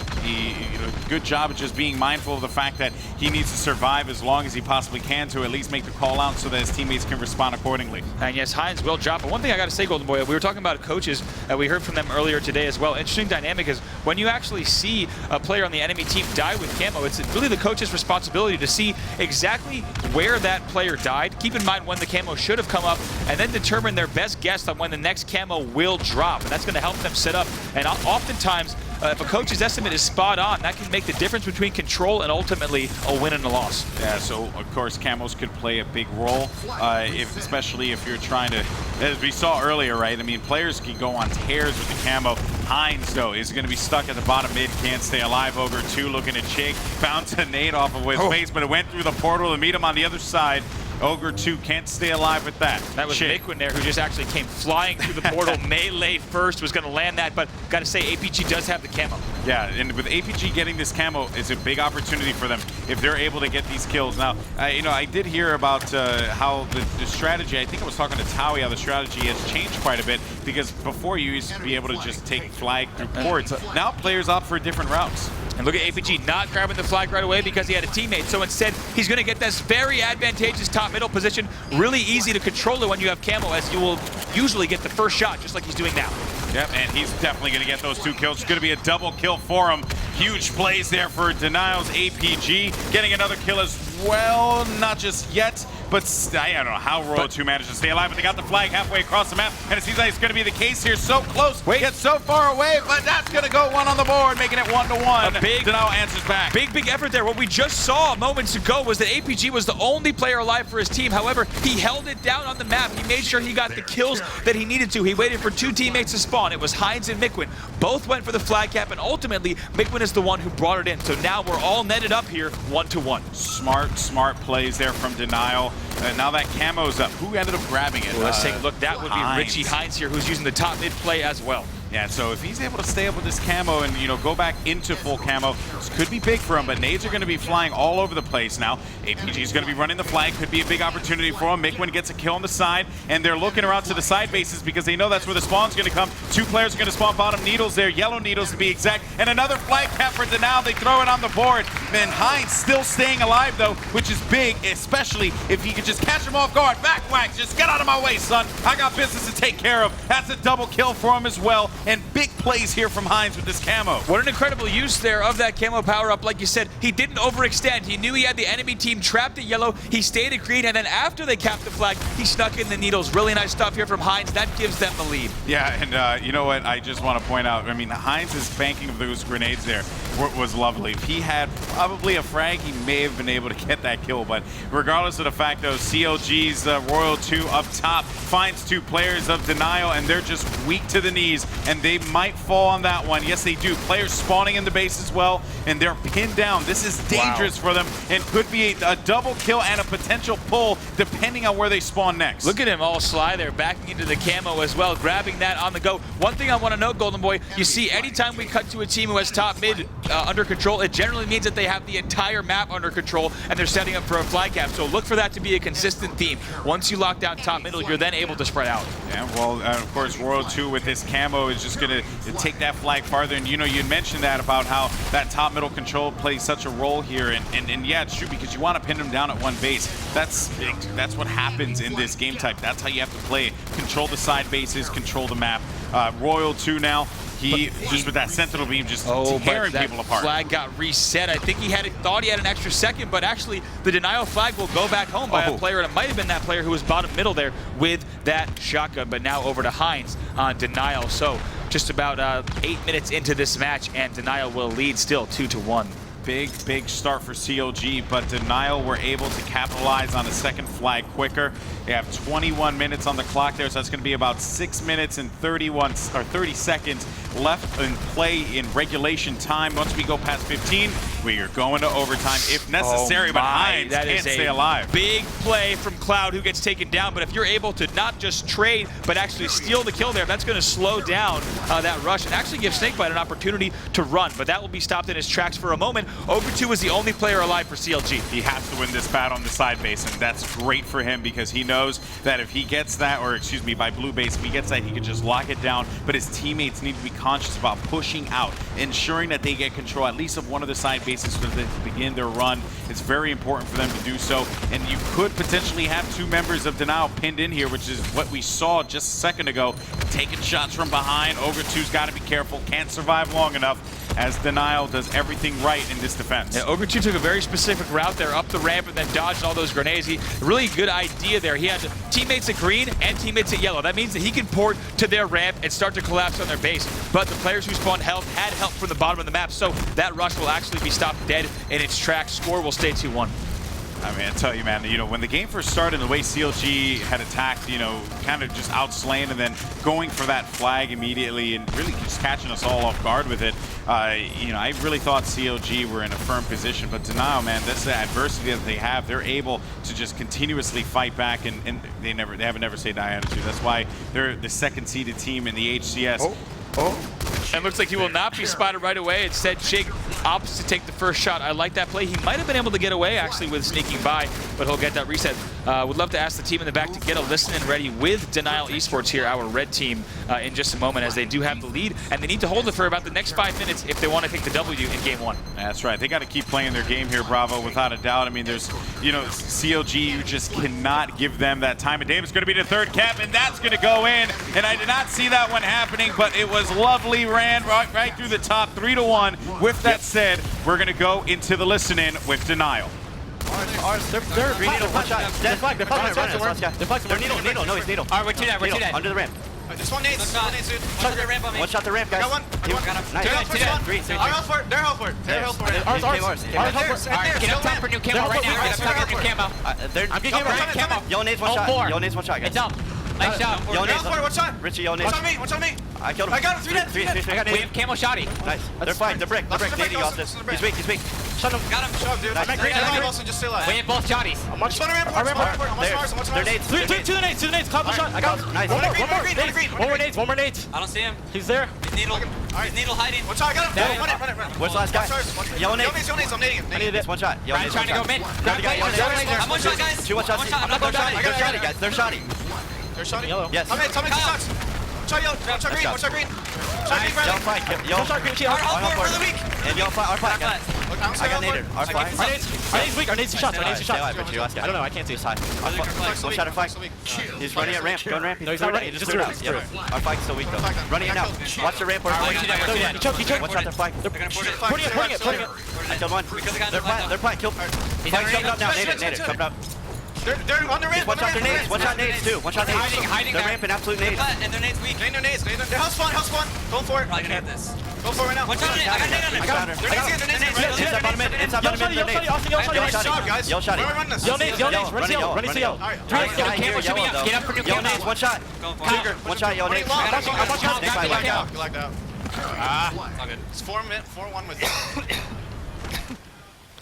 Listening that we heard, and that will. Ooh, and it looks like, unfortunately, we did have one player who did right at the end of that run for denial. Looks like we did have a disconnect there. So we will resume that game. It looks like from 4-1. Unfortunate, though, because it looked like denial obviously had that game under wraps. But I do believe we will continue there from 4-1. So denial will only need one more flag. But keep in mind, Golden Boy, we would have had only a little bit of time on the clock as well. So denial probably has that game on lock. We will have to ask the station referees down on the floor exactly how much time was left in the match before we saw that. We will then apply that to our continuation. But we will take a look at that stats from the first part of that match, as it was just about over there in that game. Taking a look at the kills, it looks like 38, I think I see, from APG. Yeah, great performance there. And I think, let's see if we could bring it over to APG's POV for a sec. Anyway, regardless of the fact, a good showing nonetheless from Denial. They look to be firm in control. 38 kills and 24 deaths, 20 assists involved in 58, almost 60 different gun battles there. That is incredible. I mean, you know, just the amount of involvement that he had in that game. Oh yeah, I mean, especially also with the camo grabs he had. We saw similar stuff from Hines, who had 22 kills himself, but also Mikwin, so much slaying power there, 31 and 21. They're going a positive 10 as well. The players on Denial will be up 4-1. We'll get final confirmation. The players are back in the lobby and ready to go here in this match. So safe to say, if things continue, Golden Boy, especially with the time that will be left on the clock, that Denial should be able to close this one out pretty quick, and we can start to move forward to our second game, TS Shrine. Yeah, Denial were pretty much right there. You know, they were going to get that flag cap. It's, you know, they outslay them without a doubt. You know, when you look at how they positioned themselves, it was really just a matter of time before Denial were able to get right in there and get that flag out.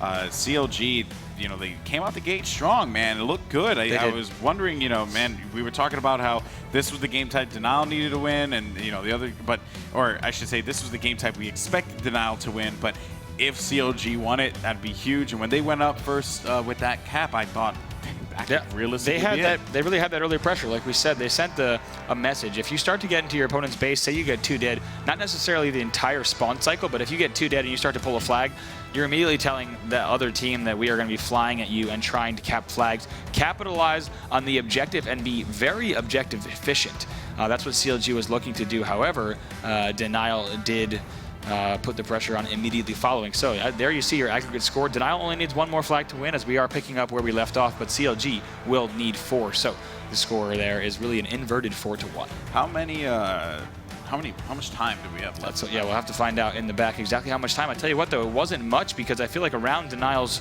3rd flag, I feel like we were already about 9 minutes in. So there's not going to be too much time left on the clock that CLG would have to cap their 4 flags or 3 to tie. Yeah, I mean, Denial has a strong opening rush, and we could realistically see them end this game very quickly. They're all dependent on how Denial approaches it. But for CLG, I mean, could be that big opportunity. It's going to be a challenge, though, considering how Denial approached them in that game. It was at a point where they just could not break out of, their bases. They were pinned down multiple times. They just could not seem to work together to be able to overcome. But yeah, I guess, to that point, players should be starting up here in just a little bit, and we apologize, guys, for that. Of course, we're not out of the woodwork yet, but we wanted to make sure we got the action going for you guys as soon as possible. Players also felt the same way as well. I guess looking forward, I mean, we do have Game 2 coming up next in a little bit. It's going to be, what is that, Shrine Team Slayer. That's right. So, I mean, we also just got an update from our referee. So this game right here, score is 4-1 in favor of Denial. 27-20 will be the point where the game ends. So about 2 minutes and 40 seconds of play only that CLG would need to get their 3 caps to tie. Now, that was reason being that's exactly how much was left before we saw that match interruption. So we will pick up right from there off the break. But of course, Denial knows they don't have to play too quick conversely here because they only need to kill time for less than 3 minutes. But you can bet that they're going to still be I was going to say that. Yeah, putting a good amount of pressure on, right? Because you don't want to let CLG start to control the map. Yeah, I was going to say, granted, Denial can take a little bit of a breather, but truth be told, they are going to gun for CLG no matter what. They're going to stick to their ball game because they know that there's just no other way for them to approach it. That's honestly. That's exactly it. Now CLG, but I have to say, we saw CLG play against Optic Gaming in neutral. I believe it was neutral bomb or neutral CTF on Shrine, and they were able to rack up 2 very quick points on Shrine to beat Optic Gaming. So the question will be here, can they do something similar? It would be pretty impressive, but players are now loading in. As a reminder, 4-1 in favor of Denial was our score where we left off. So Denial needs 1 cap to win or simply to hold CLG off for just under 3 minutes. So we were just informed too that it's 2 minutes and 20 seconds, not 2 minutes and 30 seconds. Oh. So 27:40 was the time. I don't know. Did you have that? No, we had 27:20. So 27:40 will be an even shorter time, of course. Yeah. For CLG. So yeah, not a lot of time for them to work with there. Players are loading up into the map, folks. So we're gonna get this one kicked off in just a second. If you're CLG, are you thinking we can do this, or are you thinking about the next game type? With the recent time adjustment, I have no doubt that they're thinking about doing it, but I don't know if they think they can do it. This would require a slight miracle. Denial knows that as well, so they're going to be playing that to their advantage with only just about 2 minutes 20 seconds to play here that was left in the match before the end of overtime. It's going to be very difficult. So we'll start things off here with APG of Denial Esports. Yeah, it's a smart pickup. We're going to see what their opening strat is going to be here. APG on the run alongside with the rest of his team. And remember, guys, 27:40 will be the time you see when that time passes at the bottom of the clock there. It will be game over, and CLG, if they are not tied, will lose game number 1. Denial Esports, though, APG continuing to just play Portal game. He's going to have barely any shields, getting challenged as well. I got to point out, Denial was able to kill Cloud, who had the camo, so obviously that's a big turning point when we're talking about just finishing out the few minutes of this match. Yeah, camo, again, has been such a factor for so many players. Shotgun as well, Chig wisely enough backing away, knowing he cannot risk it. And I gotta say, look how defensive Denial is here, fighting from their flag. We saw APG fighting from their flag and their vent portal, and now Chig, no reason to push up here. He's also fighting from his flag ledge, so obviously they are gonna just wait the timeout. No need to push up and be too aggressive. We'll go over to Heinz, who will fall as well. So for a moment, APG is the only player alive, and the Denial flag is out. Yeah, about 1 minute and 20 seconds left for them to be able to do something here. So keep that in mind, folks. 27:40, and they do toss that flag up, and they are going to cap it, which will make it 4-2 here. But they still need 2 flag caps, and they don't have a lot of time to work with. No, none at all. As you see, Heinz is going to chase this down. He does not want to let that player get away in his own base. He will pick up the assist. So that's what Heinz wants to do. He's making sure that he puts up enough pressure, but doesn't let anyone get behind him, right? He's doing a really nice job of running around bottom middle and laying down that fire that the enemy team really wouldn't expect and we have a flag run and camo in the hands of Denial. This is bad for CLG. This could very much be the end of the game here if they do manage to get this one out. And looking around, a flag, I believe, is going to be down there, and this could very well be it. CLG will fall. Denial will take game number 1, 5-2. That will wrap it up here as we're moving to Shrine Team Slayer. Yeah, so quick work there indeed. You saw right before in the first part of that match as Denial was already running home the 5th flag, so only fitting that in that continuation they will do just that. They will win that CTF game 5-2 and look forward now to Team Slayer on Shrine. If you're just joining us, these are the losers bracket finals here at the HCS Season 2 Finals. Denial going up against Counter Logic Gaming. Both teams looking for a chance to play Evil Geniuses and also take home that first place prize of $75,000. That's a lot of money, without a doubt. A lot of money. All right, so we can take a look at the stats there for you guys at home so you can combine the scores together. But essentially, you know, not much to be told from here. Well, I will say Royal 2, though, dropping 8 in a very quick amount of time. Yeah, you have to bet that that was a big contribution in terms of looking at CLG's second flag cap. Undoubtedly, Royal 2's work there certainly led to that. Yeah, so a good showing from him, but not enough as time was just not on their side.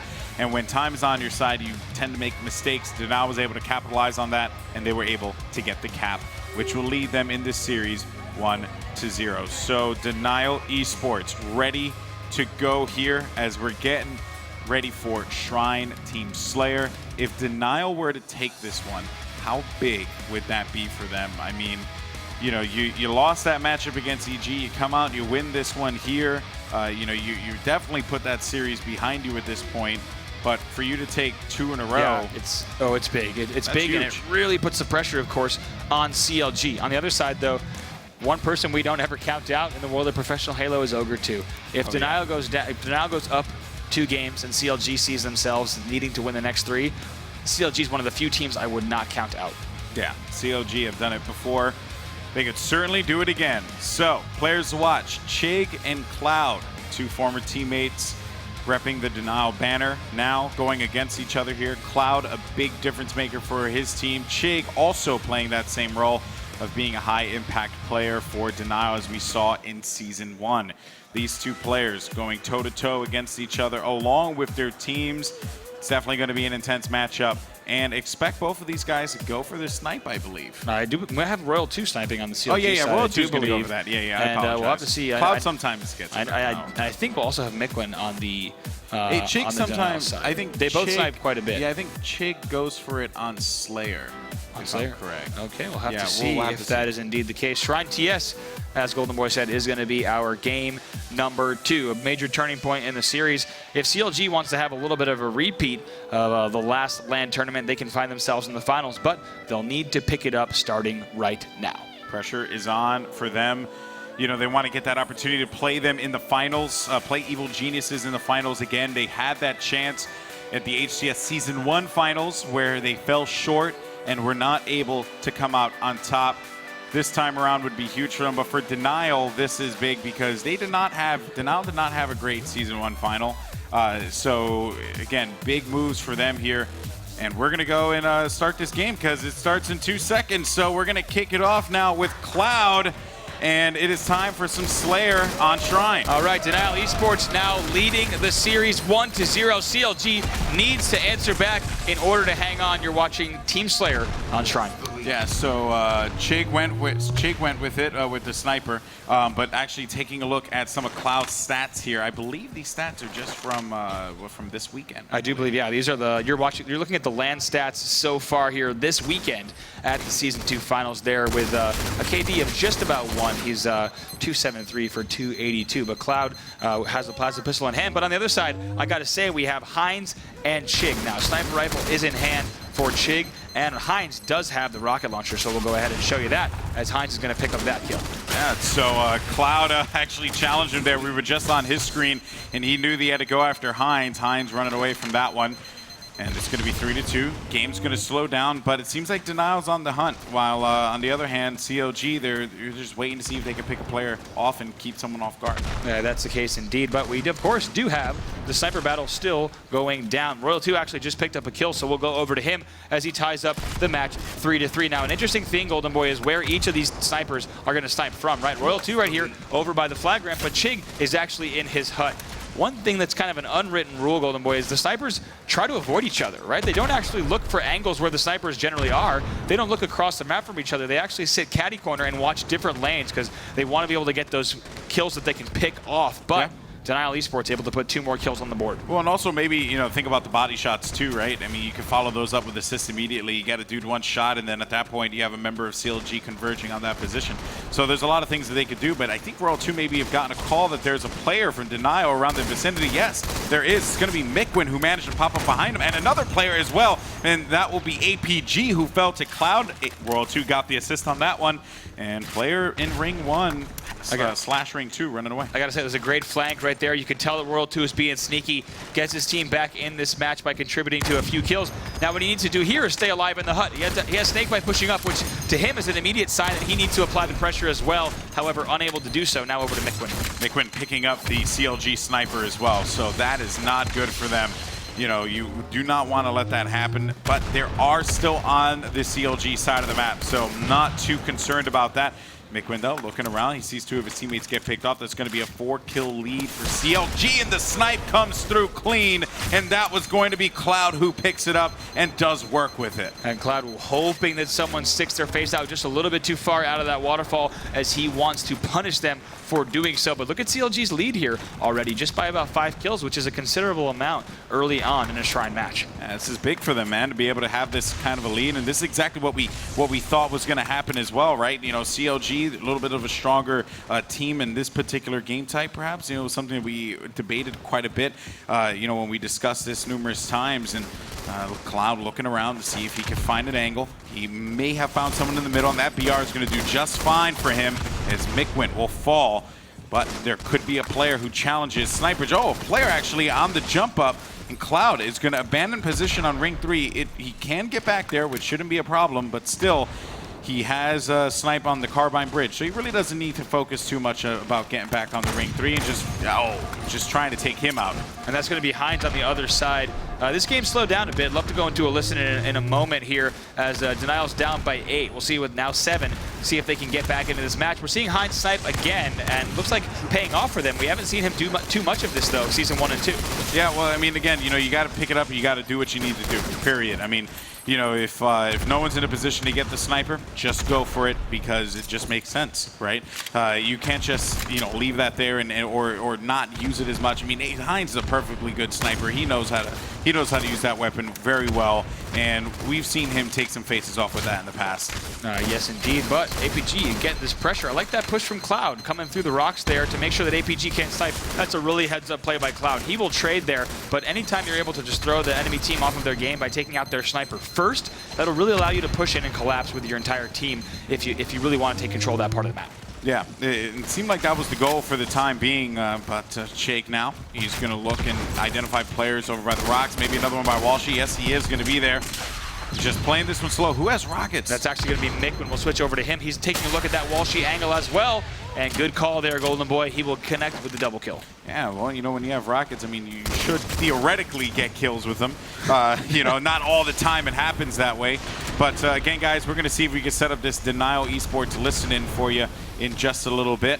I know we're just waiting for the cue on the production side. I'm also eager to hear the communication from these players and see how they are going to come back into this game. They're down by 7 right now, Bravo, and they don't have many opportunities to get points. No, but right here, all they need to do is take it 1 kill at a time and look at Mikwin trying to lead that charge. I like what he's doing, but, you know, for me, I think he might have overextended just a bit there on that play, so they'll stay down by 6. Well, we just got the cue, folks. Listening is ready for Denial Esports, so we're going to jump right into it, see how the communication is working for them as they are currently down by 6. Can they come back is the question. Enjoy. Wood up, and ring 2. I spawned a red. I spawned a red. Where's it going? Where's it going? Ring 3. Ring 3. Above blue street. Repeat. They're looking for you. Yeah. Right. Looking for you. Red shot. Red Bradley. I can't. Blue. Red pillar. Red bond. Red pillars tube him. Red pillars tube him. Coming up. Red bond. Watch blue swans. Red jump up on. Red jump up on. They might be blue. Might be blue rocks. I don't see anything. Red bond. Has a shot.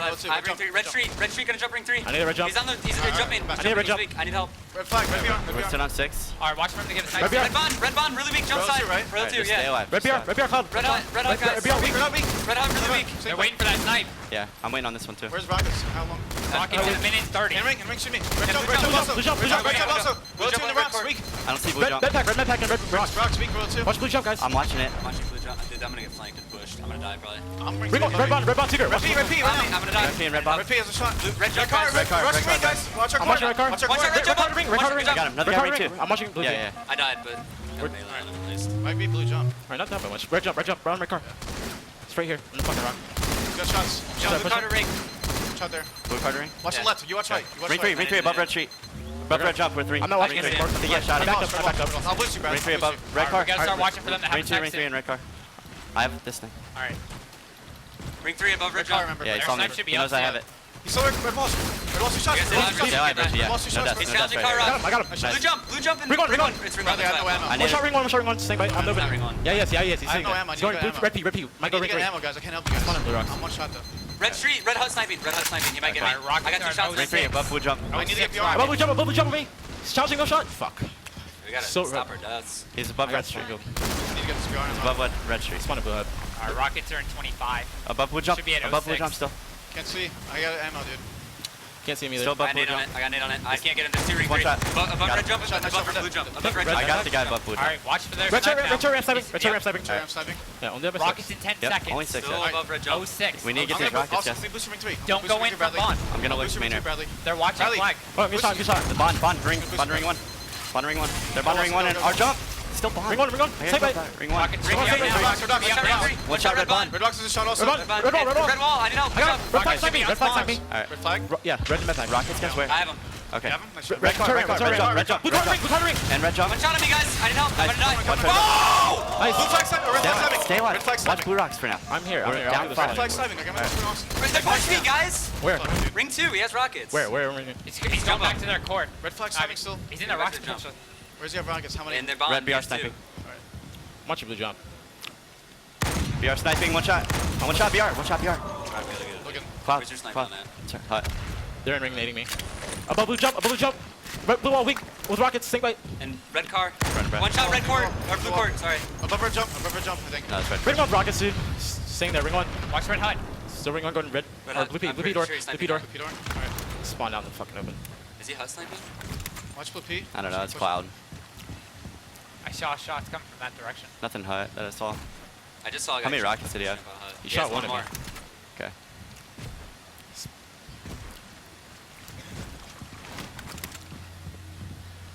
Yeah, I don't know. Just trying to get a pick. He's not gonna might be BR. Did we saw a sniper? Yeah, he might be BR. I'll see him hut or bottom turret. I got one. Nice. I died though. Blue wall, one shot blue wall. With rockets, one shot blue wall. Wow, what a great snipe from Mikwin, but check out Cloud though, who has been quite the force here for CLG. Doing a good job. They're going to be up 42-34. They just keep adding on. Even though Denial manages to get 1 or 2 kills, CLG always finds a way to trade, and that's been helping them out quite a bit. Yeah, it's a considerable lead. Really, on a map like Shrine, if you're able to pick up, look like Cloud getting a few hit markers there on a player that's on his own wall. See, and look at that play from Snakebite. I love that. He gets the hit markers. He's able to tell Snakebite. Snakebite just pokes into ring for a split second, like the Simpsons meme, and then kills the player on his wall and then drops back. Yeah, I thought he was actually going to find the top of that player's head, but Royal 2 pushing back.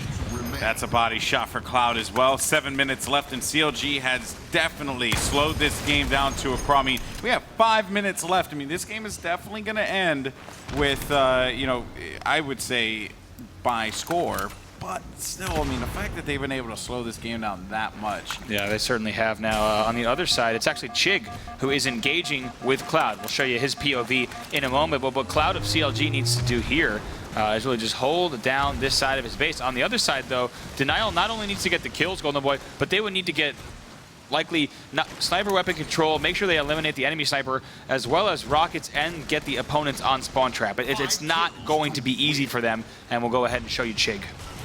Chig now with the snipe. He's been the guy that will pick that up. And here's the thing. There's a lot. Oh, man. Cloud just caught Chig off guard, and that was the last shot. One shot, one kill. That would just put those shots to use there. 4 kills remaining for CLG. They have time. Denial has time to come back. They can get the kills, but the problem is they can't give up any kills now, so they can't have any dumb deaths. And Heinz is going to be trapped in a really bad place, having to run away from there. 2 kills for CLG to close it out. They do lose a player, and you got the APG who's by himself down at the bottom there and down by 10. Wait a minute, picking up the kill though. That's huge, but the 49 kill was just netted. One more. Snakebite finds his opponent inside of the rocks. It's going to be Heinz, but he does have support, but it won't matter because he will fall, and CLG will take game number 2. I'd say CLG just really pulled away there. If you look at the score, 50-39. A little bit all too easy for them. Once they got that early lead, they just kept going. I actually had a feeling when I switched over to Chig that Cloud was going to be ready for Chig coming around that corner. That's exactly what was the case. And that's kind of an indication that CLG was just a little bit more on top of control of the entire map than the gentleman there on Denial. Yeah, just, again, a good run for CLG. They are able to do that. They are able to take game 2. This is exactly as you said, Bravo. You were like, well, I think Denial, they're strong enough. They play the game where they're quick. They'll take game 1, and you said CLG will take game 2. Let's go ahead and take a look at the stats. Snakebite and Cloud, 18 kills, 14 kills respectively. Keeping those deaths low, which is big. Mikwin, 16 and 16, breaking even. Heinz, though, keeping the deaths low as well on his end. Doesn't necessarily mean it's good or bad. I mean, you lose as a team, you win as a team. That's just how it is. But yeah, I would have to say, good showings from Snakebite and Cloud for CLG. Definitely very, very strong showings from them. And then Royal 2 and Ogre 2 essentially going even as well. But what Mikwin's stats tell me, 16 and 16, is that he's really trying to make something happen. He's putting himself out there. He's charging aggressively. I think his play in the bonfire is a great example, right? He had rockets. They were down by maybe 6 kills. He just had an incredible double kill in ring. Where he had to shoot 2 rockets, but then used the jumping rocket melee to pick up the double kill. You heard him get just as excited as we did on that one. But then he dropped to ring 1. He got a kill, and then he saw a second player that he pushed, maybe a little bit aggressive. Maybe he thought he had a little bit of time because the players were still on respawn, but that was kind of really Mikwin's whole game. He was just trying to make something happen for his team. And now with 16 kills, he was absolutely doing that, but he was also extending himself quite a bit with those 16 deaths. So look for him to continue to try to be that aggressive, but hopefully he and his team can work a bit more together to make that happen. Oh, he's going to also need that man right there to the left, APG, to come out big here, as we are going to Warlord again, if I'm correct. It's going to be Warlord, King of the Hill now. And on the other side, for Counterlogic Gaming, Royal 2, a huge, huge factor for this team, has been playing so great throughout the HCS. You know, you talked about the quote-unquote young guns, the players in Snakebite and Royal 2, but without a doubt, they have established themselves here. No longer the young guns. They are, right alongside some of the vets and just as good as them as well. Yeah, I mean, there's a time when I think even a year ago, right, at the launch invitational, we said Snakebite and Royal 2 really were the younger guns, like you said, teaming up with Ogre 2 and then Heinz, I believe. But that's no longer the case. We see them on the main stage all too often, and they are no stranger to performances like this. But our losers finals game types. Game 3 is going to be Warlord, King of the Hill, and then on to Shrine, Neutral Bomb Assault. We know at this point we'll at least go to 4 games. And if necessary, Lockdown Slayer to round it out.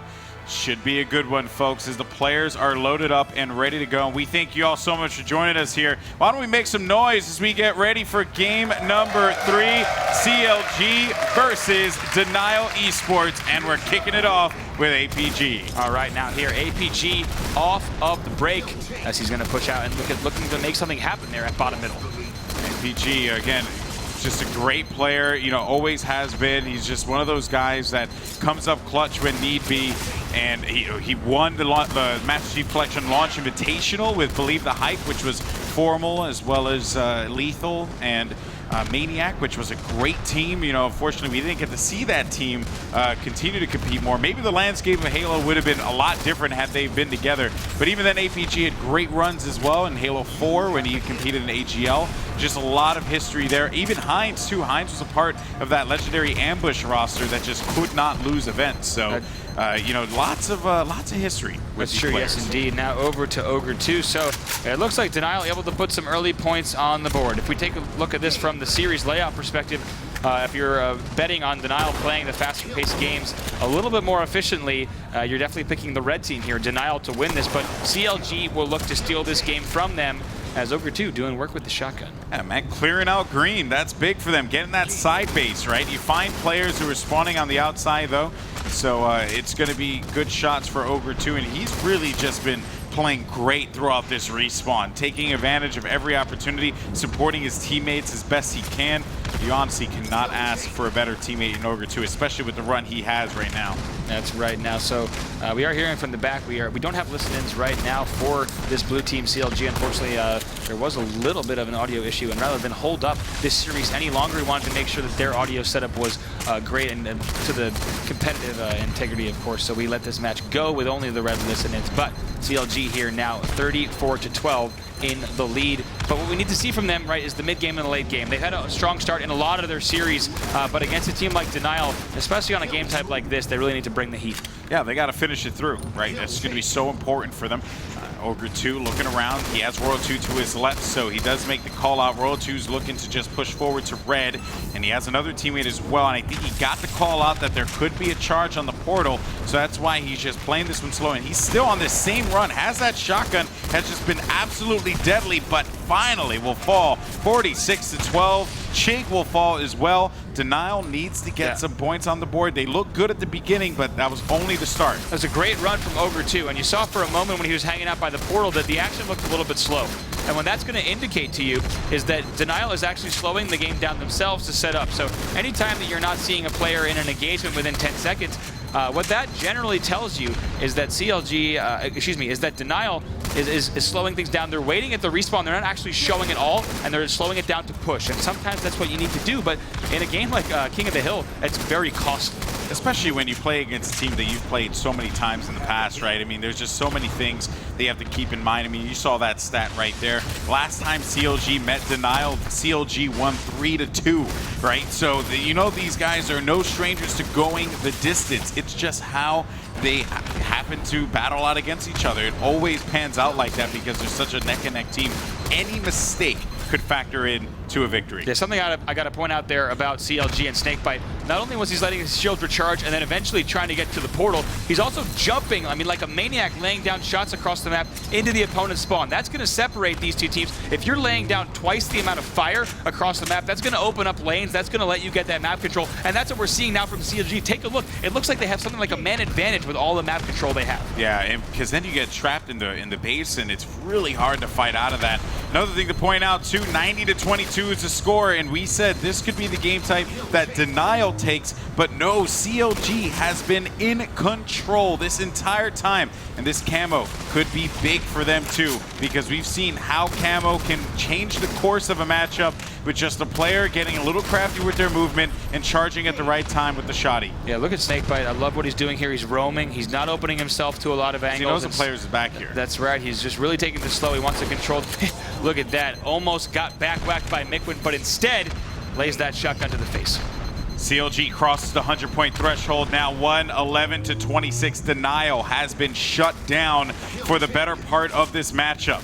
Snakebite identifies a player in front, is going to be Mikwin, makes the call out for him, but figures I'm not going to bother with that. I want to keep my camo as long as I possibly can to ensure that my teammates always have an eye on the map. Finally, it's fading away. I mean, he stayed alive long enough so that that camo would disappear. I mean, look at that. Just free reign on the map. That's what you want to see from your camo player, right? They're not overextending. They're not shooting with you in all instances. Instead, they're being very selective about how they engage, right? You saw Snakebite. He spent almost the entirety of that camo run either in the needles, in the grenades, or on a flag using that shotgun. That's what you want to see. All the while, his team is just racking up time. Yeah, I mean, he's being the pain in the neck that that CLG needs. Denial couldn't shut them down, and because of that, they were able to just continue to add on to the scoreboard. I mean, it's as simple as that, right? Now we're going into this next rotation here. It's going to go to the A rotation. Nade's flying in. Ogre 2 having to abandon ship, but 100-point lead for CLG. Denial have not been able to get near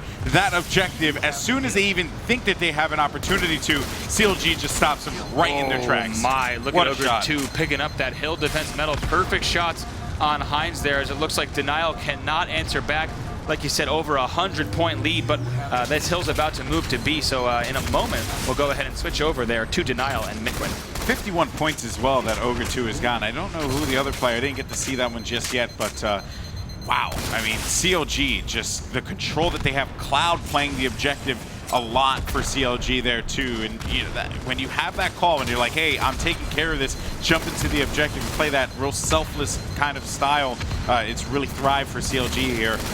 Chig, though, he manages to survive on that one. Good shots with the BR. He did have a little bit of help there, and maybe this is the opportunity that they needed, getting that camo, and let's see if maybe this is the run Denial can begin so that they can come back into it. Oh, man. Never mind. And perfectly weaving in and out of those pillars to stay alive. However, it was all for naught as he is taken down. But one thing I have to point out about CLG, Golden Boy, is oftentimes you see them rolling together. When we were on board with Ogre 2 during that shotgun spree in the portal, every time you wanted to take out an opponent, they would port together, they'd get 2 angles on someone, and they'd get the kill. When you start to actually look at a game of Halo like that, almost like chess, that you need to move together to take out these players one by one, that's how CLG is able to break this game down in their head, and that's the reason they have such a huge lead. Yeah, they really have they've dismantled them. They've dismantled Denial, which I did not think would happen on Warlord, plain and simple. I thought that Denial, this was a game type that they could take. You know, maybe there's something I don't know, right? I mean, to players who have a tendency to say, oh, that we suck at this map and we're better at this map than others, you know. But CLG, I mean, they outplayed Denial at the beginning of this game. But here's the good part, though. The good part is there's a lot of time left on the clock, and Denial can come back into this game. They're down by less than 100 points, which is good for them. But they have to keep in mind that at this point there cannot be any mistakes. If there are, well, Denial could be looking at being down 2-1 in this series. So that's exactly the case indeed. There's only 10 seconds left on this C Hill. Hines actually just answered back to Ogre 2 in that engagement, so a little bit of a rivalry there, no doubt, as they are former teammates, both of them now landing cross-map 4 shots against one another. If you're Denial, you want to get to 100 points as soon as possible. I mean, you really need this hill to be huge for you. The Delta Hill right underneath the needles, I mean, this is big, and if they're able to defend APG, he can't come out, or maybe even Mikwin gets in there and get some hill time. I don't know, but they just need something.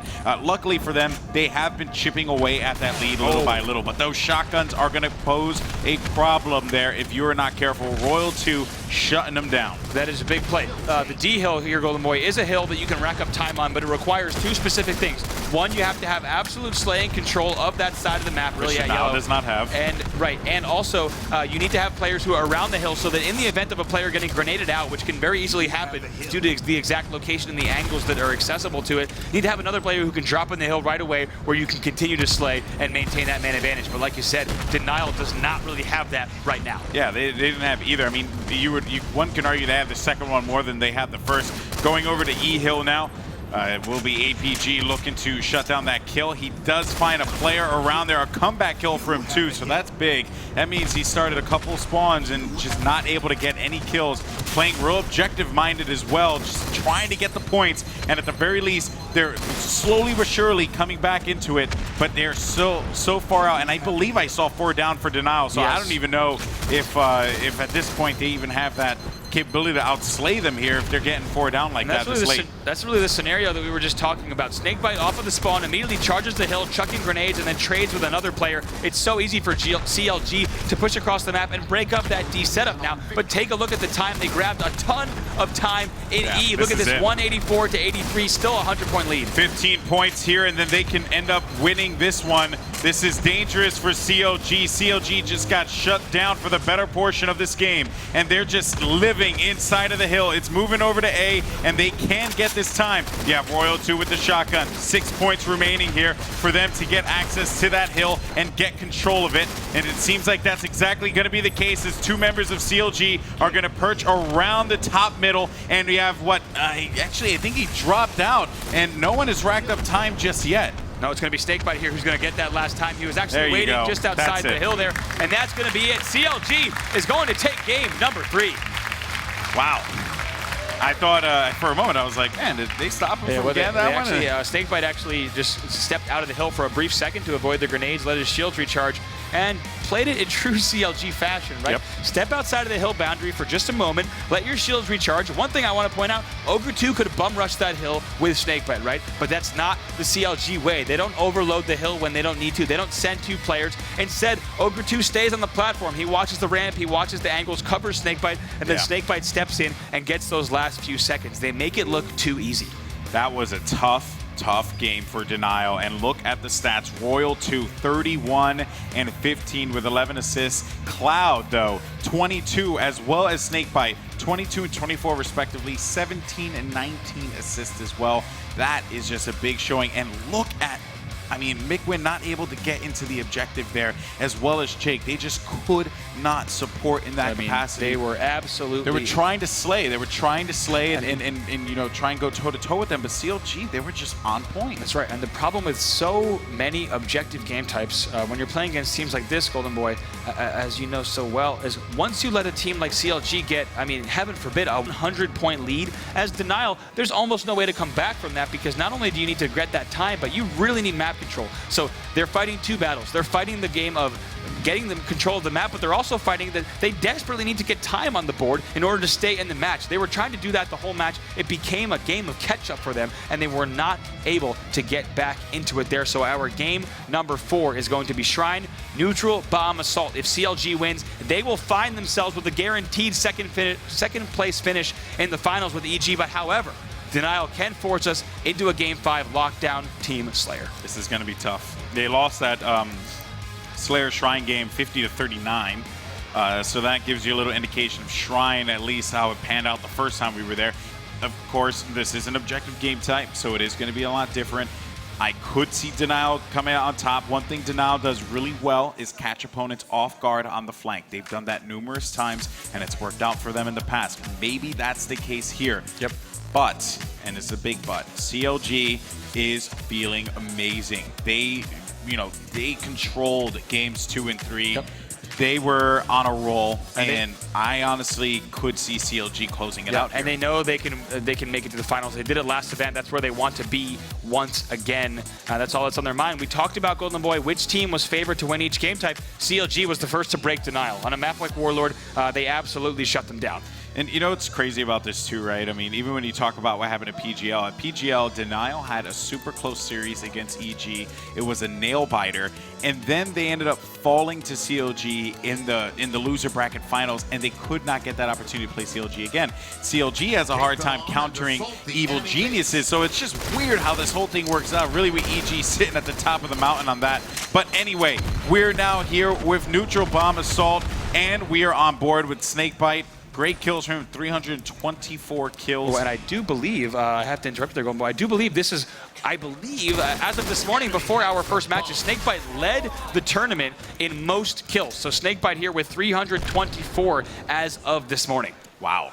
That's amazing. You know, Snakebite, again, we always speak about how talented he is, and it's just proof of, you know, the proof is in the pudding, right? Chig, though, with the Rockets, he's going to hang out in Ring 2, and they want to make moves with the bomb. The great opportunity here with the Rockets to try and clear out Hut, maybe? I don't know. It seems like they're playing it slow because they want to pick off that sniper. And who's that going to be? It's going to be Royal 2 with the sniper CLG. Royal 2 versus Mikwin. So actually, interestingly, Golden Boy, on Shrine, they've switched snipers. Mikwin now sniping here. So like you said, on Team Slayer, Chig with the sniper, but Chig now in this game type with the Rockets in Ring. So slight power up advantage here from Denial Esports. What they need to do is put these to use. You're not seeing Chig being overzealous, right? He's not poking out of the jump-up windows. Instead, he's being very careful about keeping these Rockets and staying alive in Ring.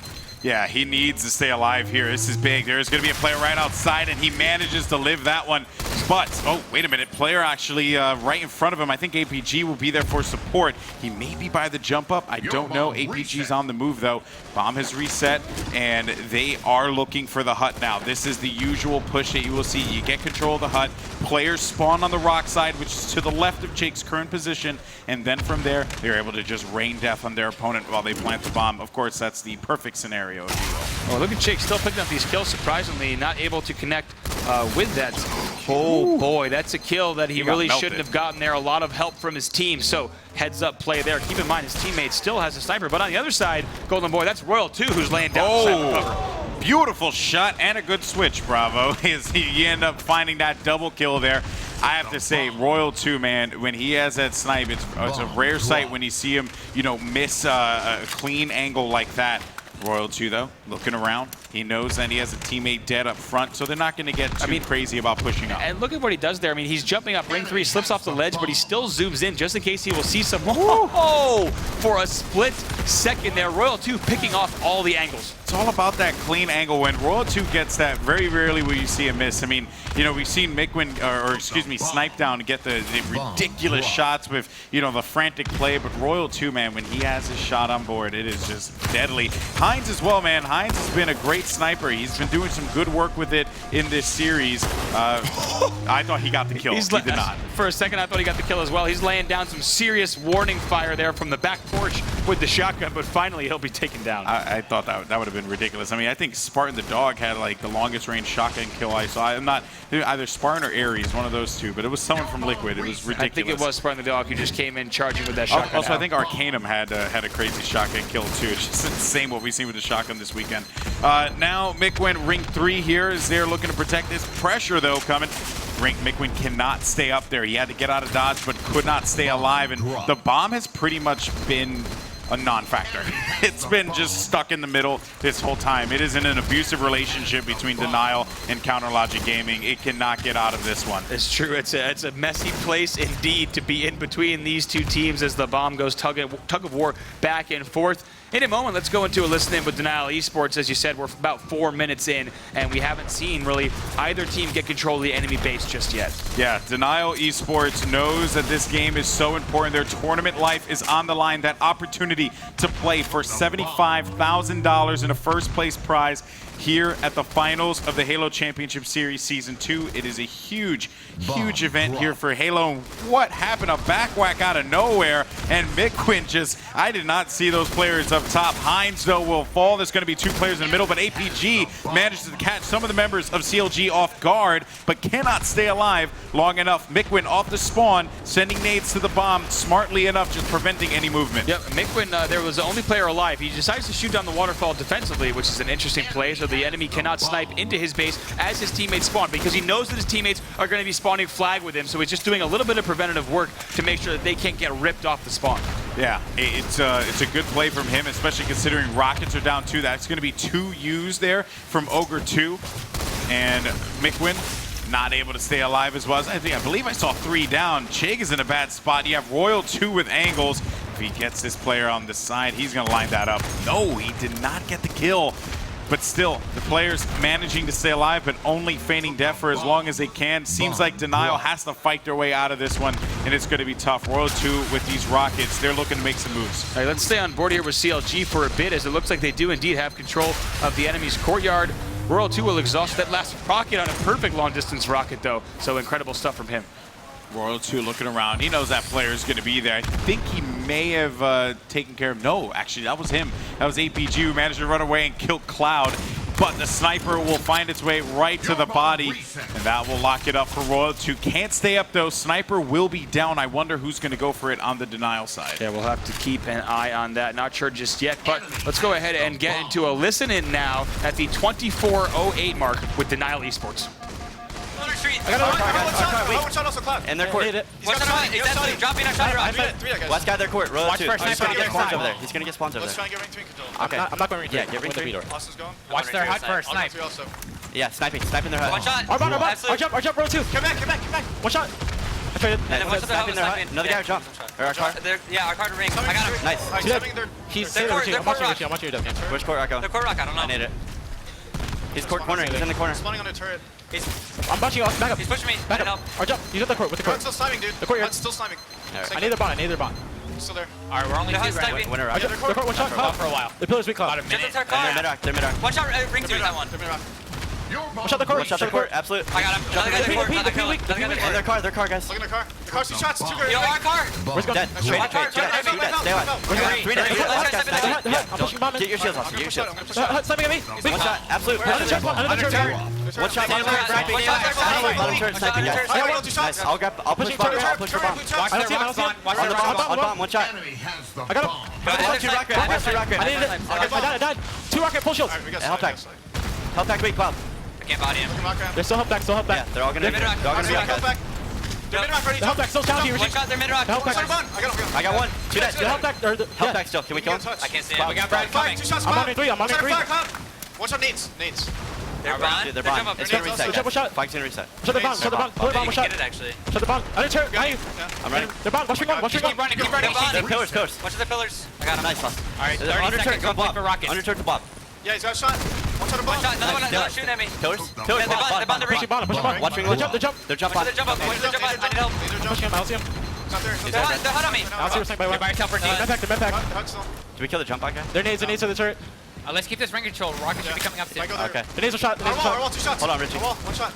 I help. I got him. Just come back. Got him. Oh, yeah, nades. Sorry. Our car. I can't see him. They're P also Our pushing. car weak. The P2. Ring 3. Ring 3. 3 above their wall. Yeah, above our jump. Above our jump. Shut the snipe rock. He went back to Brad. Looking bad. Got one. Check for those rockets. Got ring 2 on me or something. Our car. Our car. Rockets on me. They spawn the rocks. Our car. They have rockets, dude. They're They have it now. We got gonna one. be their They jump. have rockets. Further big ring I'll one. jump with the weak Richie. Nice. Our down with car. rockets. And their jump, Richie. Their jump. Watch our They're jump. down on bomb. They got rockets. Yeah, they do. Get our HUD. Our wall.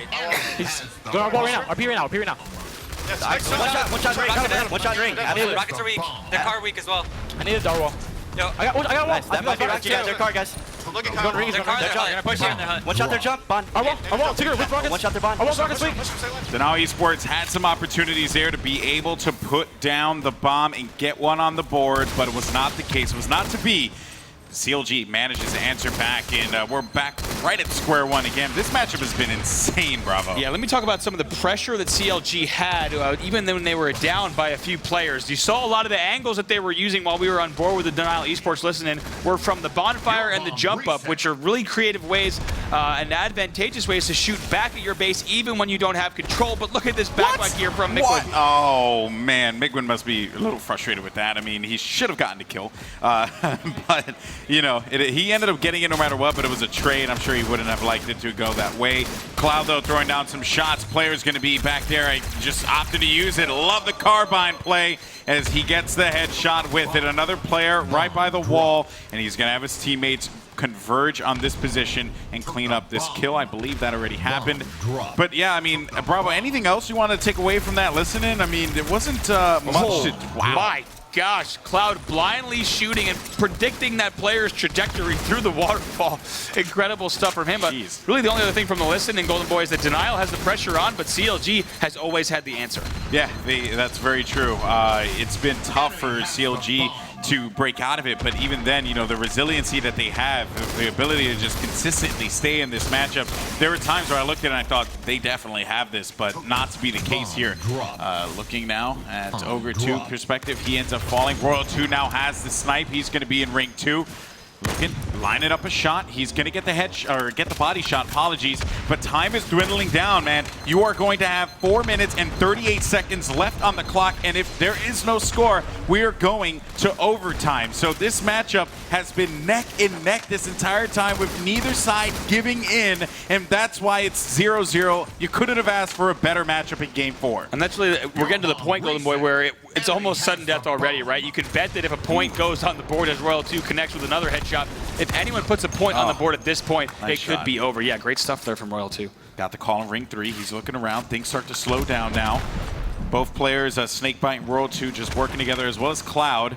And they're just going to advance this bomb, perhaps, or maybe let it reset. Yeah, no need to grab a touch here right there, because it's actually a few feet behind their 50-yard line. True. Right, so they can actually just leave it there if they wanted to. But it looks like someone picked it up. Yeah, I think that was actually Ogre 2 who's going to start to move that. And yes, indeed, that is the case. Royal 2 still with Sniper in hand. This could be a big opportunity here for CLG, but can Denial do what CLG did to them and hold them off? Ogre 2 in the ravine. He has to be careful because that bomb, or excuse me, the shots are coming from so many directions and they know exactly where they want to put their attention at. They have to get that bomb out of there as soon as they possibly can. Chick, though, he's going to be trapped between two players. Snakebite is going to be progressing. Royal 2 has a snipe up top, which is so deadly, but no one is gone for a plant just yet. Looking here, Royal 2 waiting for that player to peek out. Just a second, gets the shot for the killing spree. Looking for another, and he's going to be able to get the body shot, perhaps. Not entirely certain there, but they got it out. The bomb went out of spawn. They actually chucked it on the other side. Mickwin had a very heads-up play there to run that bomb off the rock ramp and force the reset. So that will slow down the CLG rush even more, but look at Royal 2, very patient here in the hut. Yeah, and this is a bad spot for Denial. They need to get Royal 2 out of here. You know you don't want to have control in the hut. That shotgun, though, so vicious, and that will be a headshot for him. Following up 2 to the body, 1 to the face. Royal 2 still inside of the hut. This is all he needs to do here. You see players on ring 3. Hines knew he was there. They're all gunning for him. They want to take him out. Denial can't really push up if Royal 2 is here. And the second that CLG gets a key kill, this will give them a great position on the map to collapse on that 4v3. Oh my goodness, a rocket comes whizzing by. I heard the rocket. I was like, that could have been shot at Royal 2 that just whiffed right by him. Nope, that was shot at him, and it was a little bit to the right. Royal 2, though, he's just avoiding this rocket. I don't know how he's doing it. This player is still waiting for him, and finally will fall.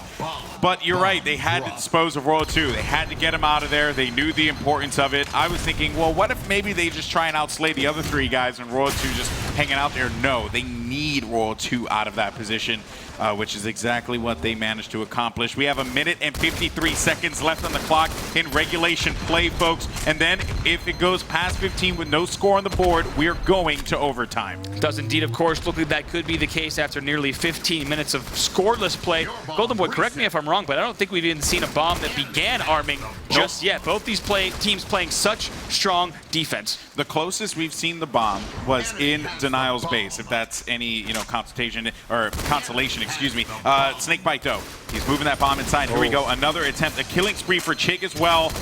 Trying to stay alive, but he cannot. Does he have support? And yes, that's going to be Mickwin tossing it out again. They found that little nook where they're able to chuck that bomb out of there as soon as they can. That's the second time that Mickwin was there to toss the bomb out of play and force it to reset down back to bottom middle. But what that means is that CLG is really applying the pressure here. Yeah, and for them to have to do that 2 times, and by the way, that's not an easy chuck, right, when you actually toss that bomb out, because I think the hitboxes are a little odd there, or the collision boxes are a little odd, so you have to hit it in a specific angle. At least that's what Mickwin was telling me. But then again, he could be lying to me, that darn Austin. But needless to say, though, 43 seconds left on the clock, and this could be going to overtime. In fact, this is going to overtime, in my opinion. I cannot see how they could score this one within the next 30 seconds, unless Snakebite just goes on a tear here.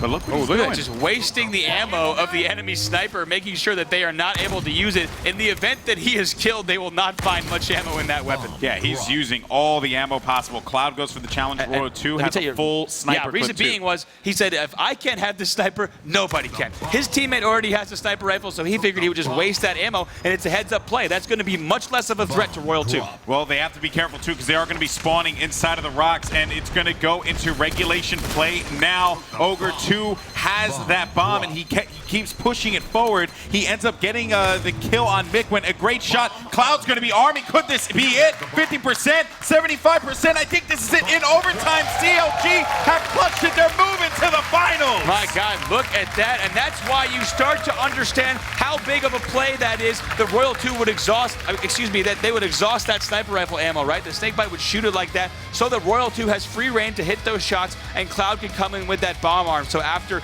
just over 15 minutes of play, CLG able to win game number 4 here, and our losers bracket finals. And a rematch of the Halo Championship Series Season 1 finals, a rematch of Iron Games Columbus, a rematch of PGL Indianapolis. Oh, see, yes, that's right. Yeah. Yes. So this has been a battle that has gone on time in and time again. Will it be different this time? Let's take a look at the Carnage report. Royal 2, 30 and 11. Take a look at the rest of the scoreboard to put that into perspective. Nobody else has 30 kills. Everyone else has 20 deaths or more. Royal 2 standout performance there in neutral bomb assault in Game 4. Once again, he's a huge part of his team's victory there. But he's going to have to do that one more time. In fact, he's going to have to do that potentially for 2 series. If they want to win, that's what he'll have to do. So that's why this is going to be a challenge for Counterlogic Gaming without a doubt. Evil Geniuses, they have played this match time in and time again. Will it be different this time? Will CLG finally get that win over Evil Geniuses, or will EG prevail and be the HCS Season 2 champions? I mean, if you are a betting man and you're looking at previous results and you're looking at the history of the Halo Championship Series, you'd be hard-pressed to find anyone to disagree with you if you said Evil Geniuses was going to take this one. Right. I think EG, not only do they only have to win 1 series here, they're undefeated in series for the tournament. They've barely lost it all this darn season. They're ready to play in the finals here. You know they've been sitting back and watching this match. They've been seeing how CLG plays. Got to give a big shout out there to, of course, to Denial Esports. Big stuff from them. But CLG just looks too strong in the end. They will advance here to our finals. Incredible play, really, from CLG as they closed it out. They didn't look as strong in game number 1, but once again, they take a little bit of time to warm up. We do have a replay here of Royal 2's incredible work here. Take a look. We're about 4.5 minutes away from overtime, but Royal 2 just racking up these headshots one by one. I mean, systematically just picking these players off. Yeah, it's just disgusting. I mean, the way that this young man plays, he is just so talented, and that's the reason why he ended that game with the stats that he ended it with. Again, very impressed with CLG. It's going to be a challenge for them. I'm quite excited for the finals. It's going to be a good one. But I tell you right now, Evil Geniuses, they're looking at this one, and they are breaking everything down. But you know what? Now that we're at the end of the road, it has been quite the journey this weekend here in Burbank, California. Let's recap the journey of both of these teams. Evil Geniuses started things off losing a game to Excellence in game number 2. Many people thought maybe EG could be human in this tournament, but then turns out that wasn't the case. Not the case. They defeated CLG 3-1, then went on to defeat Denial Esports in a nail biter 3-2. They find themselves in the finals. And now remember, Evil Geniuses and CLG met up in the winners semis with EG winning 3-1 in that. So we'll have to see if that is a similar sign of things to come. I do believe Walshy has won the caster prediction contest now officially with his, I'm not sure how the point system works though, but I do believe, I know you're not happy about that. We shouldn't bring up Walshy when you're around, but that was an incredible match of our Losers Bracket Finals. I want to thank all of you for joining us here, both in the room and on Twitch. It took a little while for that series to get underway, but once we did, it was quite a series indeed. Denial Esports will place 3rd, but CLG will have a chance to fight back against Evil Geniuses one last time. Very exciting finals, without a doubt. Bravo, that's going to do it for both of us here. Walshy and Sims will be guiding you through the finals between CLG and Evil Geniuses. But before we do that, we have the one and only Mr. Gray down on the floor with an interview with Royal 2. Take it away, my friend. Thank you, gentlemen. Give it up for CLG. Moving on to the grand finals. Royal 2 in that first game. It was a loss against Denial. What did you do in that booth to rally, to come back and get a 3-1 victory? Honestly, we just forgot about that game 1. Like, we are usually really good at that game type, but we seem to fail. So we just got our team morale back up, forget about it. It's really whatever. Just get our communication going. Best advice, really the best advice for any of these teams. Moving on in the future, right now it's you versus Evil Geniuses. I want to see more of that sniping performance happening against EG. I'm sure the crowd does as well. What was going through your mind? Were you in some sort of zone, getting these headshots 1 after 2, after 3, after 4, consistently throughout that series? Honestly, I don't even think about it. I've been playing this game for so long that it just naturally happens, and thank God I have thumbs and stuff, so I'm pretty good at the game, so I don't think about it. I go into Zen mode, as Golden Boy or Sims called it. Shout out to thumbs. Right on, dude. This series was impeccable, but now you face the juggernaut, Evil Geniuses. You're going to the grand finals. This is the last tournament your brother's going to attend. What does this mean for you, knowing you're going to the grand finals? It's also a big tournament, since it's my last brother, my last tournament for my brother. Hopefully we can win it, because, he can't come back, and he's got to go to his job, so this is a big tournament. I hope I can win it for my brother. All right, let's hear it for Royal 1 and his brother Royal 2, ladies and gentlemen. Been sticking in the Halo scene for such a long time. What would you like your fans to do right now to cheer on CLG? Honestly, just scream every time we get a kill, and don't scream when EG gets kills. We want to hear your screams on Twitter as well using that hashtag. Congratulations once again, CLG. We'll go ahead and let you get prepared for your match against Evil Geniuses. Stay tuned, folks. The grand finals of the Halo Championship Series Season 2, presented by ESL, begins after this. All right then, guys, here we go. It's grand finals time, baby. EG taking on CLG. Dave, I'm a little bit upset because she got the predictions right and I didn't, but never mind. Not entirely right yet. I am most likely going to get 100% of the predictions correct, but we still have to play this foul match of EG CLG rematch of the HCS Season 1 Finals. Can't wait to watch this. Just before we get into this, ladies and gentlemen, please, for all the ESL staff that have been here this weekend, the admins, the lighting, camera, studios, everything in production, we give a massive round of applause. They have put on an incredible show. Really sets up the game this weekend. And you know what? One more final game, one best of 5, possibly even 2 best of 5s actually, of the CLG going in, 1 down at this moment in time. You did call this, but could we possibly see EG dethroned as the S1 champions? Could CLG possibly clinch it, Dave? Have I been incorrect yet so far this weekend? I said before, whoever drops down to play CLG is going to lose to CLG. I said that Denial was going to take third. You all thought they were going to take second. We can see the bracket right here as they're playing through, or you can just look at my predictions and you will know the exact placings that are most likely going to happen. So we saw the winners' games today and finals. EG going 3-2 up against Denial. They dropped down this morning to face a waiting CLG with open arms. And we just saw that game there, 3-1. Denial Esports, unfortunately, leaving the competition, but commiserations to them. Now we have the grand finals. Both baby blue colors on the screen. EG Team Evil Geniuses taking on CLG Counter Logic Gaming. Both teams, massive organizations within the esport world as a whole. And some pretty big names on both rosters. What's about the blue color, though? I mean, we see Cloud9, CLG, EG. Majority of the squads here, main color Must blue. be some weird marketing PR thing that we don't know about. Like it's subliminally, yeah. Like even on the trophy, we got blue on the top of the HCS trophy. Blue and red, mate. That's all it's about. Exactly. Blue and red. Blue and red team, as you can see on screen there. Their team coach Towie just preparing for the match of their lives. Will they do the double repeat and walk away as Season 2 Grand Final champions, be raising that trophy once again, and most importantly, taking home $75,000. A life-changing sum of money is on the line, but you know, I mean, even for second place, okay, it's all about first. Everyone's going for first, Exactly. but I've got to say, still, second place is nothing to be stiffed at. 30 grand as well, Dave. No, it's a nice consolation prize, but these two teams, they want to walk away with a 75K. They want to walk away with this tournament victory. For EG, it would mean going out on top of Halo 2 Anniversary as the undisputed best team. They won the HCS Season 1 Finals. They could possibly win the HCS Season 2 Finals. They've won 5 of the online cups, 2 of the last LAN events. And let's take a look at the team that needs no introduction with a little highlight reel of Evil Geniuses.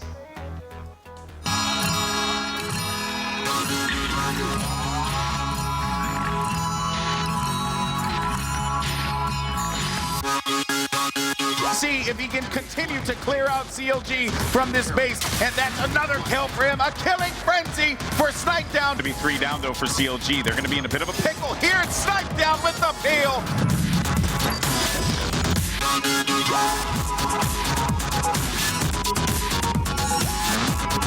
He had 24-14 here, just a few minutes in, as Lunchbox gets another sword kill, waiting for a player to push across. Lunchbox is that dude. He's the unsung hero here, man. Oh yeah, without a doubt.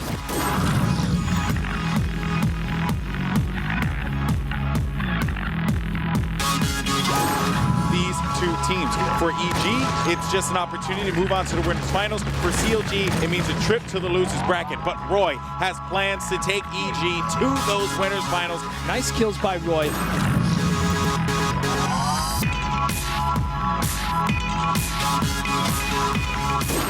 So let's go ahead, folks. Game number 4. We're kicking it off with EG's Lethal. So he knows that, and obviously he had to have known that someone would be hanging out over there. That last rocket that STK was not able to shoot. Killing frenzy for Lethal.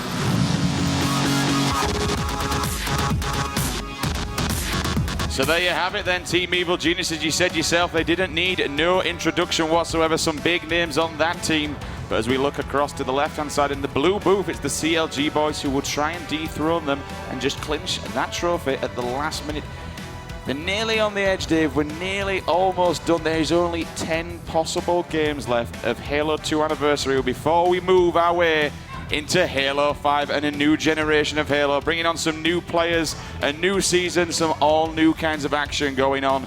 It's going to be a roller coaster of a ride in this grand finals. Dude, sorry, I'm a little zoned out. I'm looking at that sick hoodie that Royal 2 has, where the CLG logo on the top of the hoodie. That's pretty nasty, man, right? Are you trying to do that thing where you mention people's and hopefully get some free stuff again? Probably, dude. If CLG wants to send me a free hoodie, I will rock it. Anyone sends me free stuff, I will use it. So yes, I try to go out here and get as much free stuff as I can.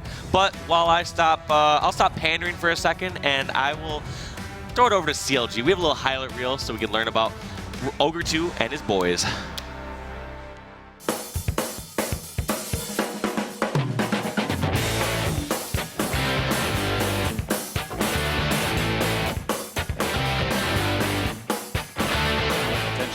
Looking around to see where that is. It might be sniped down. Oh my goodness! Great shot and the killing spree there for Snakebite. Evil Genius is just such a scary squad. I didn't even see that off the bat. I was actually more concerned about what Lunchbox was doing on screen at the time. Just grabbing them, but this could be a triple kill for Snakebite, and yet.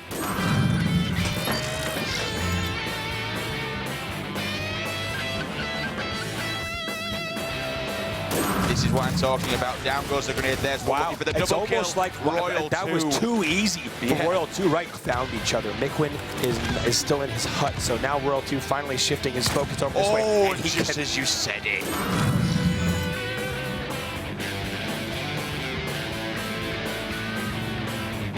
And I only think it's fitting that we start off here with arguably the greatest player of all time. With Ogre 2 right now, we are kicking things off. It's going to be Warlord, King of the Hill, Denial Esports, one game away. And we had highlighted before the dominance that Counterlogic Gaming has here. And look at that BR, just so solid.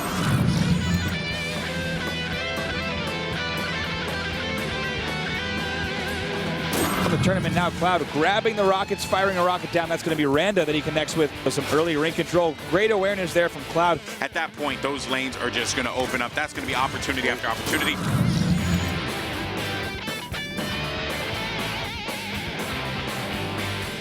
There you have it then, CLG. Little heads up there on both screens. You can see all the player cams right now coming back in. Snipe down, Lunchbox, Roy, Lethal, Royal 2, Snakebite, Ogre 2, and Cloud. Pretty even Steven across the bottom, and look at the KD ratios though, Walshy. Yeah, I mean, looking just almost matched. They're going toe-to-toe. You look at Snipe Down and Royal 2 with a 1.4 and a 1.3, and it's about even across the board. I mean, if you added them all up, they got to be within 0.1 of each other. One important player on there, Ogre 2. He will want to see this game out with a win. We mentioned it earlier on. I think with Halo 1, 2, and 3, did we possibly say maybe Halo Reach? He's actually seen out a game with an event win. I mean, he's won so many tournaments. I think it's tough to keep track of all of them. He's like yourself, an old veteran of the day. He knows exactly what needs to be done. He's been in this scenario several times, but then again, so have EG. We've seen this matchup at previous events, just like PGL. We've also seen, made Denial. They did take these guys to a Game 5. Denial have also pushed them out of a Game 5 in previous times, so there's no reason why CLG cannot do it today. Looking at the players to watch right now, it's going to be Snipe Down taking on Royal 2, KDs of 1.4 and 1.3. And one thing we know about both these veteran players, Walshy, they goddamn know how to snipe. They are going to be the focal points of both these teams, offensively and defensively. So for example, when Royal 2 has Sniper, you can guarantee that the CLG members are going to surround, make sure that he has that space to make sure he can hit those snipes. And on the same opposite end, EG is going to try to focus down Royal 2. And when we go to a listen-in, I want the players at home or the viewers at home to listen and hear about how much they stress out a call out when there's a camo player or when Royal 2 has sniped in a certain location. They try to take them down immediately. But break down the series for me. What kind of game types are we looking at here, Sims? Here we are then, the first best of 5. Shrine, CTF, Warlord, Team Slayer for Game 2. Lockdown, Oddball, the first time we've seen that for Game number 3. Warlord, capture the flag for Game number 4 if it's needed. And of course, Game number 5 will be Shrine, Team Slayer.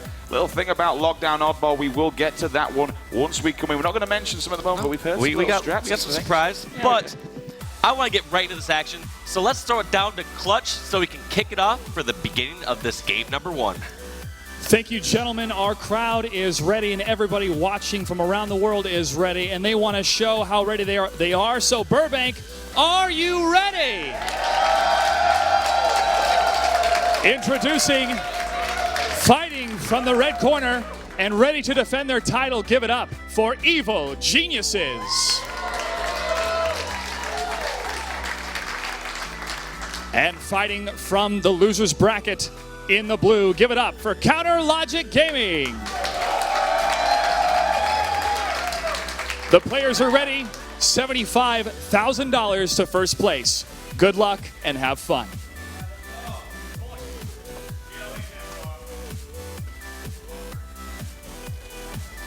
So here we are then kicking things off, guys. Make some noise. Let's start it up now. Starting off with Cloud's POV moving forward. Looking through the rocks as we switch across to Roy right now. Jumping up on them. There's one player coming across on the carbine. Cloud shutting down. Cloud now backing off at the moment as Roy. But there's a random grenade. Gives him the first strikes. That's going to be Cloud going down. Important kill for Roy pushing his way through. Will he break his way to shotgun? No, he will not. He will rotate round to the bonfire.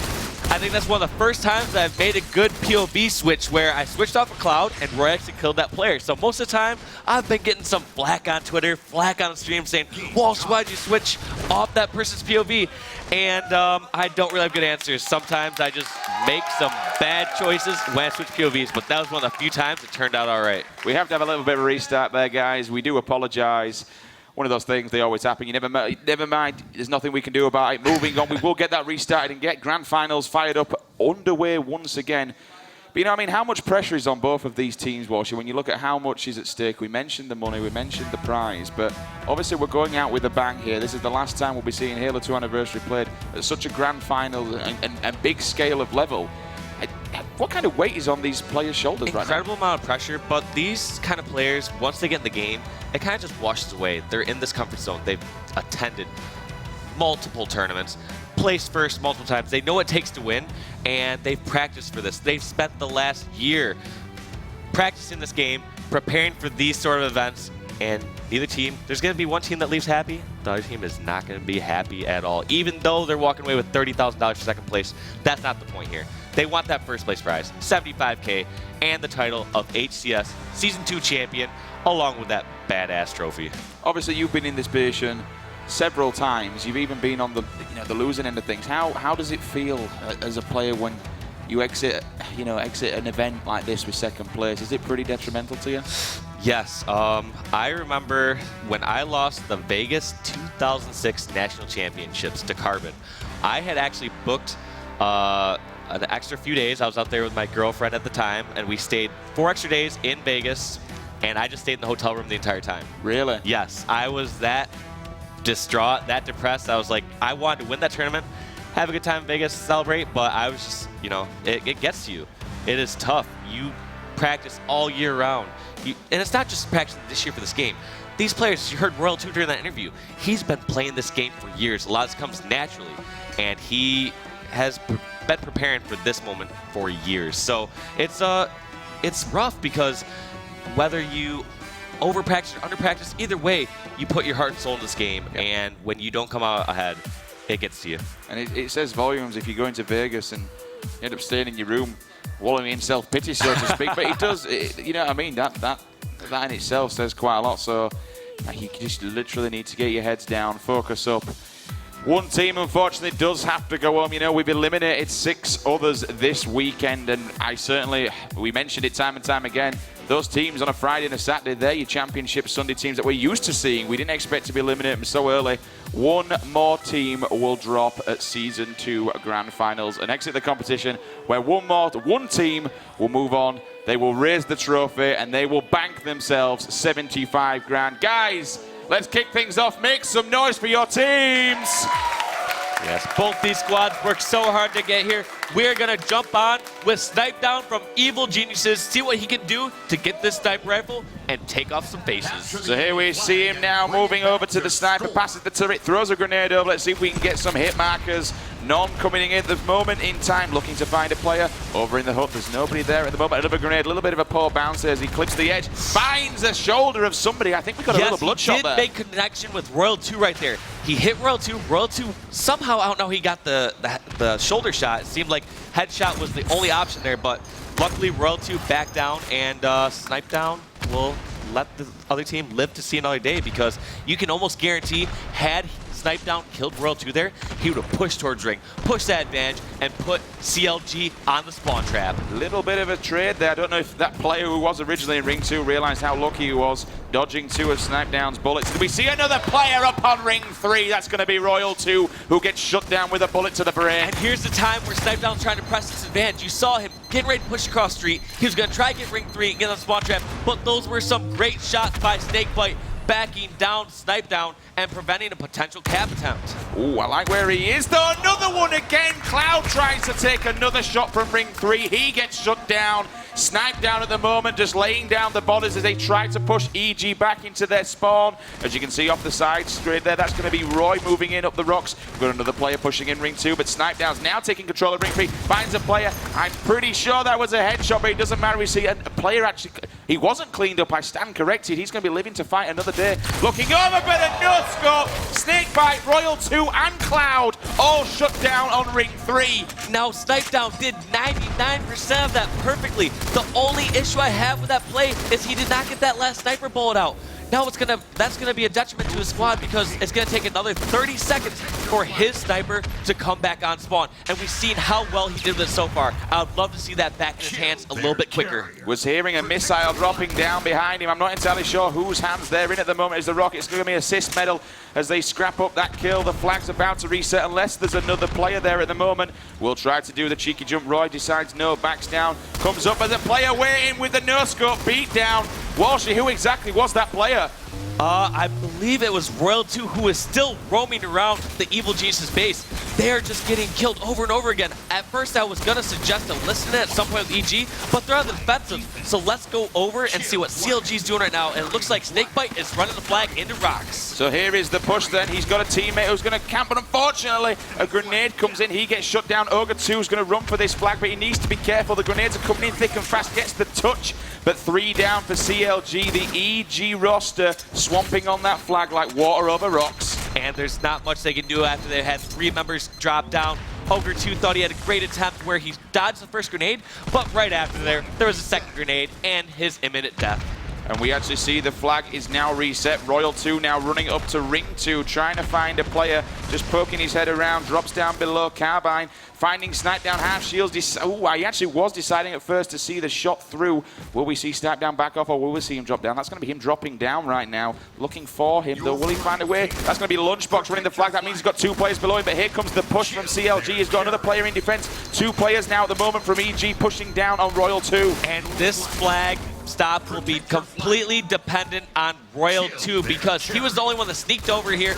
They would not have ran this flag towards Snipe side unless they knew it was clear. And Royal 2 gets the double kill, almost single-handedly stopping this cap. But just as I say that, he gets the triple. That is 3 members of EG down. Lunchbox delay man alive. That's what we call defense. He actually takes 3 on his own when he was one shot. Incredible plays from him, and we've seen time and time Royal 2 clutching up when it matters most. Roy goes down as we move to Snipe Down, looking from the Carbine. 4 flags at the moment. It gets the noob combo to the face as we turn around. EG 3 down. And look at that play. Snipe Down was tunnel vision on Ogre 2, who's run that objective. Ogre 2 just waited a little bit, bought some time, and his teammate Snakebite took out Snipe Down in ring 2. Quite a lot of flag pulls, which is something we don't see with this kind of level of play. They're getting a little bit scrappy with them pulling and dying. It's starting to feel like the Warlord CTF game earlier, where they would start to get flag attempt and the other teams start running back. This is more of a slow-paced, methodical game where you get around a lane and then you start to move a flag across the map. But here, both these teams attempting to run flags. We never covered any keys to victory towards this match, but I truly believe that CLG needs to outslay EG by 15 plus kills in order to win this game type against EG. And we mentioned shutting down Roy as well, cutting off the blood to the heart. Roy has been an absolute nightmare for teams this event, but so has his entire team behind him. Royal 2 at the moment gets the rocket, does land the kill. That is going to be Roy, who we were just speaking about. Runs down, snipe down, jumps out of the way. It's going to be half shield. Royal 2 takes him down, but there's going to be another player there to push forward. Lunchbox, will he go for the sniper? But he's in there, base, and the sniper's up. Despite being, Lunchbox was being so sneaky there, it seemed like the CLG members were pushing in towards the Evil Genius's base, but Lunchbox trying to take a bit more ground, trying to get the CLG snipe hut and see if he can maybe set up some sort of counter cap. At the moment, Roy looking up, finds Ogre 2 in ring 2. He puts him down. Lethal now with the sniper, not someone we really associate with the sniper for EG roster. He usually passes it up, but he can do damage nevertheless, looking for a player's face. Will he see anyone jumping up at Carbine, or will he just hang around here? Finds one player running, goes for the quick scope, doesn't manage to land it. However, he's got Lunchbox coming in for his defense. I believe Lunchbox got the death stick though. Yes, that's a testament to EG's teamwork. You notice that Lethal was not required to hit any sort of ridiculous sniper no scope there. It was just a bait and switch. He got a little weak, back down in hut, and Lunchbox comes around the corner with a shotgun, gets the easy cleanup. And that's going to be Ogre 2 who shits him down as we come around. That's going to be Lunchbox now looking up.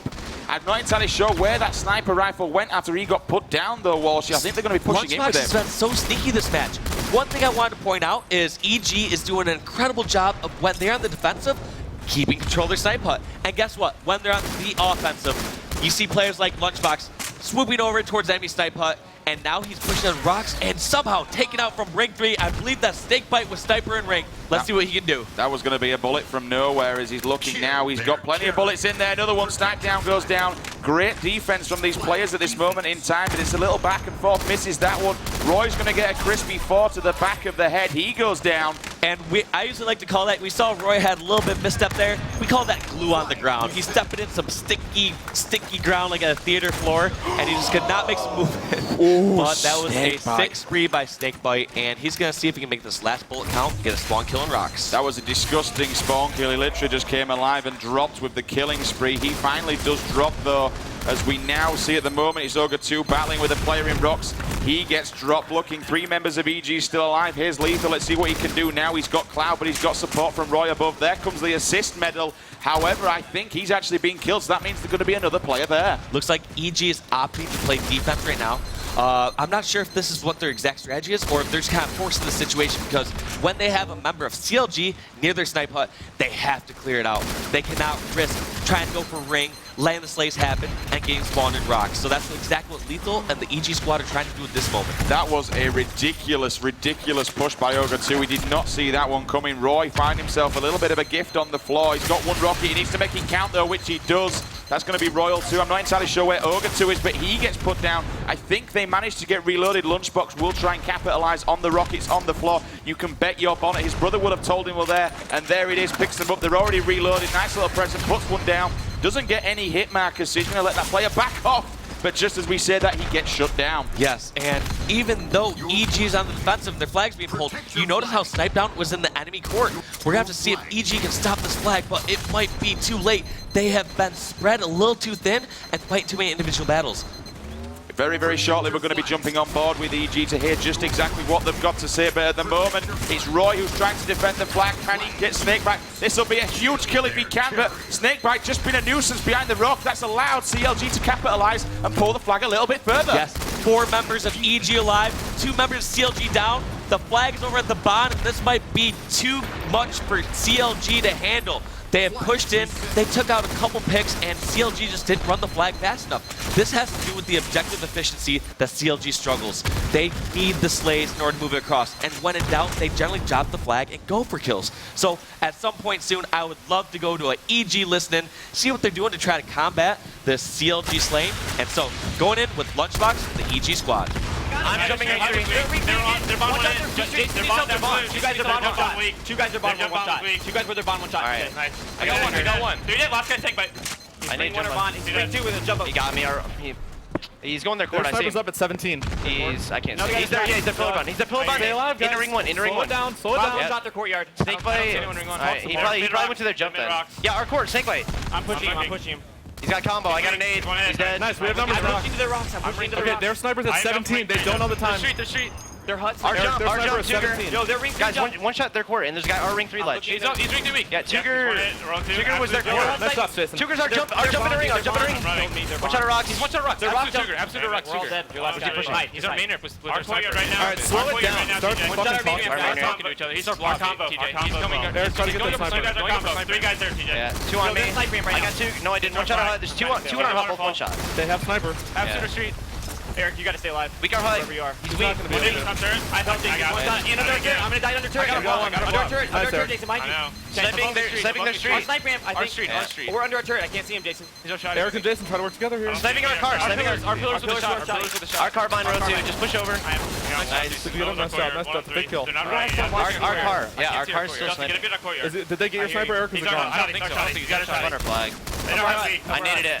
One shot. Our pillars. Couldn't kill him. Weaker pillars. One shot of court. I'll get him. All right, guys, we're all here. We need to watch our. I'm with you. I got stick light. No, one shot. I got Nice, double. Our street, row 2. In ring 2. Calm down. We have numbers, guys.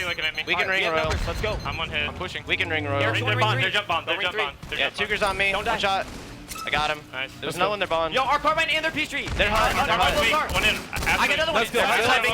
That's last guy's sniping their hut. Last guy's sniping their hut. I'm pushing our carbine. He's gonna know I'm here. Alright, I'm here. I fell. Stay alive. When the rockets. I'm going. Flag already. Their VR. 17. You got me, their hut. Row 2. One shot their VR, guys. After the VR. We gotta start staying alive more, guys. We're ringing right now. I need help their pillars. He's gonna jump the carbine right now. He's jumping our carbine. I'm up in 1. I'm up in 1. I see him. Or I can't see him. I can't help. He's pushing our jump. It's sniping their hut still. Rock with shots. One in ring 2. I felt it. Don't die. I'm coming around. The rocks. They're jumping our car. They're rock peak. They're mid rock. They're jumping into ring 3 now. One shot ring 3. They're ring 3 jump. One shot their bomb cloud. Those are last two. One shot their bomb cloud. Okay, Rocket 17. Eric, weak their hut, guys. They're bond still. After their bond. I needed him. Rockets are 17. They're hut on me, row 2. I got him. Sniper's down here. Rock ramp. I'm gonna die. They're shotty, Jason. Where's he going? Where's he going, Shotty? He's chasing Jason. They're on their flag. Jason lived. He's their. I'm coming to you, Jason. One shot, take light. Their turret ramp. Might jump our Their car. turret ramp. Back up, Eric. Back up. You do last guy. He might have a sniper. They're hot. That was their sniper. Their car. They only had 2 bullets. One shot their bottom car. No, but it was off. Eric has help with rockets. One shot. Ring 3, their One shot side. their bomb. I got one. Rockets on their side. Rockets on the jump window. In ring 2, Justin or TJ. And Rockets I got on the jump comboed. window. Yeah. Our spiral. Their combo as well. Snake bites. He's ring 1. Snake bites going our bond. Going our bond combo. Rockets are P-Street. Is he out of him? He's out. I don't know if he is. Our sniper should be up. 2-1-3. Alright. Does he have our snipe death cam? Pushing across. Yeah, Top turret. I don't know. He's one shot. I got him. Ring 3 sniping. Our sniper should be up. 1 on 3. Ring 3 above our street. Yeah, he's got 2 shots. I got sniped. Our P-Street right now. Alright, just be a hard kill. Be a hard kill. I'm nading our courtyard. I'm under turret. I don't know if I'm pushing our shotty. courtyard right now. I need help. I know you're there. I'm not gonna kill him. He's weak our courtyard. There's 2 on P-Street in our court. They know you're there. 2 guys on TJ. 2 our 2 guys our court. Don't die. There's 2 guys there. Our sniper is up. Our sniper is up. They are both there. 1 shot. They're both. They're hut. 2 are hut. Yeah, both. You're gonna get finished. And one is shotty going to courtyard. Nice job, Eric. One hit in our Still there. flag guy on flag. Shoot ring 3 on flag. Guys, they can't do anything else. They have our sniper. There's 3 guys in our hut.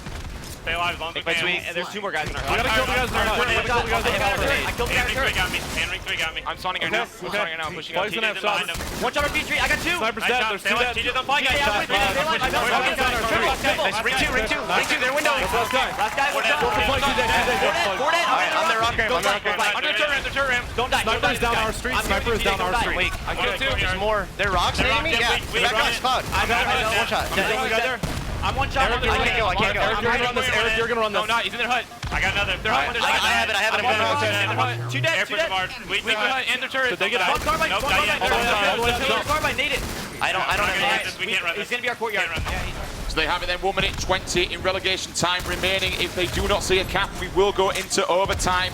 Pretty close though to a CLG put a cap then, but unfortunately Roy came in, dropped the big fat triple and said no, denied them that one. I was pretty surprised they didn't get the counter cap though because CLG went 4 down. Yeah, they went all 4 down, but we did see a great flag attempt where Lethal started running rocks. They got some fortunate spawns deeper in the rocks as far as closer to Carbine and were able to stop this. But in the end, it's been a CLG-sided match so far. CLG has had so many more attempts towards the flag, and what it has to do is with their slaying prowess. If I had to guesstimate the stats right now, I would say CLG is outslaying Evil Geniuses by 20 to 30 kills. So there it is on the clock, 35 seconds before we go into overtime. Once it's there, it will be next cap wins, and to be honest with you, this just speaks testament to how these two teams plays and how individually matched they are and just how much they want it. Roy getting the killjoys you see there in the middle on Royal 2, hiding away. He's got his teammate running down P. That's going to be lethal. Will we see one of them push up onto ring 3? Lethal misses the jump, but then again, they're both getting shot in the back. Lunchbox now pushing out as we see someone's up on ring 3. That's going to be Snakebite coming huge down. Battle be a big for the kill. Rockets. Snakebite coming ahead, keeping Rockets and pushing towards the EG hut. What's been going on throughout this entire match is look at how much CLG has been on the Evil Geniuses snipe hut. They've been spawning rocks non-stop every single time Evil Geniuses spawn there. They have to shoot the waterfall, push across flag, and work their way towards their snipe hut. It's been so tough. As we are talking about this, rocks on the flag, we have Snakebite buying time for his teammates to run in rocks. I believe that's Cloud who's going to try to get the pull, and he gets the kill, and he tosses the bond.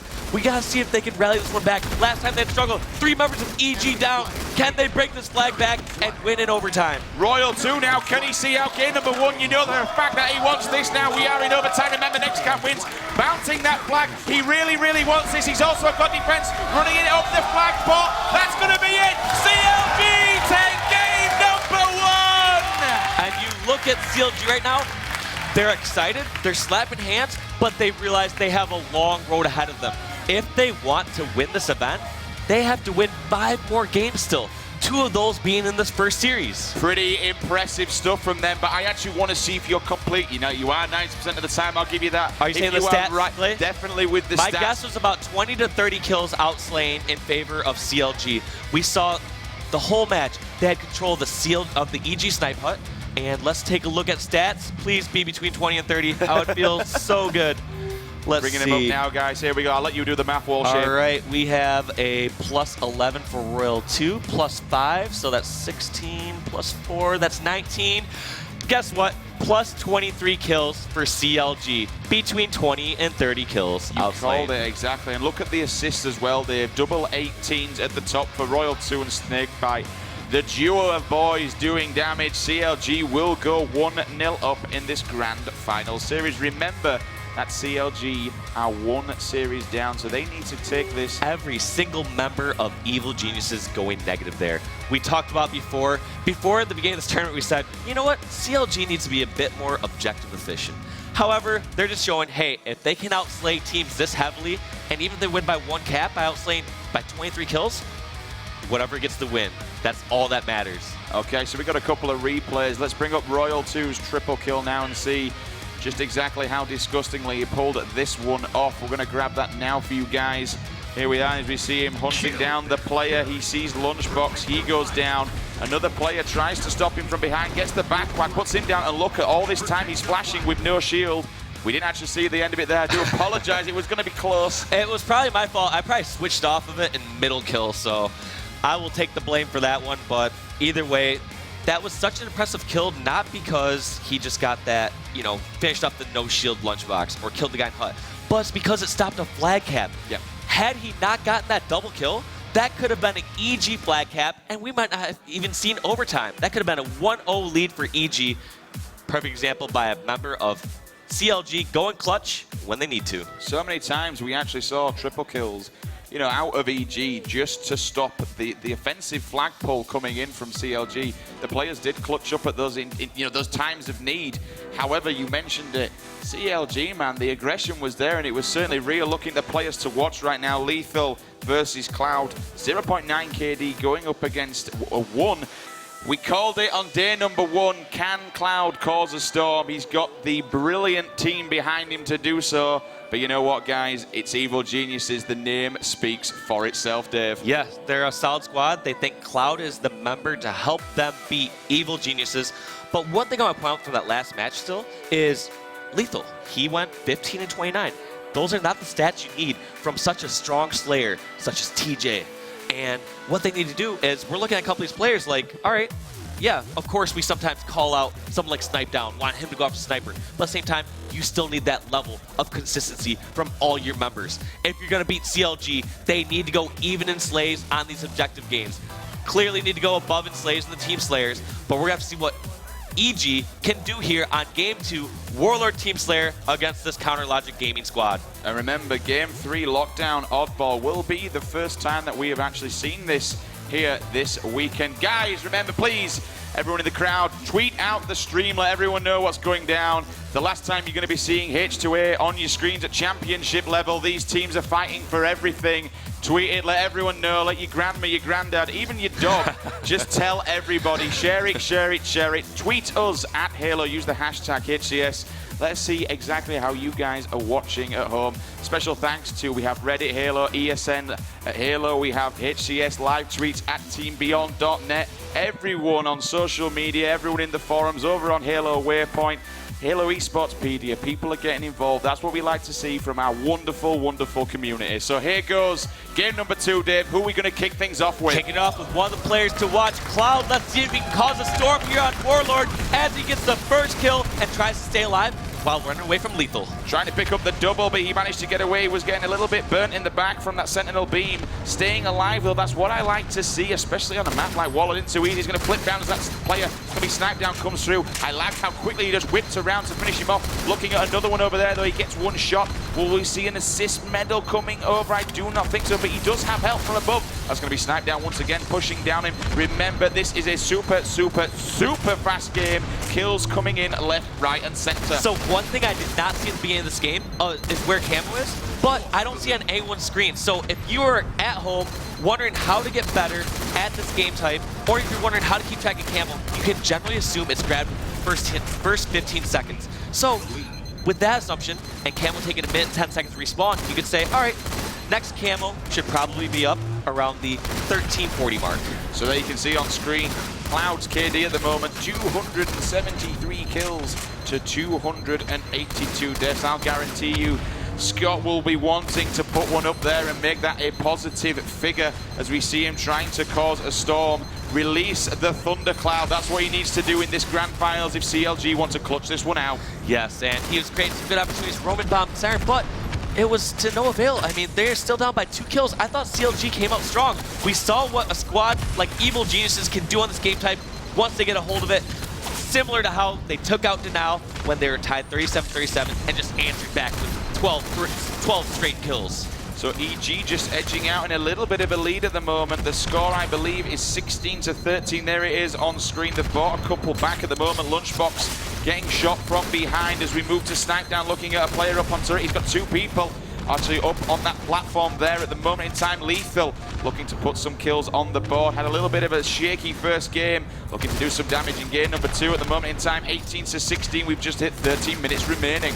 Yes, and Lethal doing a good job of just trying to stay alive. You heard about it before in the Denial match where EG was concerned about their spawn cycle. They kept spawning one by one, getting picked off one by one. So Lethal trying to do a good job staying alive, but not winning those 1v1s. He just lost to that Rail 2 right there. Those add up after time. Of course, both these squads have so much teamwork and need to win their double teams. But when it comes down to pure 1v1 raw skill right there, he needs to win those battles. For all of you that's just joining us, you can see the bottom bar there. CLG needs to win 2 series in a row to become the Season 2 HCS champions. We do know, we've said it before, but we do know that EG can be beaten. We've seen Denial pushing EG to that second best of 5. Back at one of the previous events, I believe it was the event that you was at in Iron Gaming? Yes, it was Iron Gaming Atlanta, where Denial lost to EG in the Winners Bracket Finals, came back from the Losers Bracket Finals, won the first series against EG in the Grand Finals, and ended up losing overall. So they have shown that this can be done. They have a big hill to climb at the moment in time. That's going to be Lunchbox who gets caught off guard with the double. He's one shot, but a big bad grenade comes in, hits Royal 2, smack bang in the face. At the moment, Snakebite trying to stay alive. A player catches him though as he comes through the port. He's going to have Ogre 2 to his side, but now we see Snipe Down looking to put some more figures on the board. 32-32. This is neck and neck, Dave. Similar to the Denial match we saw, it was neck and neck till the late 30s. We're going to have to see if either of these teams can get some sort of control on the map and get some sort of spawn trap. Where you'll see the most swings on this game type is when you control 3 quadrants of the map. When you control, let's say, red, blue, and yellow, and you have them all spawn in one corner. What that allows is just so much crossfire, and that's what's happening right now. We saw 3 members of EG spawn on the same side. They panicked and pushed out immediately, and they gave up their lead. They're down by 3 kills. CLG then having a 3-kill lead as we hit 11 minutes remaining on the clock. Royal 2 going one-on-one with Roy. Roy gets shut down as we see another player coming in from bottom mid. Little bit of a tussle with his brother Lunchbox there as he goes down as well. Snipe down, looking to take revenge for them 2 players. Finds Cloud, Half Shield, finish him off. There's Royal 2 as well. Puts some shots on him as he goes through the port. He has another player helping him out though in that one. Grenade comes down. The landmine is laid, but no one decides to follow through with it. He's now one shot as a big grenade comes across map, laying down some cover nades. So many grenades. Trying to wait for someone just to step He through, says, but if they're I not die, silly. no one else can have these grenades. And he was just looking for hit markers there. He said, guess what? They're still over at the yellow ramp portal because I have not gotten a hit marker at the green ramp portal. Still a 3-kill gap though for CLG. They're edging it out as we hit 45 to 42. That's going to be 46 to 42. CLG putting on a show coming out of the stocks. They want game number 2. They're very close to getting it. 10 minutes on the clock remaining. They only need 3 more kills, Dave. Yes, I'm jumping on the snake bite here from CLG to see what him and the squad can get to close these last 2 kills out. So here we are then, 49, 1 more kill. CLG, will they do it? He goes down unfortunately, but they do. CLG take game number 2, Warlord Team Slayer. Evil Geniuses has their work cut out for them now. It's up to them to say, all right, we need to come back in this series. Either way, CLG's looking pretty. They have to win one of these next 3 games, and they get into a fresh best of 5, even footing with Evil Geniuses. Can you imagine as well if EG lose with the quick 3-0? You'd be very, very worried. It's not often you see EG going down by 2, let alone 3. I've got to be honest, Dave, they're looking a little bit shaky at the moment. We'll bring the stats up in just a second for you guys at it's home. nothing like the Denial match we saw. We saw them come out the gates against Denial. Tell me about these stats real quick, though. Well, look at Royal 2, up on his perch where he's been pretty much every single game. This guy, for the last few events, has been on a tear, 15 to 9. Down at the bottom again, unfortunately, Lunchbox and Lethal, 9 kills, 12 and 11 deaths. It was pretty much a team game, though only one person, now it's going to be Ogre 2, going negative across the CLG roster. 11 and 11 for Cloud and Royal 2 when it comes to the assist, though. Yeah, 35 of their 50 kills were assisted. It just goes to show the map presence that CLG had across that entire game. They just had they had people on side flags, they had someone bomb start cleaning up, they were going through portals, whereas EG was just trying to fight out any base they could. They never really had any sort of spawn trap on CLG. CLG traded kill for kill when they needed to, just came ahead. It's teamwork, Walshy, that's what it's all about, man. It's all about teamwork. So we are going to kick game 3 off in just a second. Let's have a look, though, at the men of the hour. Snipe down and Snake by 1.4 from Eric. And a 1.1 from Snakebite on there at the moment in time. Players to watch. This is the thing about both these rosters, I have to say. Everyone can at this kind of level, but every single one of them can do serious damage with the sniper rifle. As we move on to a game that we haven't actually seen yet, the Season 1 final is going to be Lockdown Oddball. Get a little tactic from one of the teams that we are not allowed to say. We've been specifically told we're not to, but we'll be starting off with the player that's told us to have a look at him, so you'll be able to see if that actually works. Going in game 3, then, I've got to be honest, you know, if I were EG, I'd be worried, man. I'd be definitely worried, especially because if CLG clean this up, we're going to go to the second best of 5. What a way to go into grand I like how we're finals, both like kind of just jumping the gun. It's like we might go to the second best of 5 because it's true. Like, look at CLG eked out these last 2 games so close, 1-0 in overtime, 50-45 Team Slayer. EG has the work cut out for him. Plus, game 4 is a Warlord CTF. They have not beaten CLG in the last 2 events. So we're jumping on with Snipe Down, who is going to do a little sneaky move. And look at this, he throws a grenade with his host ability and knocks the oddball towards the front library. EG, right out the gates, has ball in library and a setup at BR Tower. He came to us before, he says, watch out for this little tactic. You're going to see a little jump with the ball, throws a grenade, passes it to them. Does go down, though. That will be extremely dangerous if CLG pick up both Sniper and Sword. Has a player managed to get them, Dave, across the board? Yes, I have not seen anyone grab it yet. Actually, it looks like Royal 2 has it on top of BR Tower. But despite that, right out the gates, there's only been 40 seconds elapsed, and 30 seconds this time, EG has had the ball. Look at the scrappy playstyle. CLG can't seem to handle it right off the bat. However, 3 down for EG at the moment. Ball now in the hands of CLG as they try to remove it. Lethal, though, hiding in the library and locking it down. You are not allowed to check a book out of that library while he's on guard duty at the moment. Finding another play. We've just seen the stalactites come down, so BR3 is now going to be safe. But ball time again, almost got a stick, just clutchingly jumped out of the way. That was such a huge play by Lethal. He prevented a full setup. 3 members of EG were down. Here's one alive, and look at this scrappy play. Most of the time we see scrappy ball play, they usually are rotating the ball or moving it towards bottom green room. But here, EG is doing some unorthodox play in library. As well as that, he actually got the ball through because he put down the death nade, stopping them walk away with the ball went off. Sniper and Sword is now going to be downstairs. We'll see who picks that one up. Ball back in the middle of the map, but CLG taking it across the snipe tower. Yeah, for the first time, we're seeing CLG go even in slays and move the ball across the map. I was going to say, at the beginning of this game, it's been about even in slays with a 40-second advantage for Evil Geniuses. It goes to show their objective efficiency and that nice little ball trick at the beginning of the game where Snipedown made the out ball to library entrance. But just as they start to get a little bit of time, you know, we see EG coming back on the offensive, going for the old school strat though and taking it down into green room. Dave, walk us through that one from the old days. So green room strategy came about when we played against teams like Carbon and Straight Ribbon, where we felt they had slayers that were really strong with sniper,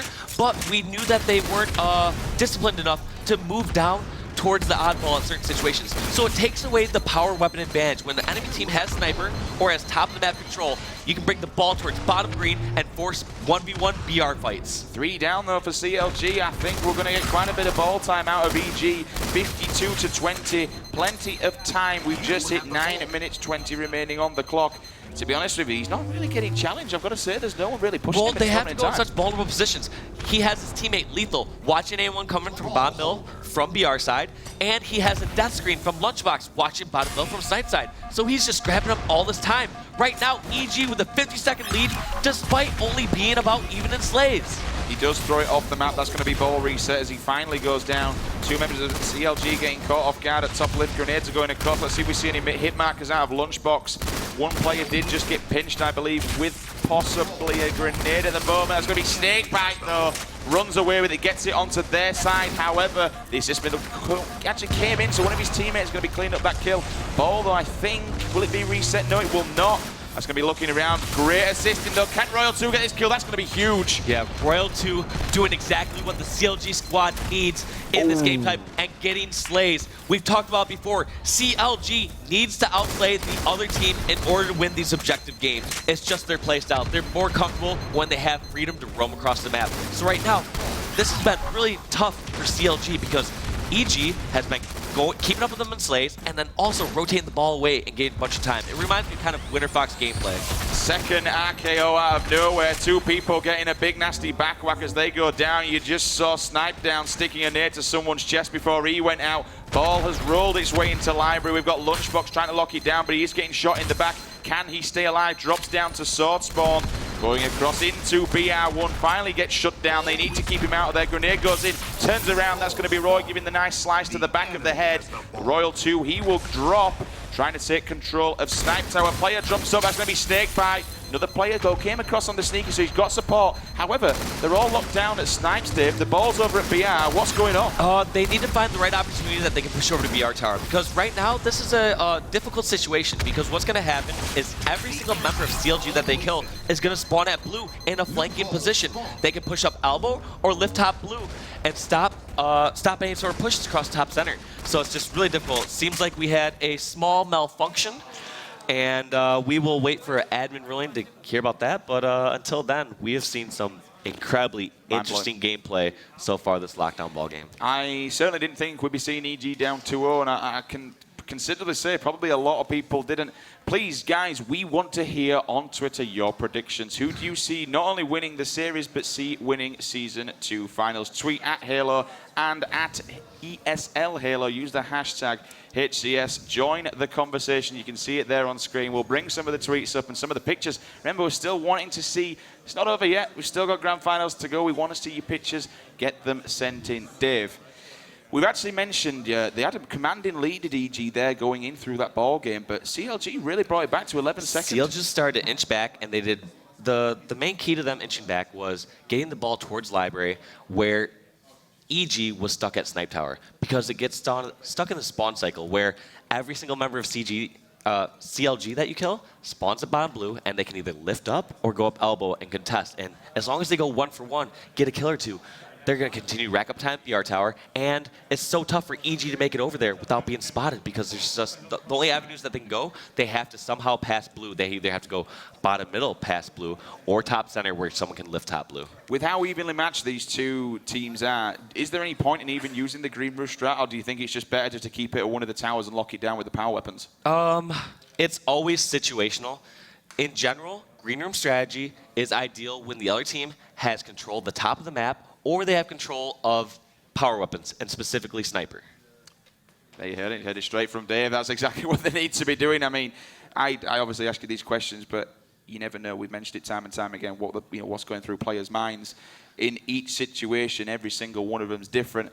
But please remember, guys, we're going to get this game kicked off in just a second. This is going to be a continuation. We will get you the full information in our ears in just a second and give you the update from the floor, exactly what will be happening, where we'll be kicking things off from. But remember, tweet the stream, share the stream, let everyone know. People in the crowd, you ready to see game number 3? Tough crowd. Yeah, Tough crowd. No, the crowd's still ready. We just, I just want to know what the ruling is on this one. That's a tough situation, because it's EG, they just did such a good job of controlling the oddball early on, but it seemed like CLG was inching their way back in the game. They just seemed to finally start to figure out what EG was doing. Look at this, slating-wise, it seemed like Royal 2 was the only one that was positive on a squad, but it was enough to make his team go even further, backing up the fact that when CLG goes even with the other team, they cannot beat the objective efficiency of Evil Geniuses. And there you have it, guys, on screen. One team will be lifting that trophy above their head and claiming victory. Season 2 HCS Grand Finals right now, walking away with $75,000. Second place, we will be handing them $30,000. It's not all loss at the end of the day, but pride, wealth, everything is on the line. We see now coming in the aggregate score. EG needs 130, CLG needs 141. We will get confirmation exactly of how much time is to be played. I'm very interested to see how this one pans out. We saw them on a little bit of a rip tear at the start there, moving back as well. Even towards the end of the game, CLG were just locking down with the ball, whether they can ride that wave of momentum and set up again, but quite back and forth for Shifty. I was surprised that they brought it back so much what they did. They run it down into green. All kind of changed hands down there. Yeah, they were a very scrappy setup. It was interesting that they scrapped up so much time in library and that they tried to rotate it down towards green. And especially the play that Lethal had where he was the only member alive, stayed alive in library, got a kill, and scrapped up time there even though he had no more teammates near him. So I like the play by Evil Geniuses where they're scrapping up time, but in order to beat CLG, they still need to focus on the slays. They can't just go with ball rotations and expect to out-scrap time, because the best way to fight the fire known as CLG is to fight it with fire. Get some of the slays back. They have the slaying prowess. They have Snipe Down, Roy, Lethal, and Lunchbox, 4 of the best players in the game. They need to answer back, and they can't just try to scrap up objective only. Hopefully, just before we get this underway, we can bring you up the keys to victory that me and Washi came up with before having a look at them. One of them specifically, we said the CLG was to shut down Roy. Stop the blood pumping to the heart of EG. Roy has just been disgusting this entire event, but the same goes for Royal 2. At the moment, Royal 2 for me, I've got to say, he's my Season 2 MVP. I'm going to call it. The guy has been dominating, on fire with the sniper. It's tough to choose one from that squad. They are all so good. But I just got word in my ear that we will be stopping the game at 4 minutes and 50 seconds in game time. Correct me if I'm wrong with that production team, but that means there's only been 4 minutes, 50 seconds elapsed. And think of how much time was scrapped up in that short 5 minute or 7 minute time. It's just been so back and forth. Both these teams playing much different than they normally do. We're going to have to see if Royal 2 and the CLG squad fall for these tricks again because we saw at the beginning of this game where EG jumped out to a 40-second lead. Could this play in their favor? Could they get the oddball back in Library? Or are they going to be smart enough to nade Library entrance and stop this? It'll also be interesting to see if we can go straight on board with a listing with EG to see how they come out of the stocks going into gear number 3. We'll get confirmation of that in just a second. I'd certainly like to hear how they're going to hit gear number 3 running, Dave. Yeah, I would love to jump to a listening as soon as you possibly can. And here we go, snipe down, shooting the barrel, and see if he tries to nade over his oddball. And it's already naded over. Look at this play by Snipe Down and the EG squad. Not only ball rolling towards him, but the sniper rifle as well in tow. Guys, let's jump on board with Evil Geniuses and hear exactly how they're going to see this one out. I'm weak. They're gonna push up center right here. S3, top mid. I got him. Top mid right now. Top mid right now. I spawn behind them. I spawn behind them. No, yeah, he's top BR. One shot top BR. One shot snake by absolute. We have BR set up. Top blue. Okay. We have perfect setup. I'm looking. He's not bridge. He's not bridge. We have perfect setup. Jason, can you get there to get ball? I'm at snipe. Are they on me? Yeah, this guy back snipe on me. One shot on me. Three. Where? Okay. 3 S3. 3 to snipe. And opener. One shot opener. He's gonna die. Jason's at blue. We're fine. Keep your shield. Jason, do not die. Jason, do not die. They're all looking at you, Jason. I have a death cam. I spawn over. Over 2 top snipe weak. I'm watching. Bottom blue. Bottom blue. Yep, I'm here. I got him. We are. I got one. Keep your shield, Jason. Keep your fucking shield. We have perfect setup. I'm bottom BR going up opener. Yep. Okay. We have perfect setup if Jason doesn't die. Just don't even lift. That's fine. You can leave this guy. I need it bottom blue. He's one hit bottom elbow. I lifted. I have a sword. Bottom elbow. Tell me they're coming top center. Die, guys. Fuck me. Get ready to play it. There's 2 guys library entrance.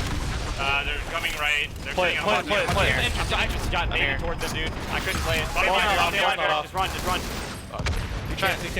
Sword. Did I get it off? No, we gotta put. They've sword library. When you guys spawn, we have numbers. When you spawn, we have numbers. They've sword library. That's okay. And shoddy. All's one hit after. And they might get red ball. We have 2 that 4 on 2 as spawner. 4 on 2. One is spawning. TJ, you want spawn. TJ, you want spawn. He's double already. Okay. I'm looking. I have ball. Hey, library to you. We have perfect setup. Mid opener, cloud. Mid BR. Last guy. He's weak. Mid BR. Last 2 are mid and bottom BR. No, I'm looking top mid. You're good. You're good. I'm watching him. And look to top blue. I spawn elbow. Okay, TJ just play it slow. Back snipe. I died. This guy's top blue. They know I'm here. One shot top blue all the way out. S1. We're 2 dead, guys. We're 2 dead. You gotta go run. Play. 2 of them are top mid. I'm at blue. No, it's under glass. It's under glass. 2 of them are bottom mid. That's fine. Get out there, Garrett. Go. We can't sit up. He's under glass. One shot. He's absolutely. Okay. Top center. Don't die, TJ. Run. Top BR. One shot top mid, cloud. He's gonna die mid BR. Mid BR. I can't get it. Yeah, don't die. Sniper's gonna be up. Sniper should be up soon. Yep. I don't see anyone under glass. I'm lifting blue. We don't need a force. Okay. Window, cloud, back up. I can't finish. I don't have a nade. We don't. Top opener in. I have sniper. I kept the guy bottom middle weak. That's 2 dead. I'm ball still 1 hit. All right. 3 dead. Entrance, I'm gonna die. Don't die. Get your shields and get your ball. I know. You go top, I'm gonna go We gotta push this library, guys. Weak entrance, I need help. Elbow, guys. Elbow behind me. Okay. You're alone. Leave and come to BR. Set up at BR. Set up at BR. We got to library. 2 entrance now. Shot on him. He's 1 shot entrance. Okay. They're gonna be on it, I think. Okay. I'm dropping. Can you play it? I got it. Sniper on you. I'm watching you. I'm running it low. Yep. I'm Where? I'm at top BR. Dude, I got melted. Alright, we need kills. Nice play, Jason. I got one. Top mid. I'm one shot the bridge. One shot the bridge. No, we're gonna find out. Under glass. He's 1 shot. I'm behind him. Sniper's down. He's 1 shot under glass. I'm gonna die. They're gonna fall back BR. We should bring the snipe. We should bring both. I'm here. I'm at snipe. I'm at snipe. No, he's still. Yep, it's off. All right, we gotta set up here. You have to get the blue. One of you guys has to get the blue. You can't sit. Elbow, 2 guys. Elbow, 2 guys. Stay alive. And over him. There's 3 of them looking at me. One shot elbow. One shot elbow. One shot. One shot next snipe. I got 2 too. Nice. He's gonna drop right now. Yep. 2 dead. I'm gonna try and get ball. I'm on. Top BR weapons. Top BR all weapons. Got all the weapons. Close game. Milk ball. Nice job, TJ. I have ball. Yep, that was the play. I pushed the blue. I'm watching low. How many dead? They have sniper. Keep watching low, Jason. I'm 1 shot under glass. Top mid. So now we can see it. EG starting to walk away a little bit with it at the moment. You can see on the side there. EG needs 130. CLG needs 144 to They're only about 40 seconds now away from victory and grasping game number 3. They really need to take control right now as they are 2 games down in this best of 5 series. Remember, if CLG wins this, we will be going to a second best of 5. They are down by 1 coming up through the losers bracket. But Dave, I've got to be honest with you, EG at the moment are just dominating this game. Yes, they are in great shape right now. So even though it says there's 7 minutes and something on the clock, we actually end at 4:50. So 2 minutes and 10 seconds from now, this game will be over. So EG needs to get those slays. I was a little surprised right there that Lunchbox had sword, sniper, and ball. Yeah, he didn't have any teammates near him to grab ball at the time, but whole point being is that he is the most important person on the map. They need to get these slays to beat CLG.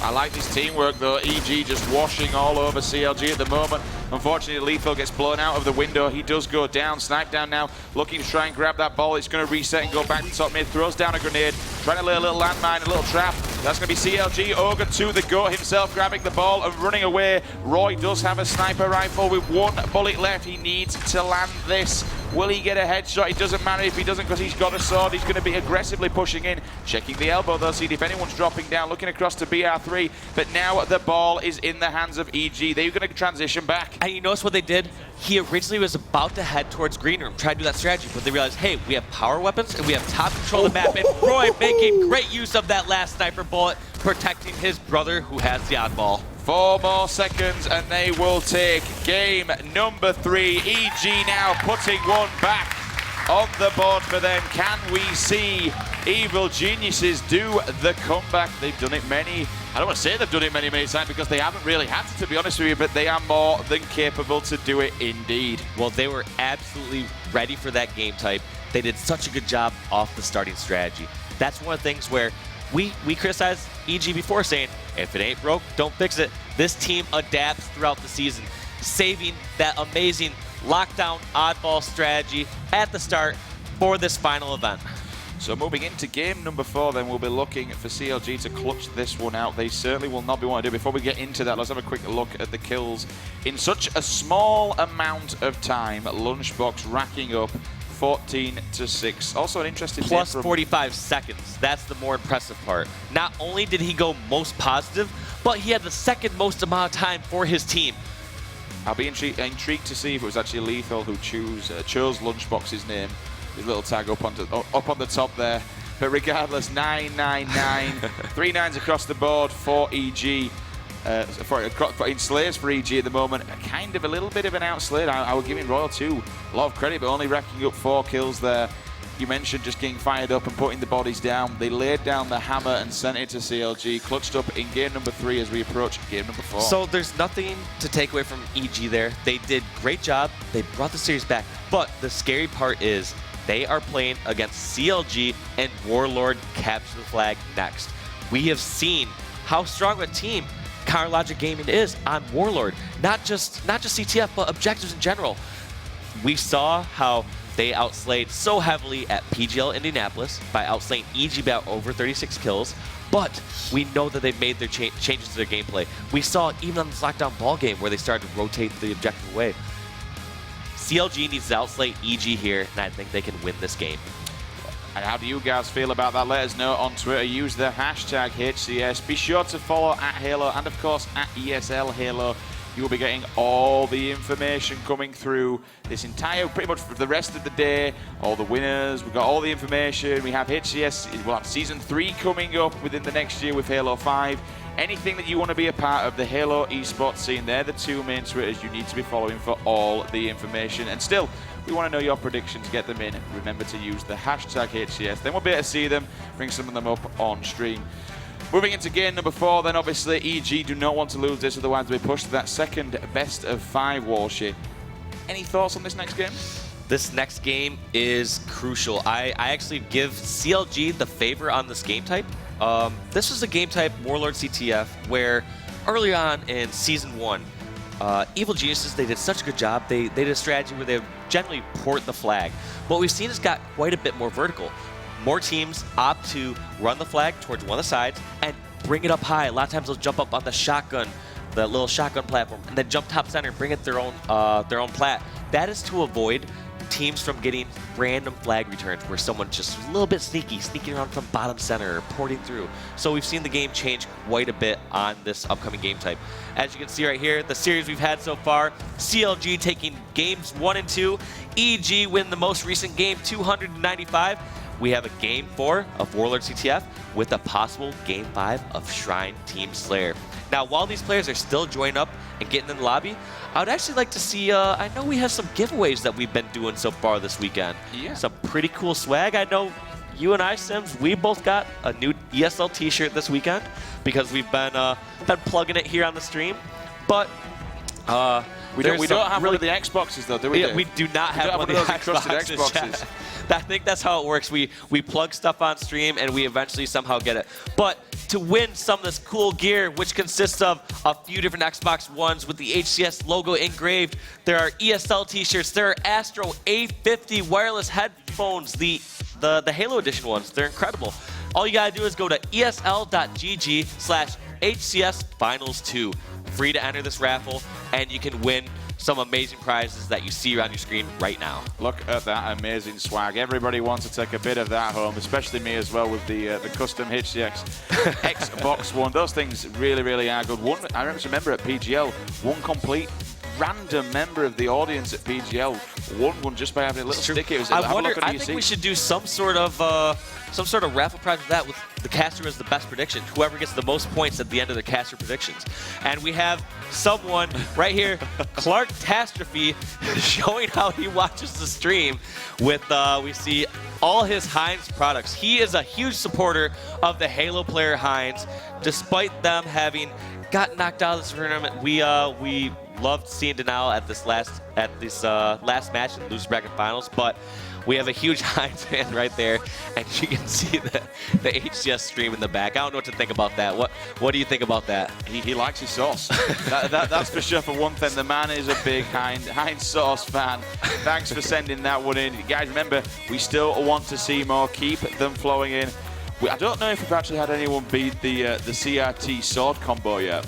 That was legendary. It is tough. I did. So that one's close to my favorites, but the two favorites I've had so far, like you said, have been the CRT screen with the samurai swords in the background.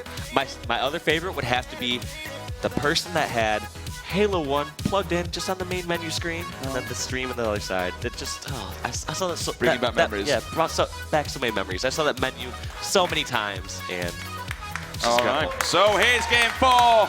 Audience, make some noise. Let's go and see if CLG can clutch up or EG will bring it back to cause a tie at the moment, kicking things off with Mr. Snipedown himself. Yes, he did a good job staying alive at the beginning, but Lethal at least got a burn on. No, he did not get burned on camo. Snakebite got this first camo, and CLG already on the offensive, going for this first flagpole. Actually proving you wrong there, buddy, where he keeps it up with the camo, gets away. Will he finally go down? Has a cheeky peek up. Can he see anyone? They're throwing grenades in. Can he stay alive? Finally going down. If he'd have stayed alive there, that would have been interesting, making full use of that second camo. Grenade hit him, that EG member knew that he was still hiding in that pit, just dropped one more grenade in the nade pit. So as you called it earlier on, Walsh, the second flag is being pulled now. The original one got reset, but here is Snipedown running it across. He goes down. Will he have a friend to collect that and put it in at the moment? Lunchbox just trying to take somebody down. What you seeing, Walsh? Did you notice that verticality? Before, in Season 1, we saw so many teams run the flag through portals, and right there, Snipedown running it over towards Yellow Plat, bringing up their own plat and putting the first flag. And we actually saw one putting one on the board now. EG coming out hot. They want to take this to game number 5. It will be certainly interesting to see as he's going to be running out of ammo, but still 3 members down for CLG. Will we see Roy do his usual thing, going up into the enemy base and just being a complete troll and a nuisance? He is pushing back towards his own flag, trying to play defense because they had a flagpole and they move as a unit. So Snipedown getting the nice sticky over on Ogre 2 before he dies. Planting a sticky in the chest of the GOAT indeed. Lunchbox at the moment trying to feel out a couple of players hiding down in blue nades. Finds one, finds 2, gets a big elbow to the face. 4 members down of Evil Geniuses. This is the slaying prowess that we've seen out of CLG so many times. This is their comfort zone. They don't need to run a scrappy cap if they can have the entire team dead.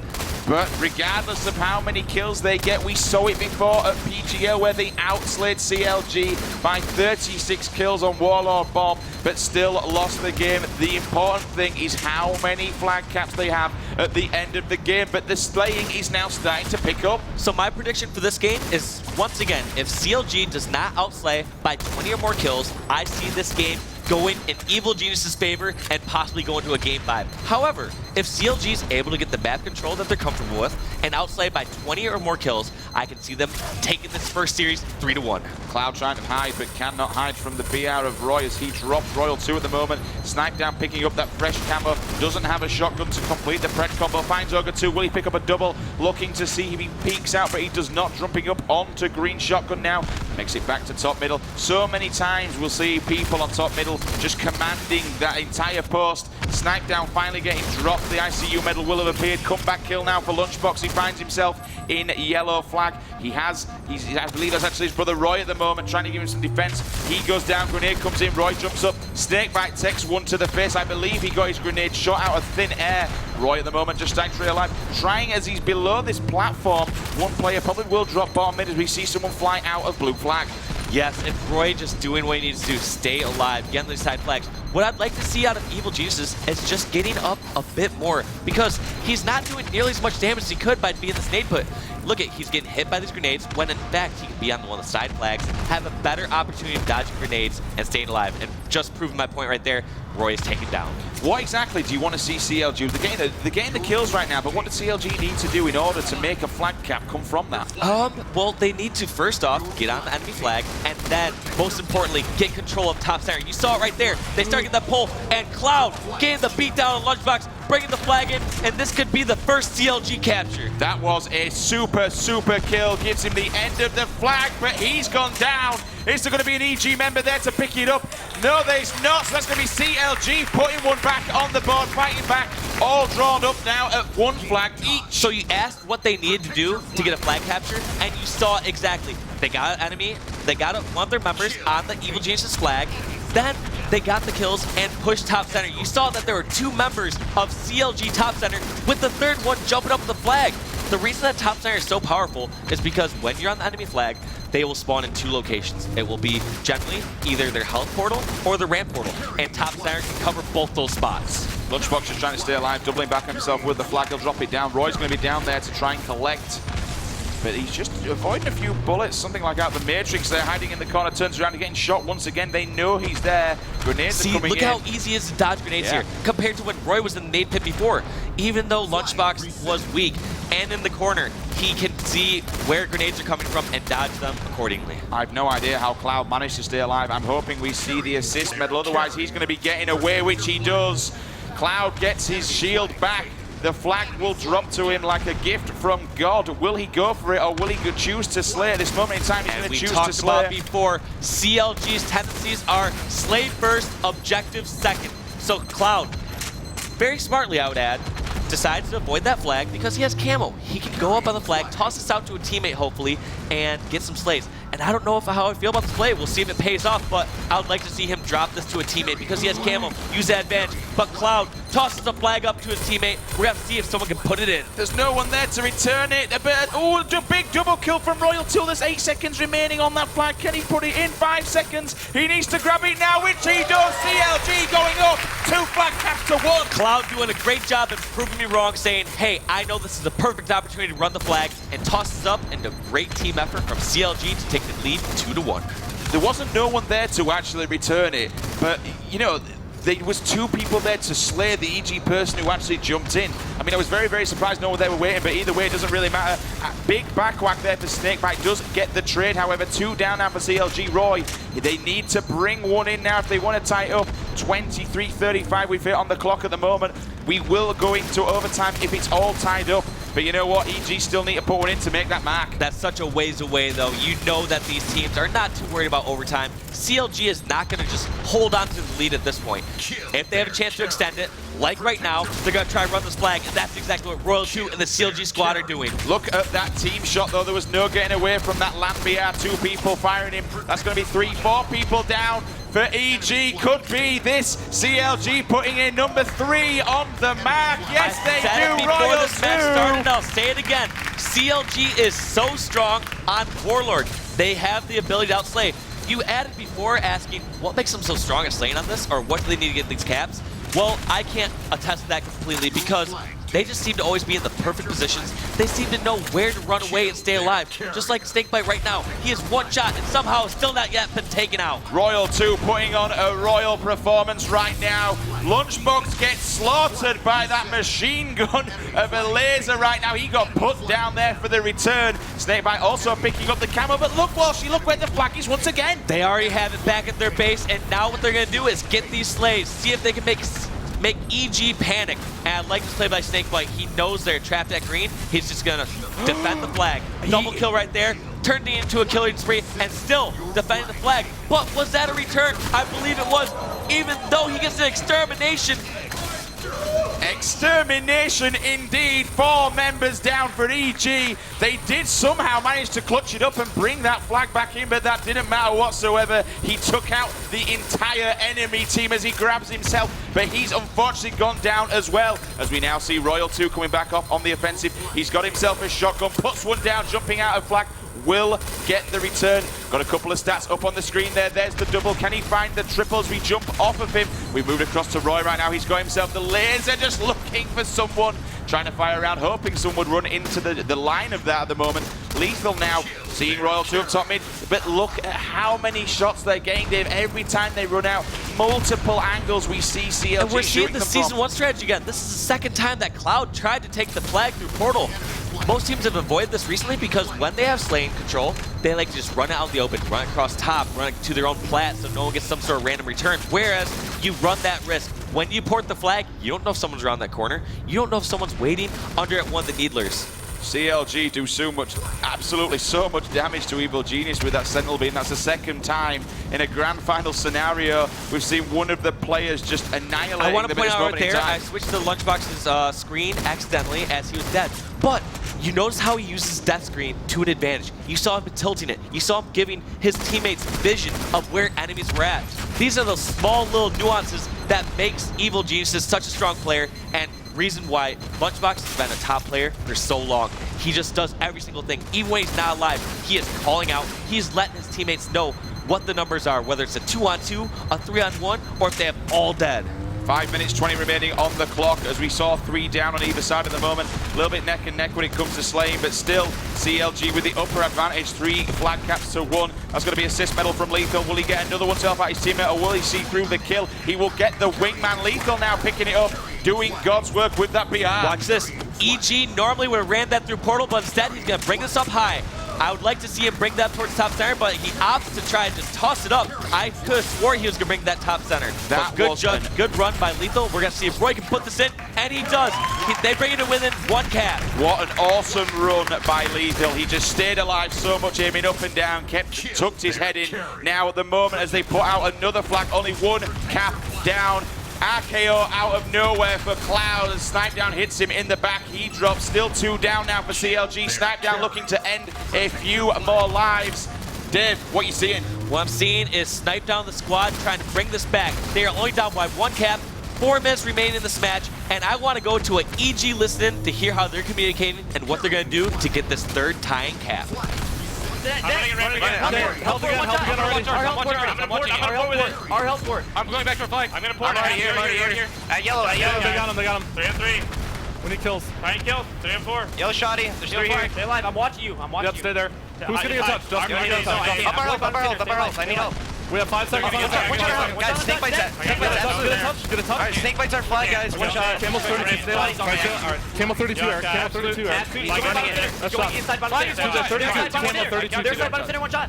I'm looking. He was there. He's here. Shoddy. They're probably weak. I need help, Cloud. I got him. I'm running. Camel's up. Chasing Camel's up. 32. What's up right now? Yellow flag. 2v2. They're flag. They're flag going for Camo. They're flag. Yellow flag. That's up. Is he on flag? We burned Camo. Not yet. They will be probably. They're running it. Top center, help out. They ported it. I got one. I can't stop it. They got it. 2 there. All right. Still a lot of time. We need to Both their nades weak. Stay in their flag. They're held back. Yellow flag. I'm porting health. He's yellow health back weak, I think. There nades or something? He's in yellow health back. I'm nading it. I naded it as well. Still yellow health back. I never One shot yellow health. In their health back, guys. We have Absolute under the ramp. Slow down. Yellow on me, guys. Yellow, I'm trying to come back for him. Up your health, up your health. Up my health. I'm here. Snake Bite's one shot on me. You got him? Yeah, I got him. On me, yellow flag. Yellow flag again, roll 2. We had 2 minutes. 3 minutes, 3 minutes. Flag as well. There's 2 guys there, green nerd weak. And yellow, and a yellow flag still. At yellow flag still. I felt their flag. I got, he's starting one shot. Absolutely, I couldn't kill him. One shot. I got him. 2 on 3. We need to stay alive. They're gonna be there, Needler somewhere. Yeah, green and yellow. On your ramp, you're alive. Green ramp and at yellow. Don't push out. Our nades, upper health back. Upper health back. I'm about to spawn. Nice job. And green shot. I'm porting through ramp. 2 on 3. 3 on 3. Our ramp. I got 1. We got 2 minutes. There, nerd. Right above you, Eric. I'll be up in a second. I'm looking in a second area. Time in. 1 shot. They're running. One shot. The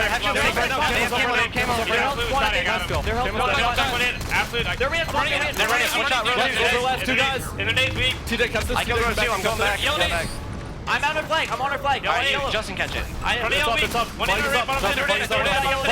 got it. Okay, one shot inside bottom mid still, guys. Inside. He's full shield. I don't think we're not dying to this guy's spawner shit. Yo, they're health back. I got 1. We still have numbers. I hear you. And I mean, Out their health back. I don't see the That's him. One shot.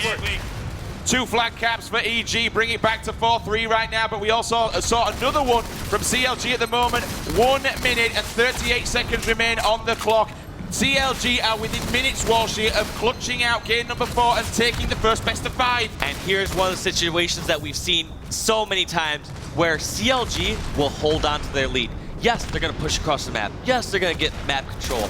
But they are not going to force a cap unless they absolutely are certain that they will cap it. Because they know EG is that type of team where they will take advantage of situations. They will capitalize on a CLG mistake and possibly get a counter cap. So right now, they're just going for Slays. They're not really going for any sort of flagpoles. 3 down then for CLG, unfortunately 3 down also for Evil Geniuses at the moment as we see Snipedown picking up that fresh camo, looking to grab himself a shotgun because we know how dangerous it is on this map at the moment. Going toe-to-toe with Ogre 2, he's got support from behind him, down he goes at the moment. Gonna hide in this corner though and try and stay alive as he ports through. Nobody's actually managed to see him at this moment in time. They have only just 42 seconds remaining to cap another flag to tie it all up 4-4 at the moment. He's pushing on over, however, that was a big grenade. He's going to be one shot. Will someone pick him up with the ICU medal? Ogre 2 gets one to the face. He turns around. Unfortunately, he has gone down, though. 25 seconds away from a CLG win. But even though Snipedown was taken down, he bought so much time for his team to collapse in.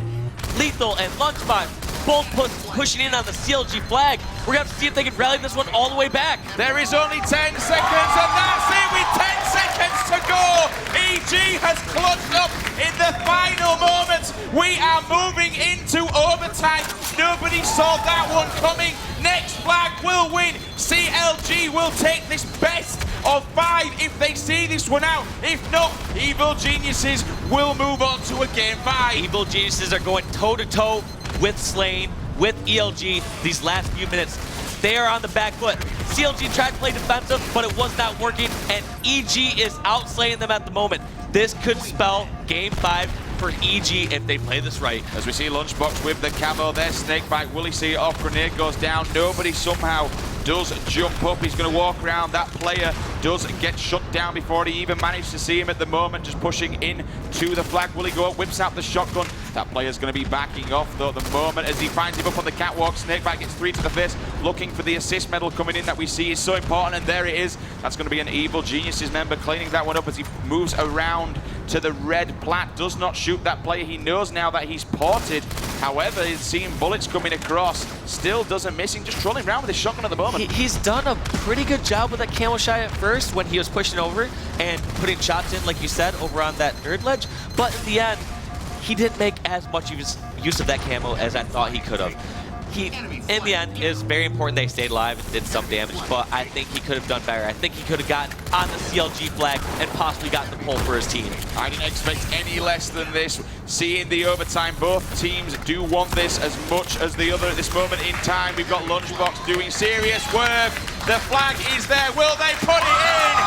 Evil Geniuses clutch up in the final seconds. We're seeing a game 5, baby. CLG let that one slip out of their hands. As I said before, I felt like CLG needed to outslay Evil Geniuses by 20 or more kills in order to win that game. So I'm interested to see the stats here. But got to give so much credit to Evil Geniuses there. Down by 1 cap, 1 minute remaining. They clutch it, get the cap within 10 seconds of overtime, and take the game in overtime to bring it to a Game 5. What a clutch play from Evil Geniuses. How they managed to somehow do that. At the end of the day, the REG, we're seeing a couple of 40 bombs there. Let's have a look. Sniped almost throwing a 50 bomb as well as Snakebite there. Walshy, anything relating to the game there about the stats? Evil Geniuses outslayed CLG by 7 kills and barely won 5-4. So I don't really know what to say about that. I could have swore that if EG outslayed or even went even, I figured they'd win by 2 caps or so. But CLG, obviously, not a squad to look over. They did a remarkable job, especially Snakebite with his 46 and 32 performance, but just was not enough when I think those were our 2 players to watch. Sniped and Snakebite, both dropping 40 bombs. Credit to EG. We actually mentioned they stepped up seriously when it comes to the assists. One of them almost had 30 assists there. I believe it was Roy. Lethal coming in hot with another 28 assists there as well. Great teamwork from EG. Ryan Towie in the back, obviously commanding those camos. We heard them in the listening. Calm down, boys. We got this. Don't worry. Such great teamwork as well. Mentioning the it's teams. so comforting hearing someone like Towie behind you, where it's like you're all dead, and they run the flags. That's all right, guys. It's gonna be okay. It's fine. We're still gonna win this. We got this, bro. We got this. And one thing I did like as well, and we talk about teamwork, and we mentioned yesterday, Flamesword using that amazing captain skills that he is, commanding it, but so many times, Justin, you've got the flag, you wait there, I'm going to run this, you're going to cap it, and lo and behold, they came through. Guys, it's Game 5. People in the audience, make some noise for both these teams, please. We got a packed out crowd here, guys. Shrine Team Slayer will be your game number 5. Remember, if EG win this, they will walk away with 75,000. Just let that sink in for a second. One more game, $75,000.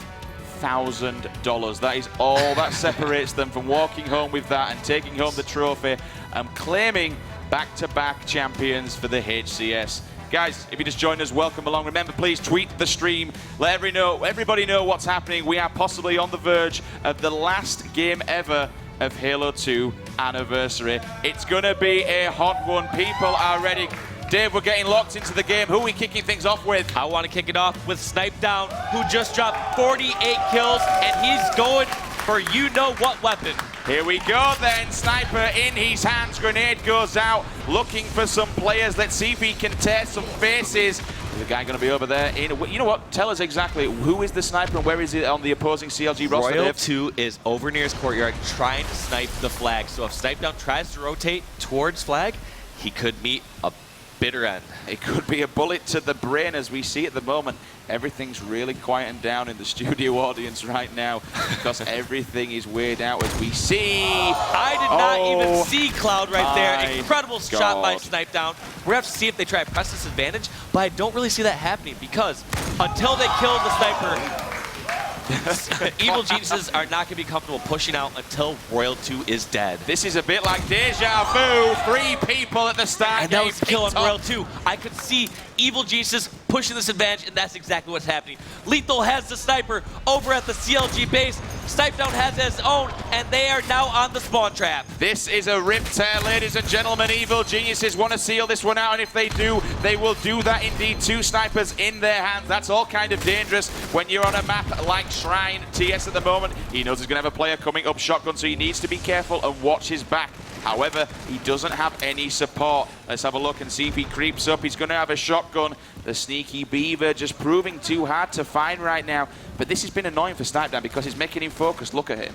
Yes, you know that he's still calling that out. He's trying to help across the map, but he still knows there's some sort of threat lurking around his corner. So I would love to go to an EG listen and hear how they're dealing with the control of power weapons and dealing with this flanker that's at their turret ramp.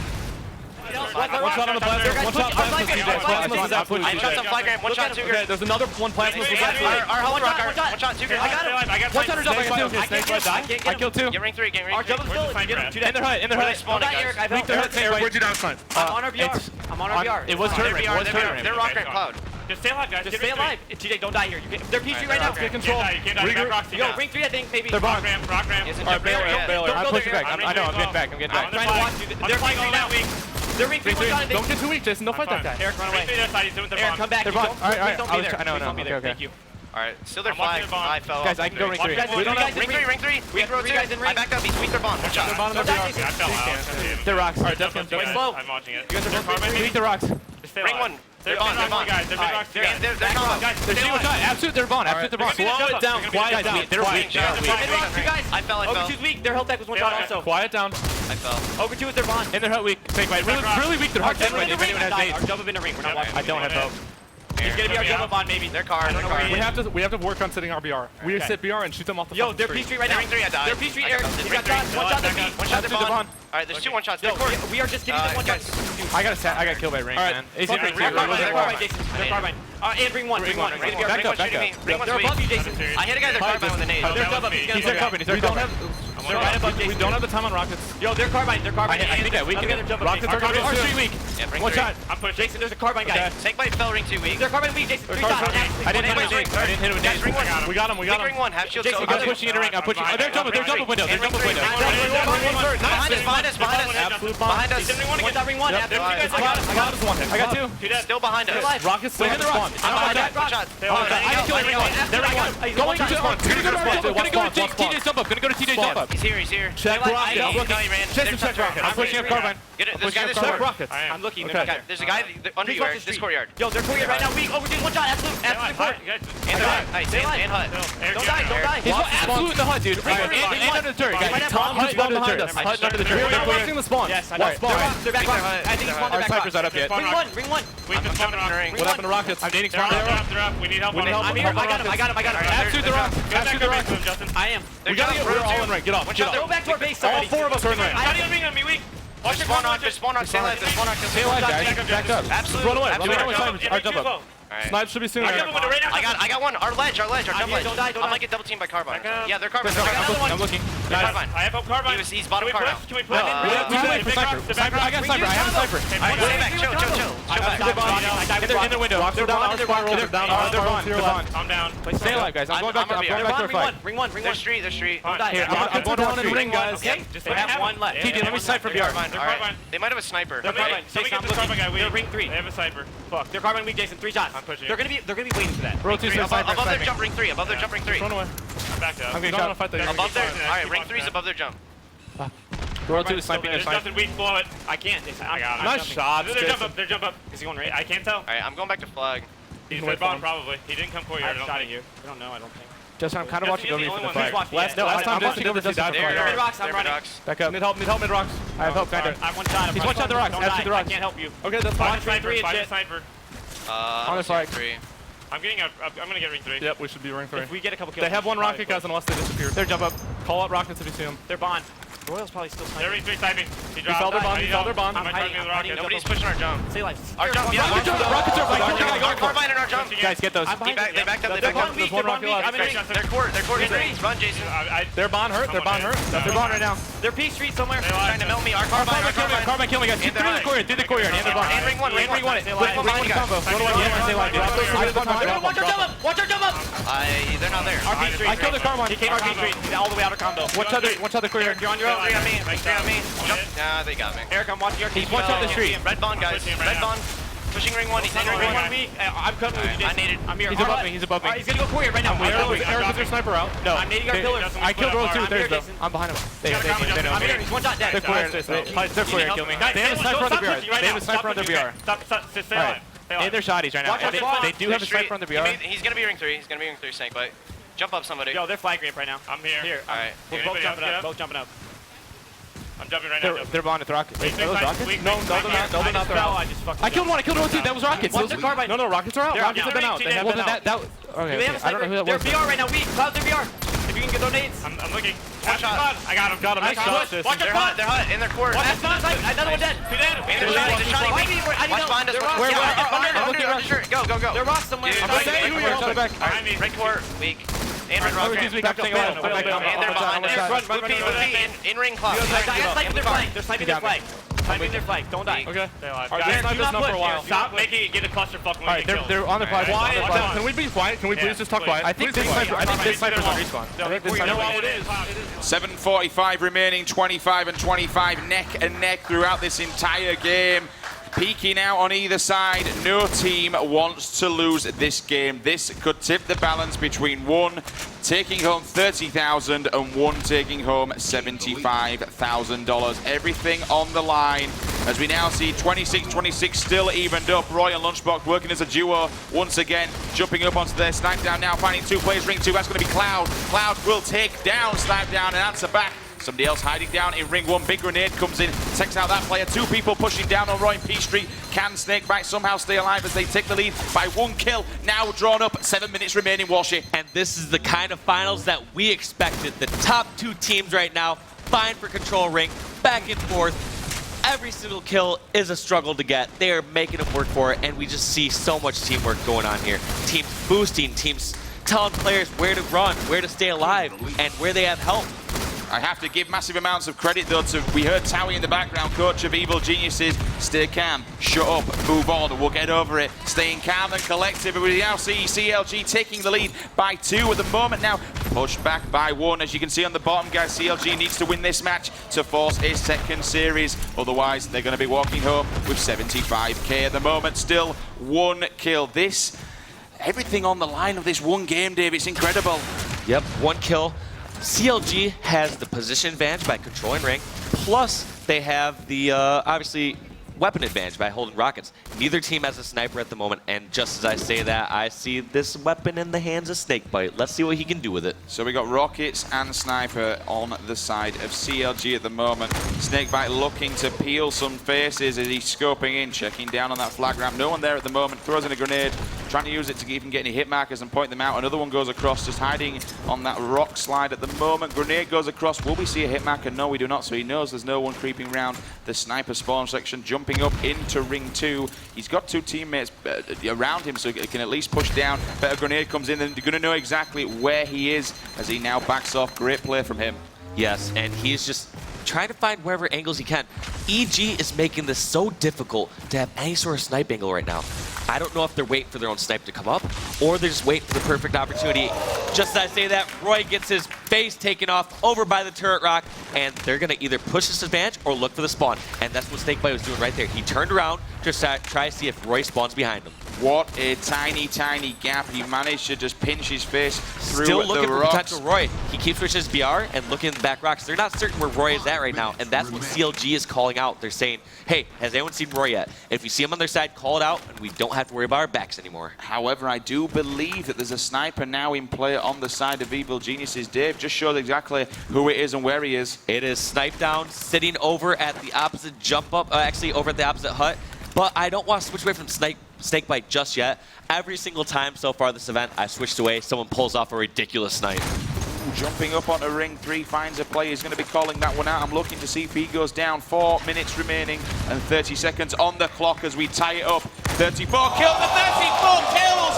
Snakebite! What a shot! Sit down, Snipe Down. That is such a huge kill. If CLG had numbers, they would surely push towards the opposite hut. But Snakebite is going to make them pay with their lives to try and pick that weapon up again. And I would guarantee that if they get this next kill, they're going to try and push this advantage. Here comes the CLG push going towards the snipe hut. They're going to try and get a hold of that. That's an important weapon. That's going to be Lunchbox dropping down 2 times now. We've seen Snipe Down be put on his backside by Snakebite. He is on a rip tear with this weapon. We've seen another one pushing up into the snipe spawn on the Evil Geniuses side. However, it looks to me like the sniper has now been picked up on the opposing side. Can you see anybody with this it? time over at the shotgun and wisely not challenging Snakebite because it didn't work out too well for the last 2 members of Evil Geniuses. A 4-kill lead for CLG. This is the kind of thing that they wanted. 3 minutes 33 on the clock. A little bit of a slip there from his duo Royal 2. He will push him up, trying to take control of that ring 3 section. However, I think we just saw a trade, 40-36. Still a 4-kill lead. Everything to play for. 3:20 on the clock. Plenty of time as Snakebite just finds his target. Will we see Snipe Down be put back down again and see another scope to the face looking across? He knows he's hanging around in this hut. Waterfall comes down, going to slightly block his vision. but any of these guys can see through that and find some faces. Yes, CLG's holding on to the lead, trying to find a point where Evil Geniuses make a mistake, or just let Snipebite do his work. I mean, he has not lost a snipe duel yet so far. He's held on this to its entirety of its spawn. So this is going to be the last set of snipers that we pretty much see the entire game. He has to make these 4 bullets count. Same for Roy, who has the sniper for the Evil Genius squad. One player drops down, doesn't actually land the kill. However, he pushes back up to make him weak, pushes across. Here comes the EG push though. He knows he's got a player on there. I think he's weak. Sniped getting shot in the back. He's got Ogre 2 with him. Oh, didn't actually see him. It does finally get the kill. Great trade from him. Goes in 2 players. That's going to be Roy, and I believe Lunchbox as well. Shut him down at the moment. The push is coming. 41-38. They've pulled it back by 1 kill, Dave. Yes, making a great push, taking advantage of the sniper being down. Snakebite was somewhat out of position. He was trying to go and get different angles while EG was being passive, and as soon as they got a kill, they pushed that advantage. Cloud unfortunately getting shut down, but the assist medal comes in. 3-kill lead for CLG. Snipe down, jumping up onto ring 3, looking for another player. He finds Cloud in the back of the spawn. Another spawner there in Rocks. He pushes up in from the death corner where the grenades can trap you. So common that we see at the moment. Grenade goes across. He's throwing them into the hut, trying to see if we get any hit markers. Another player there finds a player. Cloud will definitely get called out as he his teammates. But look at this. Snipe down picking up the fresh rockets. I don't see any other snipers on the map. This is the last power weapon of the game. EG has to figure out a way to break CLG's passive setup here. They've tried it twice before, yet CLG has held on to the lead. Long-range rockets aren't going to cut it. What is EG going to do to close this 5-kill deficit? And they only have 1 minute and 20 seconds to do it. 5-kill lead for CLG. They can just kind of sit back. He's got 3 rockets in the barrel. He needs to make them all count, but that doesn't matter. That is he can the use opening that they needed. Anyway. Snipe down, push in with rockets. Not the ideal location, but time is against them. Only 1 minute and 4 seconds left. We're going to have to see if they can get CLG on some sort of spawn trap. This is essentially a $75,000 rocket pack. Can he steal this one off? He's looking for a player. There's one. Doesn't even get any hit markers. Yes, he does. Assist medal comes in. Rockets will drop 47-42 at the moment. But unfortunately, Rockets will transition into the hands of CLG, I believe. There's still only a few kills in it at the moment. Royal 2 does have 2 rockets in there. Can he end some people's life? 3 members of EG running in from P Street at the moment. That's going to be Snipe down pushing in first. We see Lunchbox just getting caught off guard though. 30 seconds remaining. Can they see this one out, Dave? 3-kill game, back to 4-kill game, and this is why CLG is so strong. When they have the lead, they sit back. And even though EG has made some amazing pushes, they still just go kill for kill. They have to do absolutely everything right to somehow pull this game out. And Royals 2 Rocket says no. 49-50, that's it, guys! CLG take the first best of 5. They will push Evil Geniuses into a second set. Oh my days, CLG. That is exactly what all of us as spectators would like to see. We are going to a second best of 5. For those unfamiliar with the format, Evil Geniuses, they won the winner's bracket. So, having knocked CLG down the loser's bracket, CLG needs to win 2 best of 5s in order to claim the title. As you can see there, Roy shaking his head, looking extremely disappointed. We know for a fact that Evil Geniuses is a very, very disciplined roster. Oh my word, Royal 2 again. I called him as the MVP of this event. 17 kills and 11 deaths.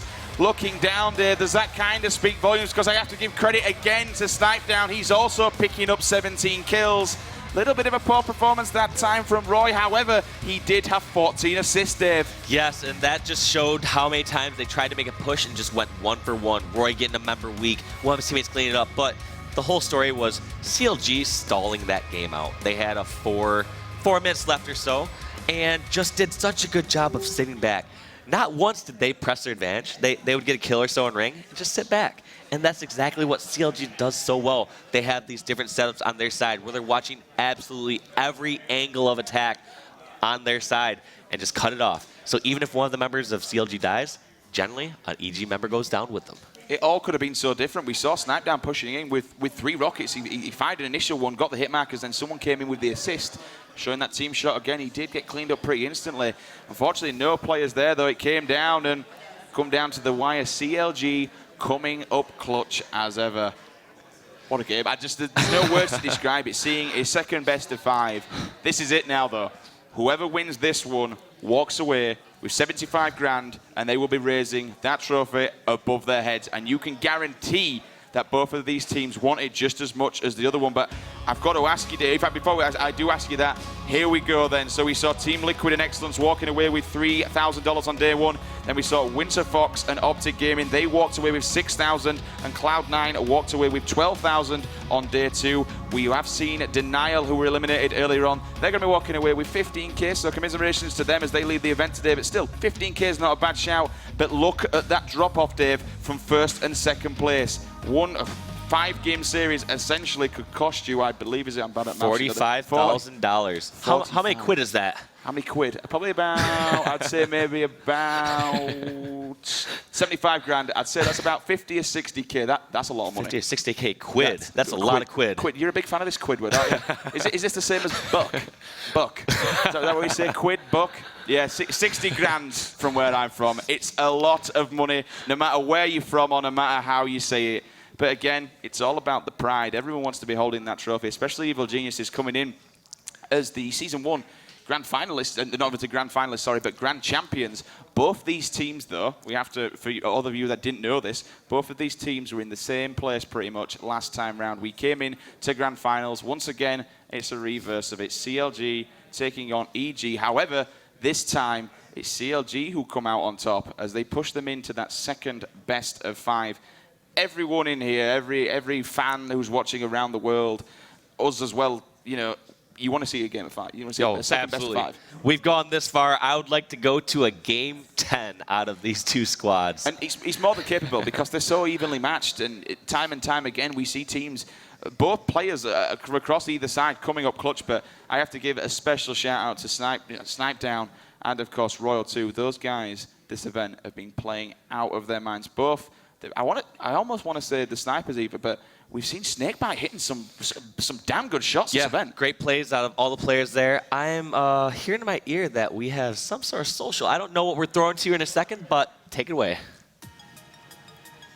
As you can see, oh, that's going to be Quinn Del Hoyo throwing you up with your, look at your beautiful, you haven't even got a smile there, Dave. All right, so you've heard of people that are photogenic. I think, all right, I look all right on camera when we're doing these casting and stuff, but anytime you take a snapshot of me, have you seen the show How I Met Your Mother? I'm the exact opposite of Barney. Every time you take a picture of me, I look bug-eyed. I have my mouth contorted in some weird shape. But Quinn Del Hoyo, the lead multiplayer designer over at 343, said he has a Walshy shrine over there. With so what kind of desk does he have there? He has a unicorn, Master Chief next to unicorn. I see a Xbox Elite controller and a Halo 3 poster.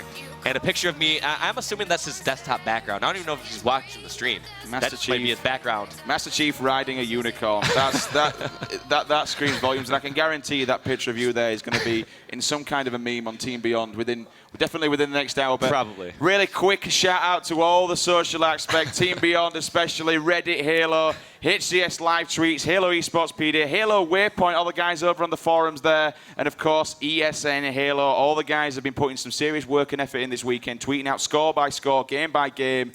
If you want to get involved, make sure you're following them all on Twitter. Get signed up to the forums and joining the conversation. Yeah, and we all know since you're here already watching the matches, you're going to stay for this next best of 5. So while we're waiting for these players to get in the next match, you can go to our raffle site. We go to esl.gg/HCS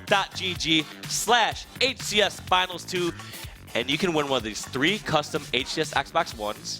2 if we don't steal one of them. Yeah, or you can win one of these awesome ESL t-shirts, or one of 6 Astro Gaming A50 Halo Edition headsets. Those headphones are amazing. I can, whenever I'm streaming, I can go make myself a brew, so to speak, where I'm from. Got myself a nice coffee. I can do it wireless. I can keep speaking to the stream while making a coffee. What a time to be alive.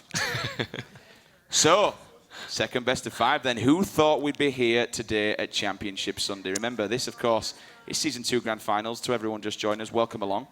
Any predictions for this from you whatsoever? I was about to ask you the same question because we both made our own casting predictions prior to this entire event.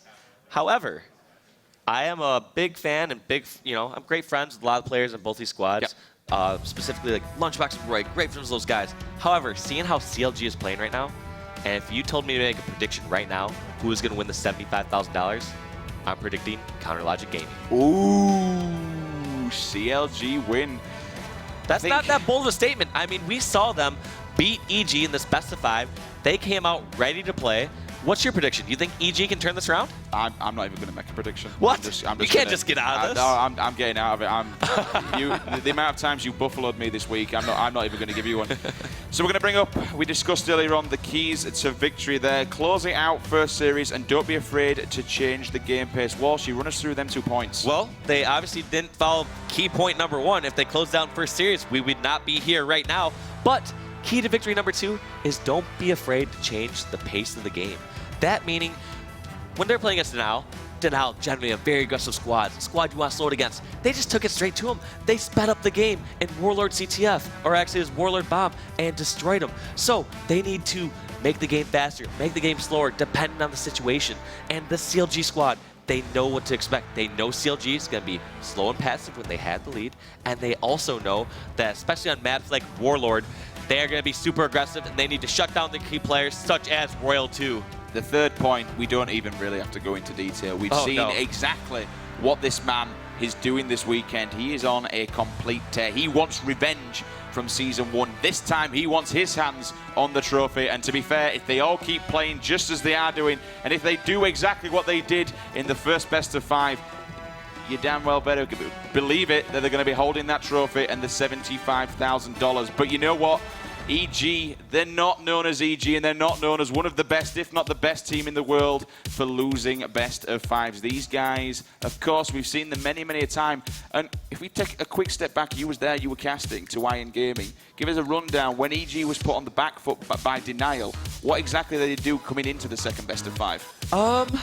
They just seemed to run out of steam. I would say Denial started to run out of steam, and EG just started picking up. But let's look at these keys to victory for CLG. First off, they need to ride this momentum into the second series.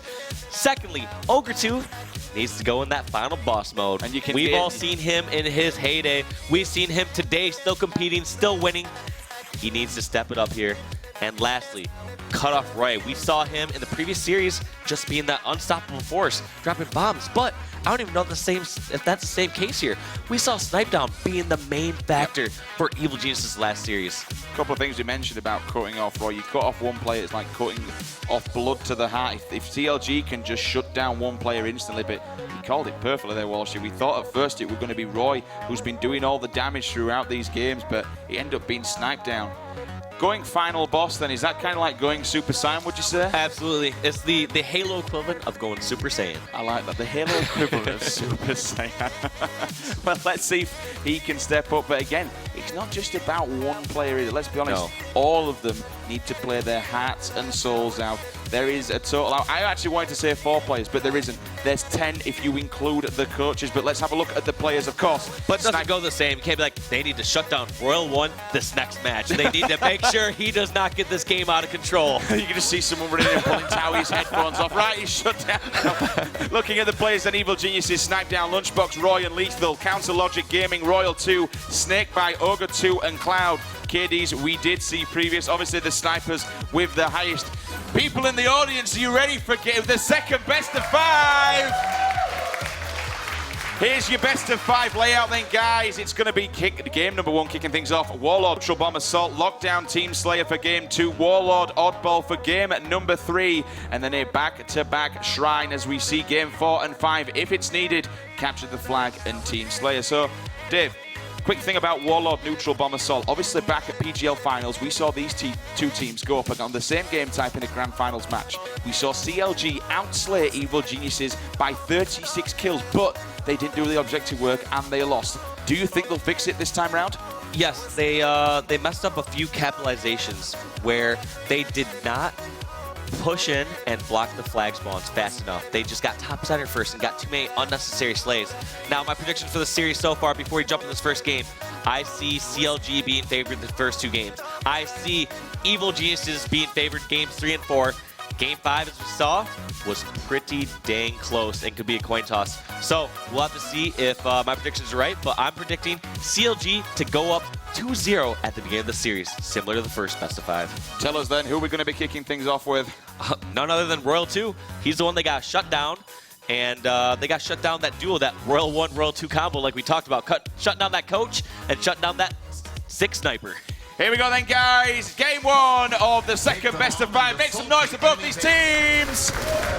Let's see who's going to be walking away with a 75 grand. Royal 2 now getting the assist medal, taking down a player up on top mid, calling him out. 2 players are going to be shutting him down in this port at the moment. Unfortunately, he does go down. Let's move across the snakebite. He's got the camo and the shotgun, but he gets shut down just as fast at the moment. That's going to be 3, possibly even 4 members down. No, in fact, I almost said 4. It was Cloud. Yes, all does go 4 down members before. down right there. Good call. And we have Lunchbox grabbing the bomb, but having to bring out his base. CLG just being incredibly aggressive in those kills, and he flanks over, I think that was Royal 2, bringing the bomb into the CLG base. Is he going to start arming it? Looks like he is. What a wonderful, sneaky little jump there. Got the back whack and then used the catwalk to his advantage to jump in. We were mentioning before how teams, time and time, will play these maps just to find all the little sneaky jumps and such. Avoided the first one, couldn't stay alive. Lethal right now, shoots the grenade. Enemy took the bomb, as you see in the corner. That means CLG are going to be running it. He's going to be looking around. There's the bomb on screen, finds one CLG member. You bet your bonnet though, he's running away and coming back. Of course, it's going to be Cloud trying to release that lightning, as we've seen so many times before. But that's going to be assist medal, so that means Cloud gets shut down. As you can see there on the bottom, winner of this series wins an additional $45,000 because second place earns $30,000. Let's see if they do this flag box strategy. We've seen so many times before. They jump on the front flag box, try to avoid nades and shots, but he was taken down too quick. Lethal goes down as well. Roy tried to come in and finish this bomb arm, but not able to. All 4 members of Evil Geniuses being a part of this arm, but it was finished by Snipe Down. First arm goes to Evil Geniuses. Snipe Down coming up clutch with a big, massive double kill, runs in, finishes off the bomb arm. That was huge because he was 1-on-1. Effort. We saw Lunchbox and Lethal both on the arm spot, diving on it. We saw Roy jumping in from the nades, trying to get that arm. He was picked off first and sniped down the 4th member of Evil Geniuses, this well-oiled machine, finishing that bomb arm to give them this 1-0 lead. EG dogpiling, and it actually came up trumps as they see themselves 1-0 up in less than a couple of minutes on the board. That's going to be Ogre 2 going down to Roy, but here's that flag box strategy. As soon as he gets shot, drops in the back, and then he has the grenade.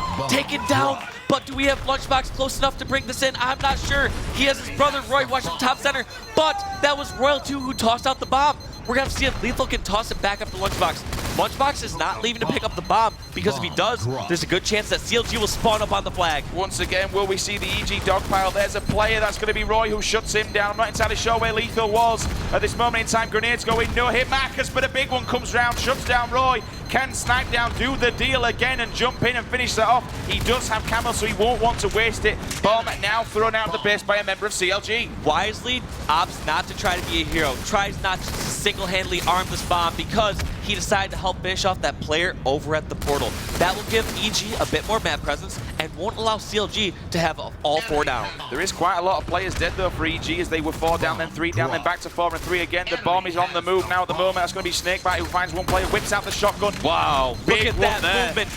Puts a shy to the body, as Golden Boy would say, then runs down the Needler and stays alive. Look at that teamwork and that assist medal. That was more like a snipe gun, let alone a shotgun. He actually hit him, and the assist came in from straight across the map at the moment. Snipe Down found in green nades. He's going to be half shields. The shotgun will come out. 1, will he get the double? Of course he will. Shotgun shutting it down right now. Enemy crouching and closing in on the player at the moment, but the bomb's going to be on the move again. That's going to be Lethal. That is huge by Lethal. All 3 members, all 3 of his teammates were all dead, and he takes the bomb towards bomb center. Makes CLG spend precious seconds trying to bring that bomb back. Somebody just picks up the basketball and smashes somebody in the visor as he goes down. Bomb again on the move right now. Roy looking to push that in further. Snakebite jumps out, gets forward to the face. Grenade goes in. Hit markers as well. Will this second player? It's going to be Cloud. He'll get away. The double kill isn't there, but he's still going to be weak as he jumps up. Puts Cloud down, bombs there. Can we see the usual scenario again where the bomb is passed? FedEx delivery system is in full swing. Yeah, I wonder if that's a misplay. Both Lunchbox and Roy dropped into the frag grenade pit. One of them should have stayed up there and tried to get some sort of arm started, or at least block the spawn. But because of that misplay, Royal 2 tosses the bomb out, and now the bomb is moving across the map. Each time we do see an Evil Geniuses member hanging around in the base of CLG, assist medal comes in. You can see there, three members down for CLG. Lethal's going one-on-one. Brilliant teamwork though. He's just going to sit there and wait for it to be handed to him. Can he get this one with 50%, 75%? Will we see 100? No, we will not, but he's got another teammate there. 2 bomb arms for Evil Geniuses. And we see the same strategy over and over again. The same thing they were doing at the PGL event in Indianapolis. They get an EG member up on the enemy flag, they bring the bomb in, and then they get a member top center. It's the 3-step plan to success for Evil Geniuses. But look at this again, Walshy. There's always an Evil Geniuses member in the base of CLG. They're always there at the moment. Not entirely sure where CLG are, as we see Snipedown picking up that fresh camo at the moment, trying to stay alive, which he somehow does. I have no idea how, to be honest with you. Finding Royal 2 coming through the port at the moment. Will he chase it? Will he commit? Yes, he will, but Royal 2 turns around and says no. Great shots by Royal 2. That not only shut down Snipedown, but stop that camo. They have a time on camo, and all 4 members of Evil Geniuses are down. If they want to put a bomb on the board now, CLG, they've got 4 members down of Evil Geniuses. Apart from slaying, what else do they need to do to make this happen? They need another round of slaying. So before they bring this bomb in, look at Cloud is bringing bomb in, but he has no members on the enemy flag. He's at risk of dying while trying to bring that bomb in. So he's getting snake bite up on the enemy flag. Now is the perfect opportunity to bring the bomb in, and I'd love to see a member of CLG at top center. Oh, that was an actual miss. He actually went in for the smash and he didn't get it. The arm came in, but he said no. Snakebite takes full advantage of that missed beatdown and puts one on the board for CLG. Those small mishaps can be the difference between life and death here at the HCS Season 2 Finals. So that melee could have cost him not only his life, but also the bomb arm. That would be extremely defeative if it were not only that, but the 75k as well. We might have a sneaky play. Both these teams are going for kills, and Royal 2 sneaks the bomb and starts it immediately. I'm not sure if this is a great play. I thought he should have committed right away or not done it at all, and he proves me wrong by dropping the bomb, getting the shotty kill, and finishing it up. Royal 2 almost tying it up for his team, but his little young gun buddy, Snakebite, getting that second arm, and CLG is back in the game. CLG sticking another one on the board as we see Snipedown though answering back. The bomb has transitioned in quick succession at the moment. Royal 2 jumps up, takes a face full of bullets. 2 members down now on either side of the moment as we see Lunchbox. That bomb is about a quarter of the way. Dodge that grenade, and he can finish this up. He just has to dodge grenade, and he has this. Lunchbox gets the 3rd arm for Evil Geniuses. Roy, top center. What is that 3-step plan I talked about again? Moving it in and moving back. Lunchbox playing a game of the Matrix there. He saw the grenade, walked back, picked it up. I have no idea what's going on with some of these bomb arms at the moment. Double kill now for Snipedown, picking the bomb up once again.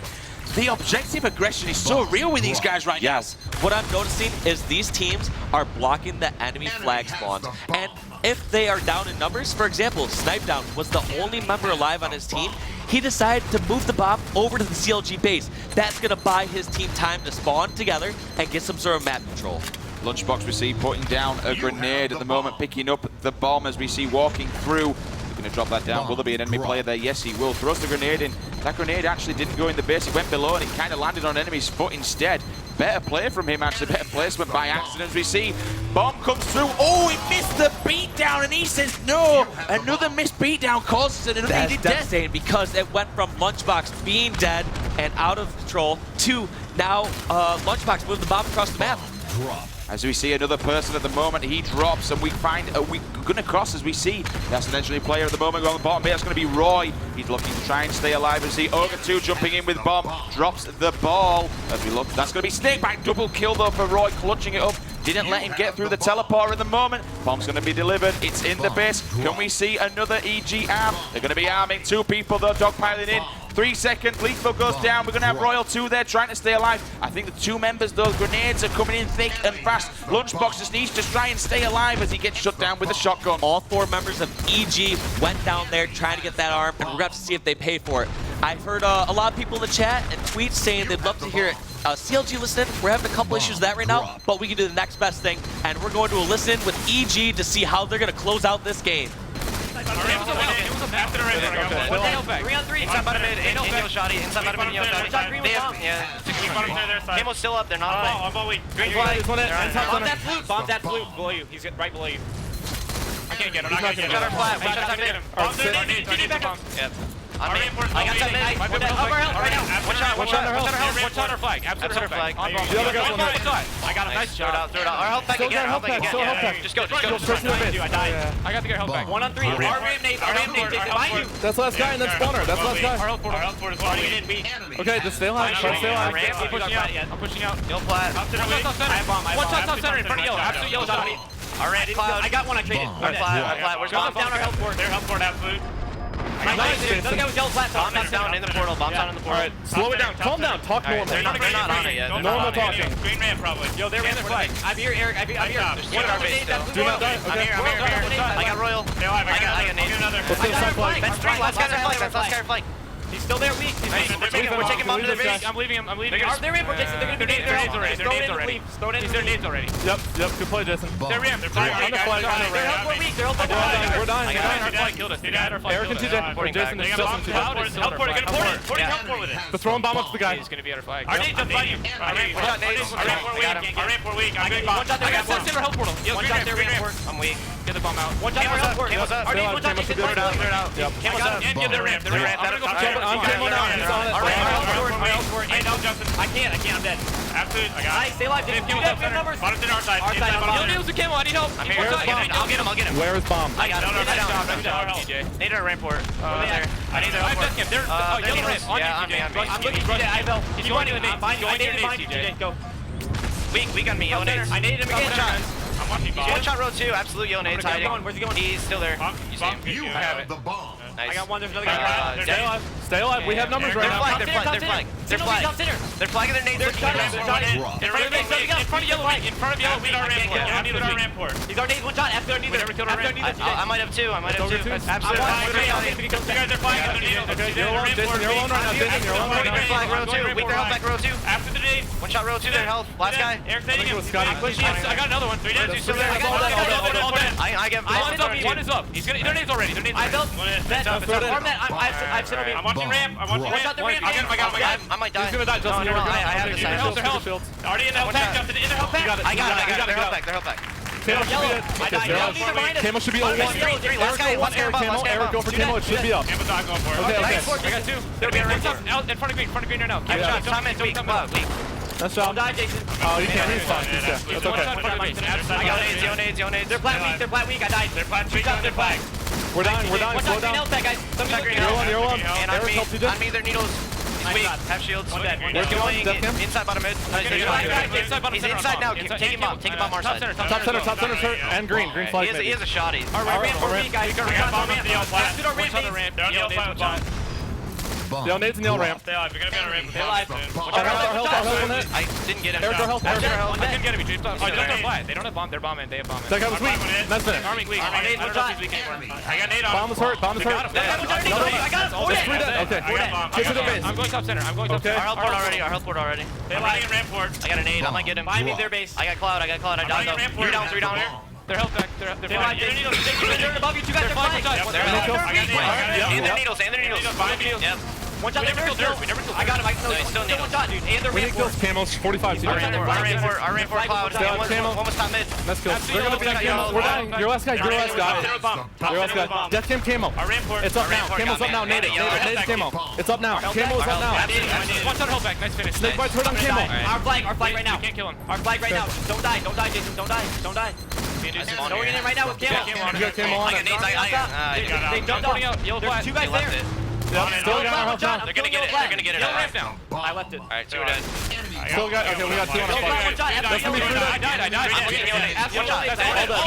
died. 4 down for CLG, but they do put another one on the board. 4 bomb arms to 3. This is pretty much neck and neck. 1 minute 15 remaining on the clock. Walshy, we've seen so many times. We've said these guys do not want to stop the pressure. 1 minute now. That's going to be, I think, a double kill there. All 4 down. He's going to stand in this flag box. Look at this. Stands on the flag box. Can avoid shots and grenades. Looks like CLG isn't even contesting it. That is the 5th arm for EG, taking game number 1 and proving me wrong. I thought for sure CLG was going to take that game. And you can be sure that that will put these guys back onto a high, and that's exactly what they needed after losing the first best of 5.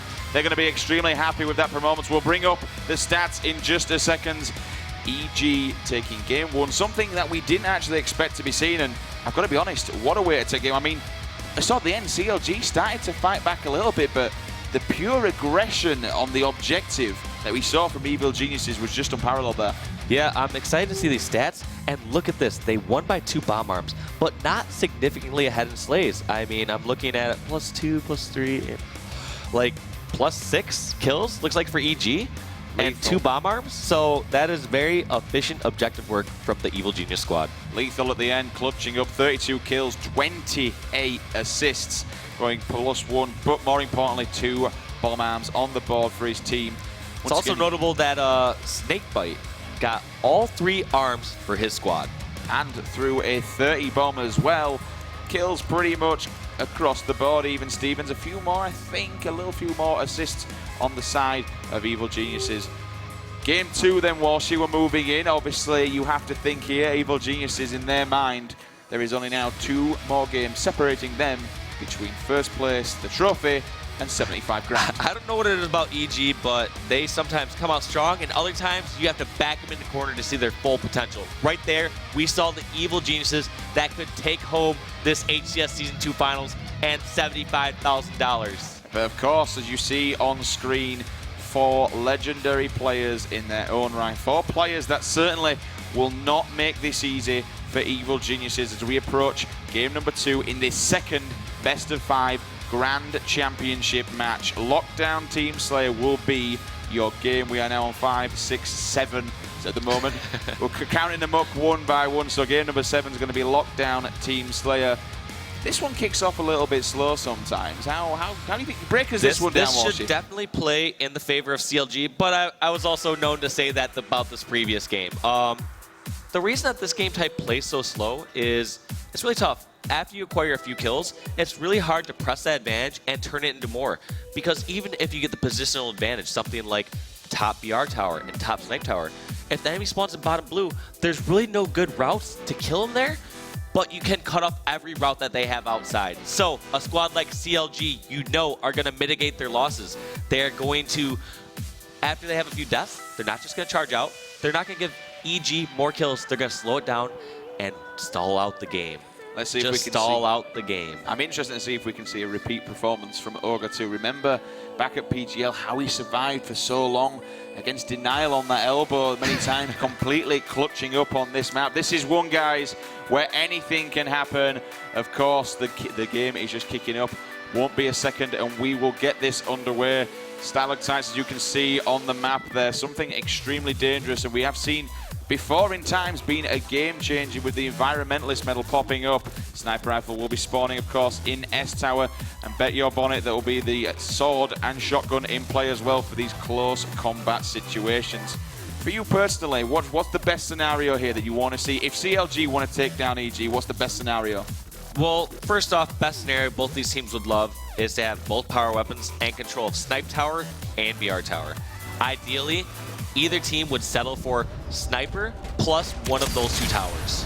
So here's game 2 then, guys, or game number 7, because we are on the second best of 5, kicking things off with the GOAT, the legend, the man, the myth himself, Ogre 2, but quickly to say that we do have to, of course, move across to Snipe Down because look at what is in his hands. This guy can do magic with this weapon at the moment. Just trying to find some heads and faces. We did see... But he's playing against CLG. That is not going to be found anytime soon.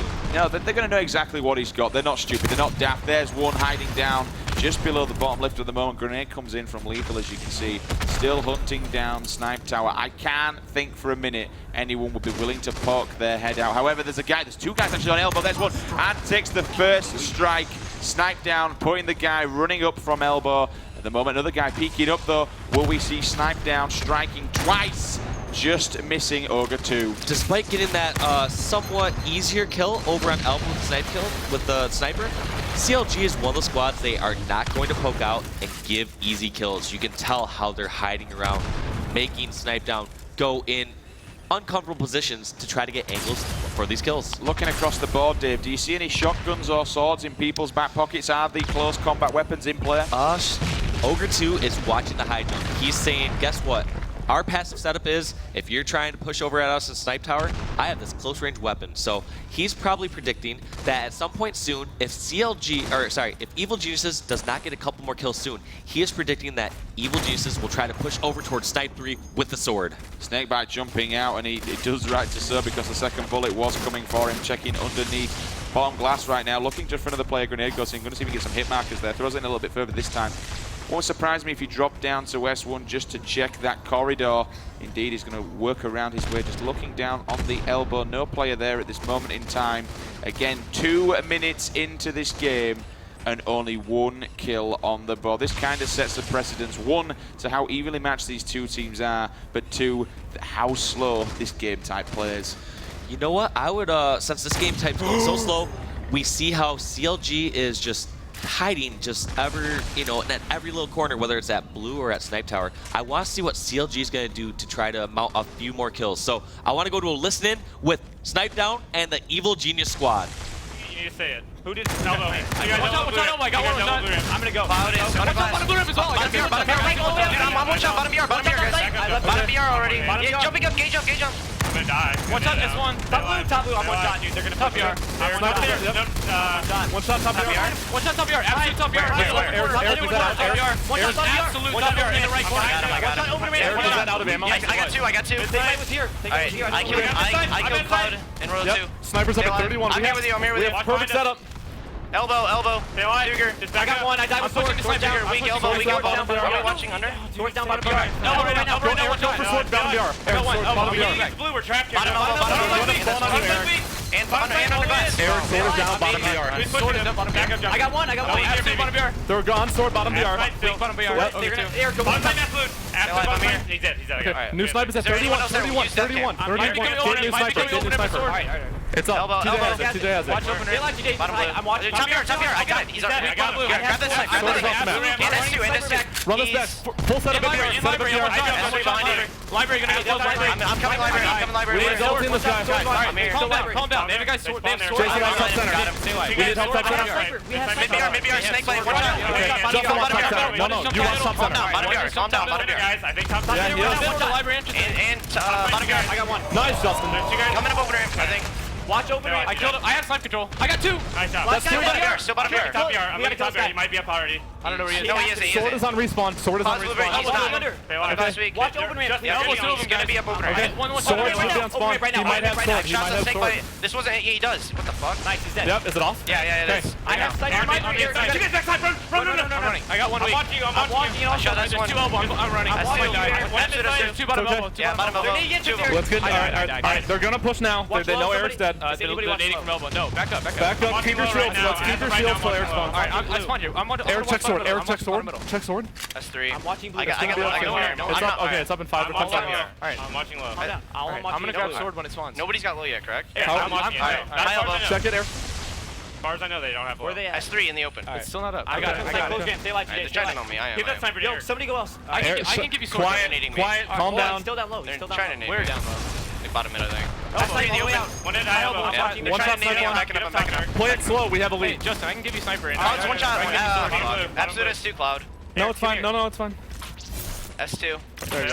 I'm watching low right now. They might have got over, guys. I don't think they have right now. Bottom BR. I'm gonna push it. Try push him, Jason. S2 right now. Blue bridge. I'm going. Needing me. Blue bridge. I'm one shot. He might be over him. No, I got it. I'm gonna die. Bottom BR is dead. Shot is dead. Watch top. No, they're not. One's sitting. I'm getting up, guys. S3, 2 alive. Calm down. I got up. I've helped. One shot top center, man mid snipe. Watch low. TJ, watch low. Is anybody watching low? I got one. Yeah, he's there. It's royal. It's royal. Call on names. Use names. No. Okay. Bottom mid S1 side. I have sword still. Yep. Bottom mid S1 side, guys. I still have sword. Go entrance. We want you to get this time. Alright, Jason, get out of entrance. Go top BR. We need to top BR. Just don't die, Eric. You cannot. Don't even give my die. S3 in the open. S3. They're gonna push. And low has not. He's on a glass right now. Low doesn't help. Alright, side weak. Bottom side. Top center right now. Top center. He's bottom glass. Royal and Cloud are bottom BR. Royal and Cloud are bottom BR. Dude, I think there's 3. I just died with sword. Sword down. They're all over ramp. There's 3 guys over ramp. Jumping up right now. 3 guys over ramp. We're all watching. 2 guys over ramp. 2 guys top BR weak. In library. I died with sniper, guys. Sniper in library. I got 2. I helped TJ. 1 shot. I got him. them. have a sniper with 1 or 2 bullets on Alright, collapse on library. They're all going to spawn there. They are all going to let them spawn library and we can sniper on them. Guys, sword is down top open ramp. Guys, listen to me. Sword is down top open ramp. Watch yellow. Watch yellow. We have to get to blue. We have to get to blue. One shot in the glass cloud. Absolute green room. I needed him. Absolute green room. Still there. Absolute green room. Still hiding by the shield? Yes, yes he is. Yes he is. Got him. Cloud was on the glass. They're going to push something. Some incredible teamwork there for Evil Geniuses as they look to clutch out game number 2 at the moment. 21-16, 22-17. I've got to give CLG credit though. They're bringing it back slowly but surely. There's only 8 minutes on the clock though, Walshy. Can they do this? Well, that's just why CLG is such a powerful team. Evil Geniuses had Sword, Sniper, BR Tower. They had pretty much the ideal perfect setup, yet they're only up by 5. CLG just plays to their strength, which is being passive, having a nice setup, and letting EG make mistakes. When they finally get an opportunity, they start to get picked. They make a push together. They organize it all together, and right here we see Ogre 2 run away with the sniper. Probably gonna drop it off for one of his Padawans. Just as you say that, look exactly as if it was meant to be. It's Snakebite who's going to do the damage. Gets 1-2. Lunchbox goes down, however. A very sneaky flank there, Dave, from out of nowhere. Lethal with the double and the assist. So that means going to be 3 members down now for EG. Gets the no-scope as well. Clinches it and the sword. He's got all the goodies in the world. Is he going to drop this for Snipe Down? I like this play. Actually, I was going to say he should keep that sniper. He was hitting shots like we saw earlier with even Roy hitting a lot of shots. So when you're on fire, keep the sniper. These players all can go off at any moment, and I don't think we've seen Snipe Down getting the picks that he needs to get so far this game. This game is possibly in Lethal's hands. He needs to move these weapons and share them amongst teammates at the moment, which he will do. There's the BR. Will he drop it? No, he does not. He's going to jump up, puts down the grenade. We go into comms. Oh, yeah, I can't find a weapon on the ground, so I'm going to keep both these if that's cool with you guys. He actually just got a no-scope, but he's hunting around, see if anyone's going to jump up at the moment. They won't be coming up from short because they've got 3 members on BR3 at the moment. If they're going to be anywhere, they're going to be over on the elbow. The rotations, they just left BR Tower. He goes over to Snipe Tower and rotates back to BR Tower. What is going on here? And now he shares the sniper once again. Back to team captain Snipe Down. 10 kill lead, 6 minutes 15 on the clock. All they have to do is wait this one out, and while CLG come to them. They do have obviously the sword as well in control, sniper rifle control, what you would say a full setup. Absolutely. The only thing they don't have right now is if ideally they'd like to have Snipe Tower as well, but you can't get greedy here. You have a 10 kill lead. Let CLG make some sort of mistake. There are 5 minutes and 50 seconds left in the match, and right there, just like that, they get a pick on Snakebite and extend their lead 1 more kill. If CLG want to break this setup, let's say you were in control at the moment, what would you be looking to do to try and take down Evil Genius? You first have to get shots on Snipe Down. You cannot let him be full shields, because otherwise he comes to the challenge across the map, and he gets the Hail Mary here on his Sunday, saying his prayers and gets the double kill. He actually stuck a player straight across map, gets that nade, lands the headshot. Big double kill there as they extend the lead. Another cracking shot from Eric. As we see now, the lead is growing further and further away from CLG, but that's going to be another player with the sword. Snakebite goes down, 3 bullets left in his sniper rifle. Sword in library, but he's left it. Could that player pick it up? No, he used it as bait. He says, guess what? I'll leave this little trap right here, and I'll get an extra kill from it. Turns around, pops one in his face. Snipe Down, we mentioned not getting the shots that were needed, and now he's on fire. Snipe Down saying, spots taken. Can you please get out of my way? Look at that score gap, Dave. 44, 45, 27. Killing frenzy for Snipe Down right now. I have been proven wrong so many times in this last series alone. I called CLG taking the first couple games. I said Snipe Down wasn't doing work with the sniper there in this game. And look at that, killing frenzy to give Snipe Down and the EG squad a 16 kill lead. This is only 4 minutes 20 on the clock, 46-30. That's a big, big lead as we see Roy extending it with a double. Gets finally shut down.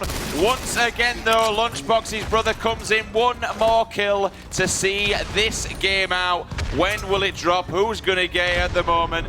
EG proving. You know he's not waiting. He says, no. We need 1 kill. I don't care. I'm charging. We got so many alive. Just push. We can't lose as they go in.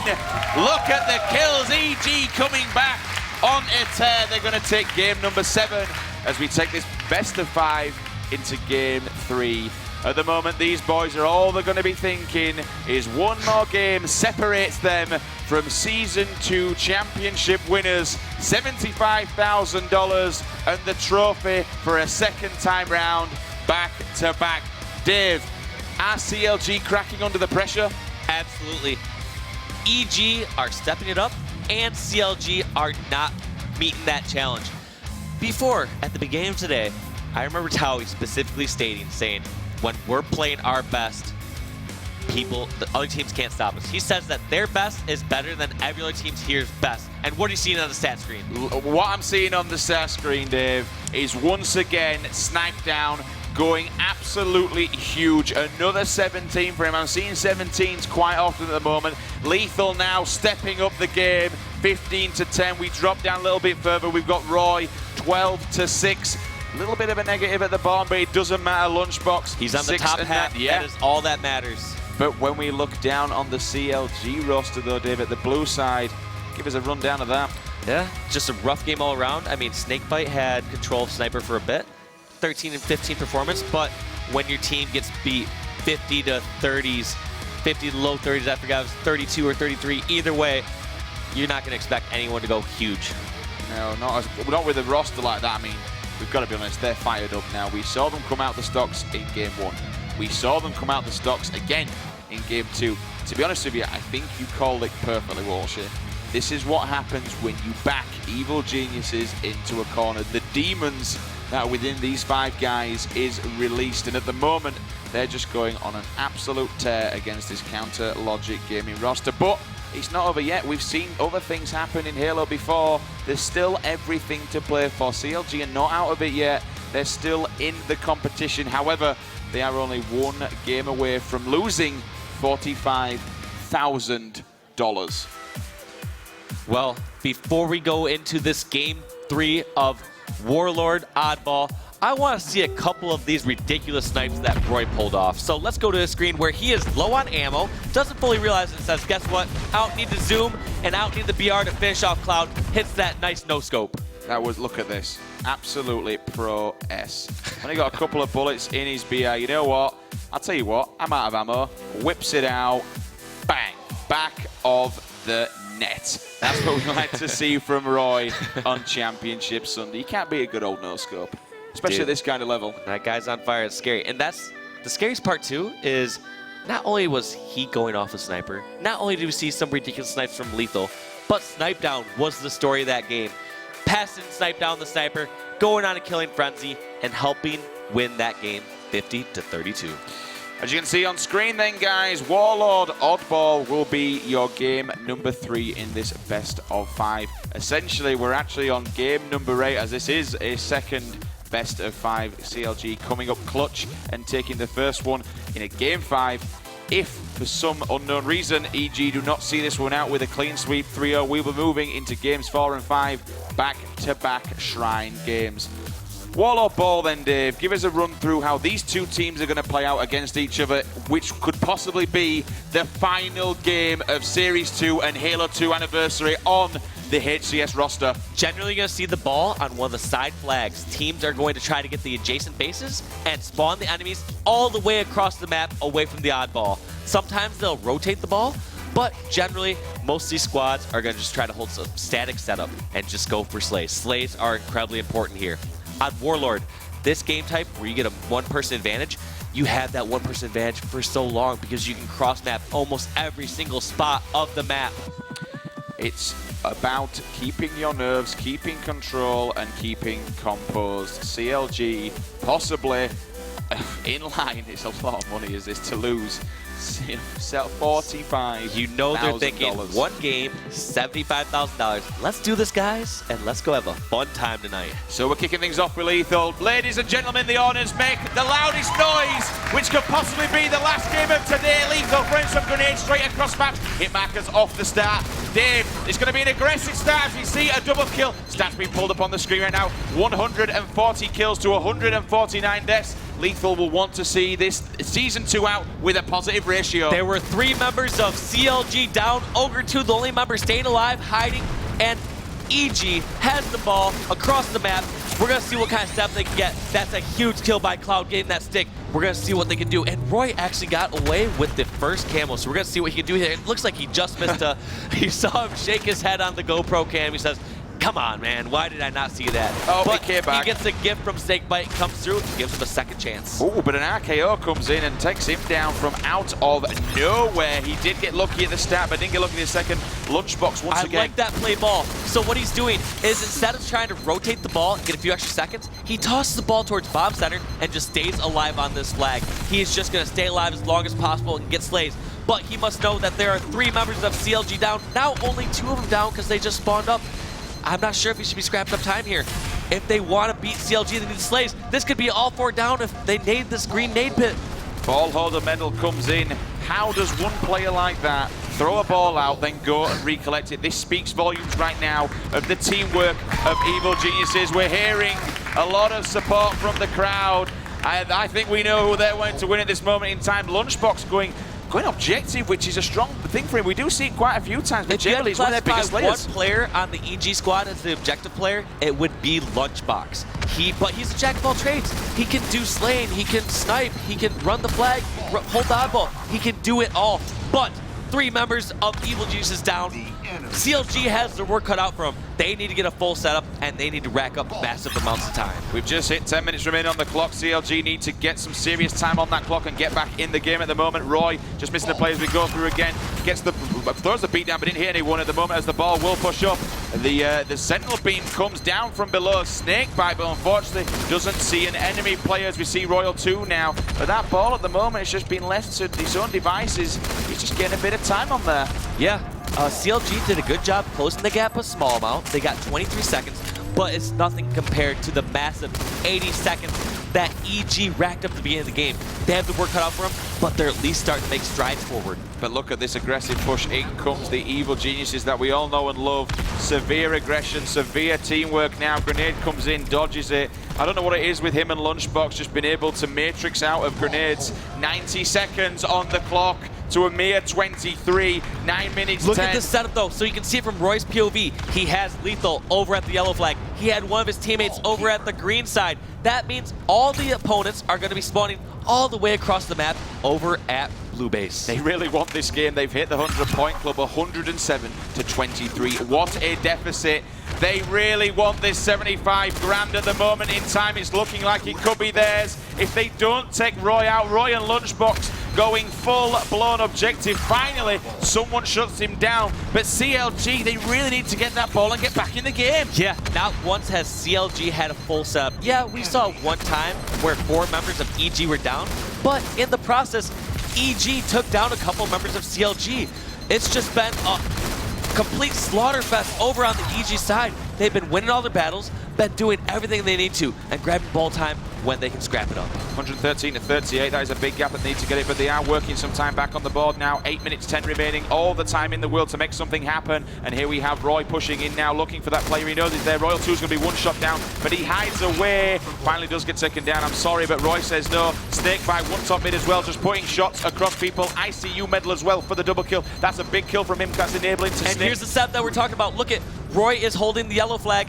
He has one of his teammates blocking the spawns at the green flag, and they're all spawning at blue. He preemptively throws that nade at Cloud, and he jumps right on top of it. Cloud just lobs straight onto a bomb, walks on a landmine, has his legs blown from behind him, finds Ogre 2 down bottom mid, takes him out, works around. There's another player jumping up.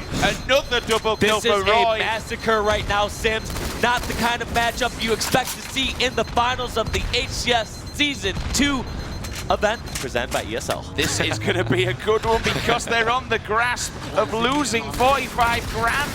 CLG at the moment, Evil Genius is doing some serious work. 155 points on the clock. Wolfie, they're going all in for this final game. And Lunchbox, even though he's scrapped up all the time, tosses the ball out and stays alive on red flag, assuring that the Evil Geniuses squad does not get spawn trapped. 100 points behind. What a deficit. I didn't think you would ever see this from a championship match. 3 down again for CLG. They're always getting slaughtered off the spawn. They are making CLG spawn across the map and make them work for it. We see some great individual plays, such as that kill right there from Snakebite, who gets the double kill. But in the end, it's too little too late. And yeah, maybe I'm preemptively calling that double kill, or I saw the wrong screen. But anyways, CLG needs to start getting slays and do the exact same strategy that Evil Genius is doing. It might be too late though. Evil Genius is on fire right now.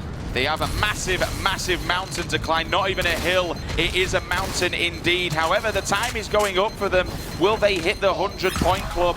It's a very tough decision to make as we see 3 one person drop members it down. up. He has to play ball this, but he's taken out instantly. And guess who's grabbing it again?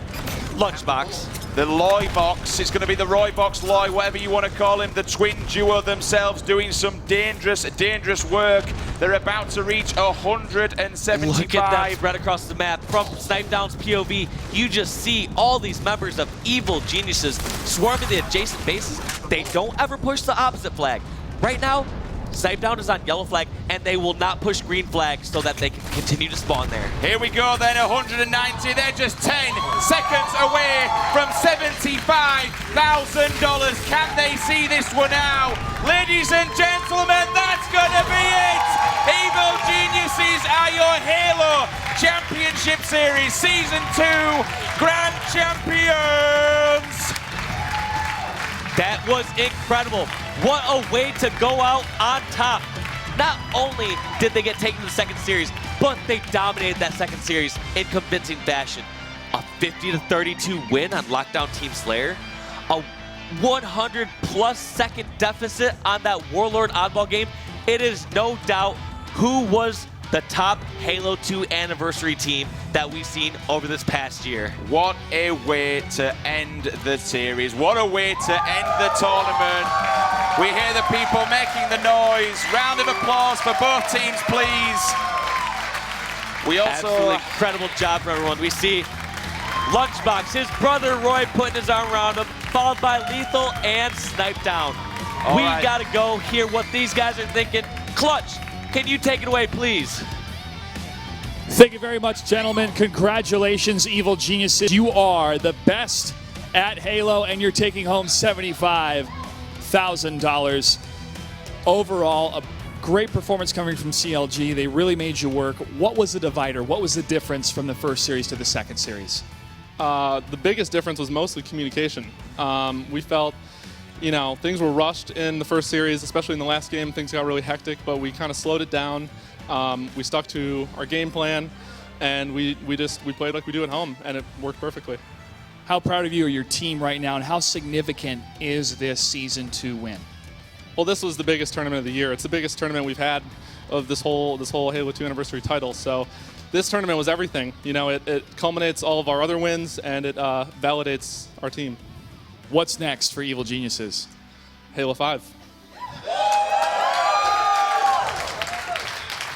And finally, what would you like to say to all of your supporters and to all of your fans that have stuck with you since the very beginning? Well, absolutely. Thank you all so much. Thank everyone for supporting us, our entire team. We need to give a huge shout out and thank you to Evil Geniuses and Monster, as well as BenQ and all of our other sponsors, and all the fans. We couldn't do it without you. Thank you. Ladies and gentlemen, your Halo Championship Series Season 2 champions. Give it up one more time for Evil Geniuses.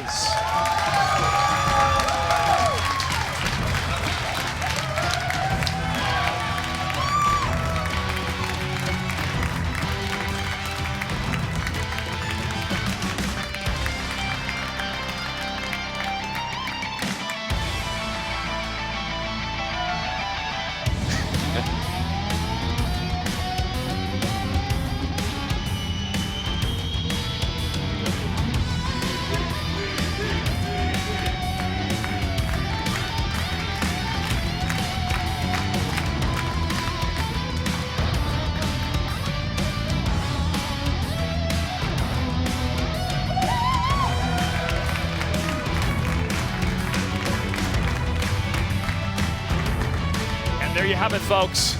We have crowned a champion in Season 2, and it is Evil Geniuses. What a series against CLG, and again, what a wonderful way for Royal One to say goodbye to his team. Very stellar performance coming from them. Yeah, great performances all around, but Evil Geniuses just in the end proving to be too strong. And I want to reiterate again, that was a dominating second series. We saw a complete different team from the first series of the Grand Finals to the second series of the Grand Finals. But let's take a look at the bracket and see what Evil Geniuses had to do to win this tournament.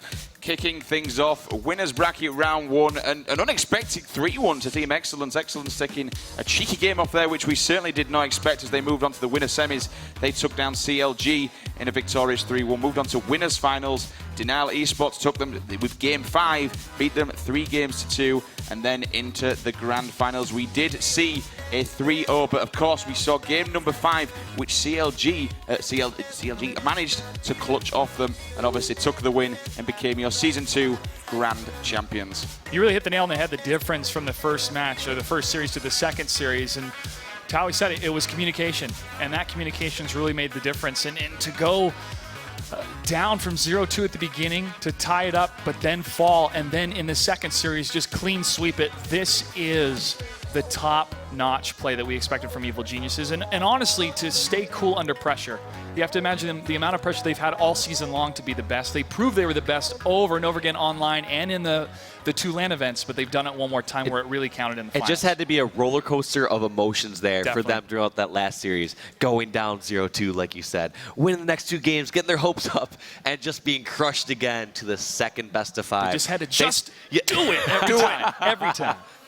But it speaks volumes. I mean, I think you hit the nail on the head perfectly. This is what happens when you push EG into a corner. Yeah. You see what happens. They come back out fight. They don't like being put in the corner. You know what I mean? And you heard Towie straight away. What's next for you? Halo 5. They're going straight into it head on, and guaranteed they will be looking to go for the 3-peat as we hit HCS Season 3. I was, again, impressed by the precision from these players. We brought it up many times over the weekend, but these snipes, we'll take a look at some of the replays, and that we've seen a lot of the replays this weekend. So killer when it comes to how quickly they're able to get those headshots, and even to punish if they missed a shot or get a body shot, getting that last hit in order to help the team. And in the end, too, how Evil Genius was able to let go of the oddball and still stay in the fight. And there's the prize breakdown. $75,000 for first place. CLG taking home $30K. And the rest of these teams are not going home empty-handed. Nice chunk of change for every single one of these 8 teams that join us this weekend. Yes, incredible matches all weekend long. And like you said, I think that's one of the parts that a lot of the viewers probably take for granted. Yes, you see a lot of those flashy shots, those flashy snipes, but you don't take into account that consistent BR shot the entire match. Every single bullet adds on to some sort of opportunity for their squad, whether they get an extra burst on an opponent, which gives your teammate a shot up on the opponent. It just all adds up in the end, and these teams just have such good shots, which is probably why I'm up here now and not playing. You still got it. Let's take a look at those predictions, Walshy, because I think when it comes down to predictions... Let's see how the predictions went. Yeah, I'm actually curious to see how these went. Did anyone do really good or something? Yeah. I think that's a Mr. Walshy that did pretty good. Congratulations, man. 24 points. Absolutely perfect predictions right there? Yes, it is. I hate you so much. Oh, man. I really do. I was trying to beat Alex. That was the last bastion of hope I had, and I'm in last place. But I learned my lesson. Never count out Winter Fox.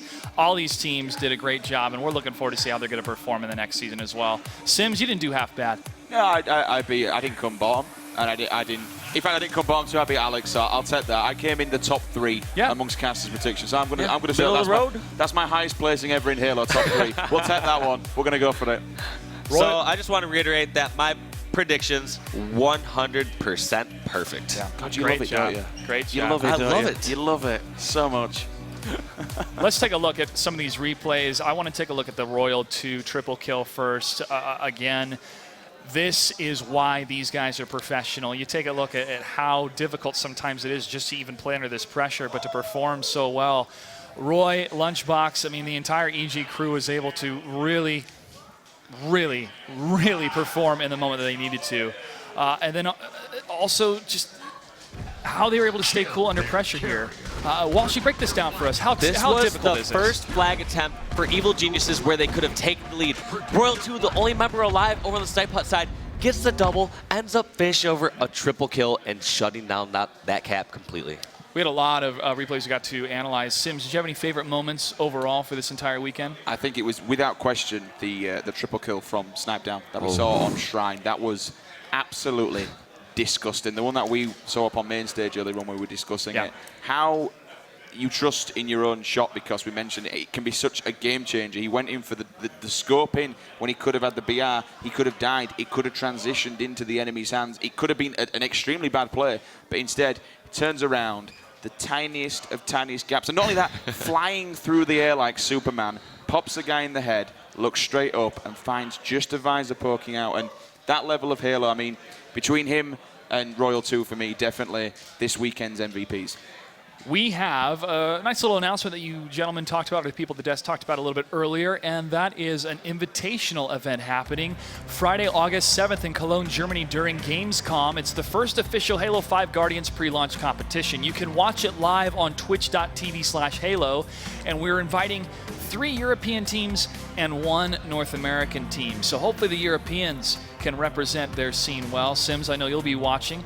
I'll be there. I'll try to stop by and say hello. But for more information, make sure to check out the website, halowaypoint.com, not only for that event, but for more information about Halo 5 Guardians and for Season 3 of the HCS in the future. A huge congratulations one more time to Evil Geniuses. Gentlemen, it's been a fantastic pleasure to work with you this weekend. Final thoughts, Walshy, starting with you. Final thoughts, congrats to EG. Thank you to all the squads that came out here and performed. You could tell that every team that, when they got knocked out, they were extremely disappointed. They put their hearts and souls into practice for this event. They put their hearts and souls in this game, and we couldn't ask for any better matches that we've seen this weekend. I also want to say thank you to all the rest of the talent here, Sims, Bravo, Golden Boy, Mr. Gray. We wouldn't be, you guys make my job so easy when I'm up here casting, because I just like point out the obvious. I'm like, yeah, he had a sweet snipe there and he ran the flag, and then Sims just goes play by play the entire time, helped carrying me. Same with all the other gents here that I've had the privilege of working with. And lastly, the production team. We had a couple hiccups that were out of our control, and they handled everything so well. This is the best run production event that I've been a part of yet, and I can't wait to see what's in store for the future. So. All right. Thank you very much, Walshy. Sims, final thoughts? Well, you aren't giving me much to work with there, have you? Thank you for taking absolutely everything. But yeah, just kind of mirroring Dave's words there. I mean, especially players, all the teams, all the esports organizations getting involved within Halo as well. Special thanks to ESL. You guys have put on an amazing show. All the, it's not what you see on screen, it's what you see in the background, the lighting, the cameramen, everything, production, the guys looking after food, all the admins looking after the players, things like that. And of course, a special shout out to all the community out there that have been watching this weekend, the ones that have been tweeting, ESN live tweets, HES live tweets. We've also got Halo Esports PD on there. And then the forums, which I suggest you all go and sign up on now, Halo Waypoint, Team Beyond, and Reddit Halo. You guys rock, and we couldn't have done any of this, sharing it to the world without you guys at home. A huge thank you to our sponsors, and a big thank you to everybody that supported HCS all weekend long, to the awesome crowd here in Burbank, and to everybody watching around the world. Again, for more information, make sure to follow us on Twitter at ESL Halo and at Halo, and also go to the website, halowaypoint.com. That does it for us. On behalf of 343 and ESL, thanks so much for tuning in. We'll see you next time. Good night and good game.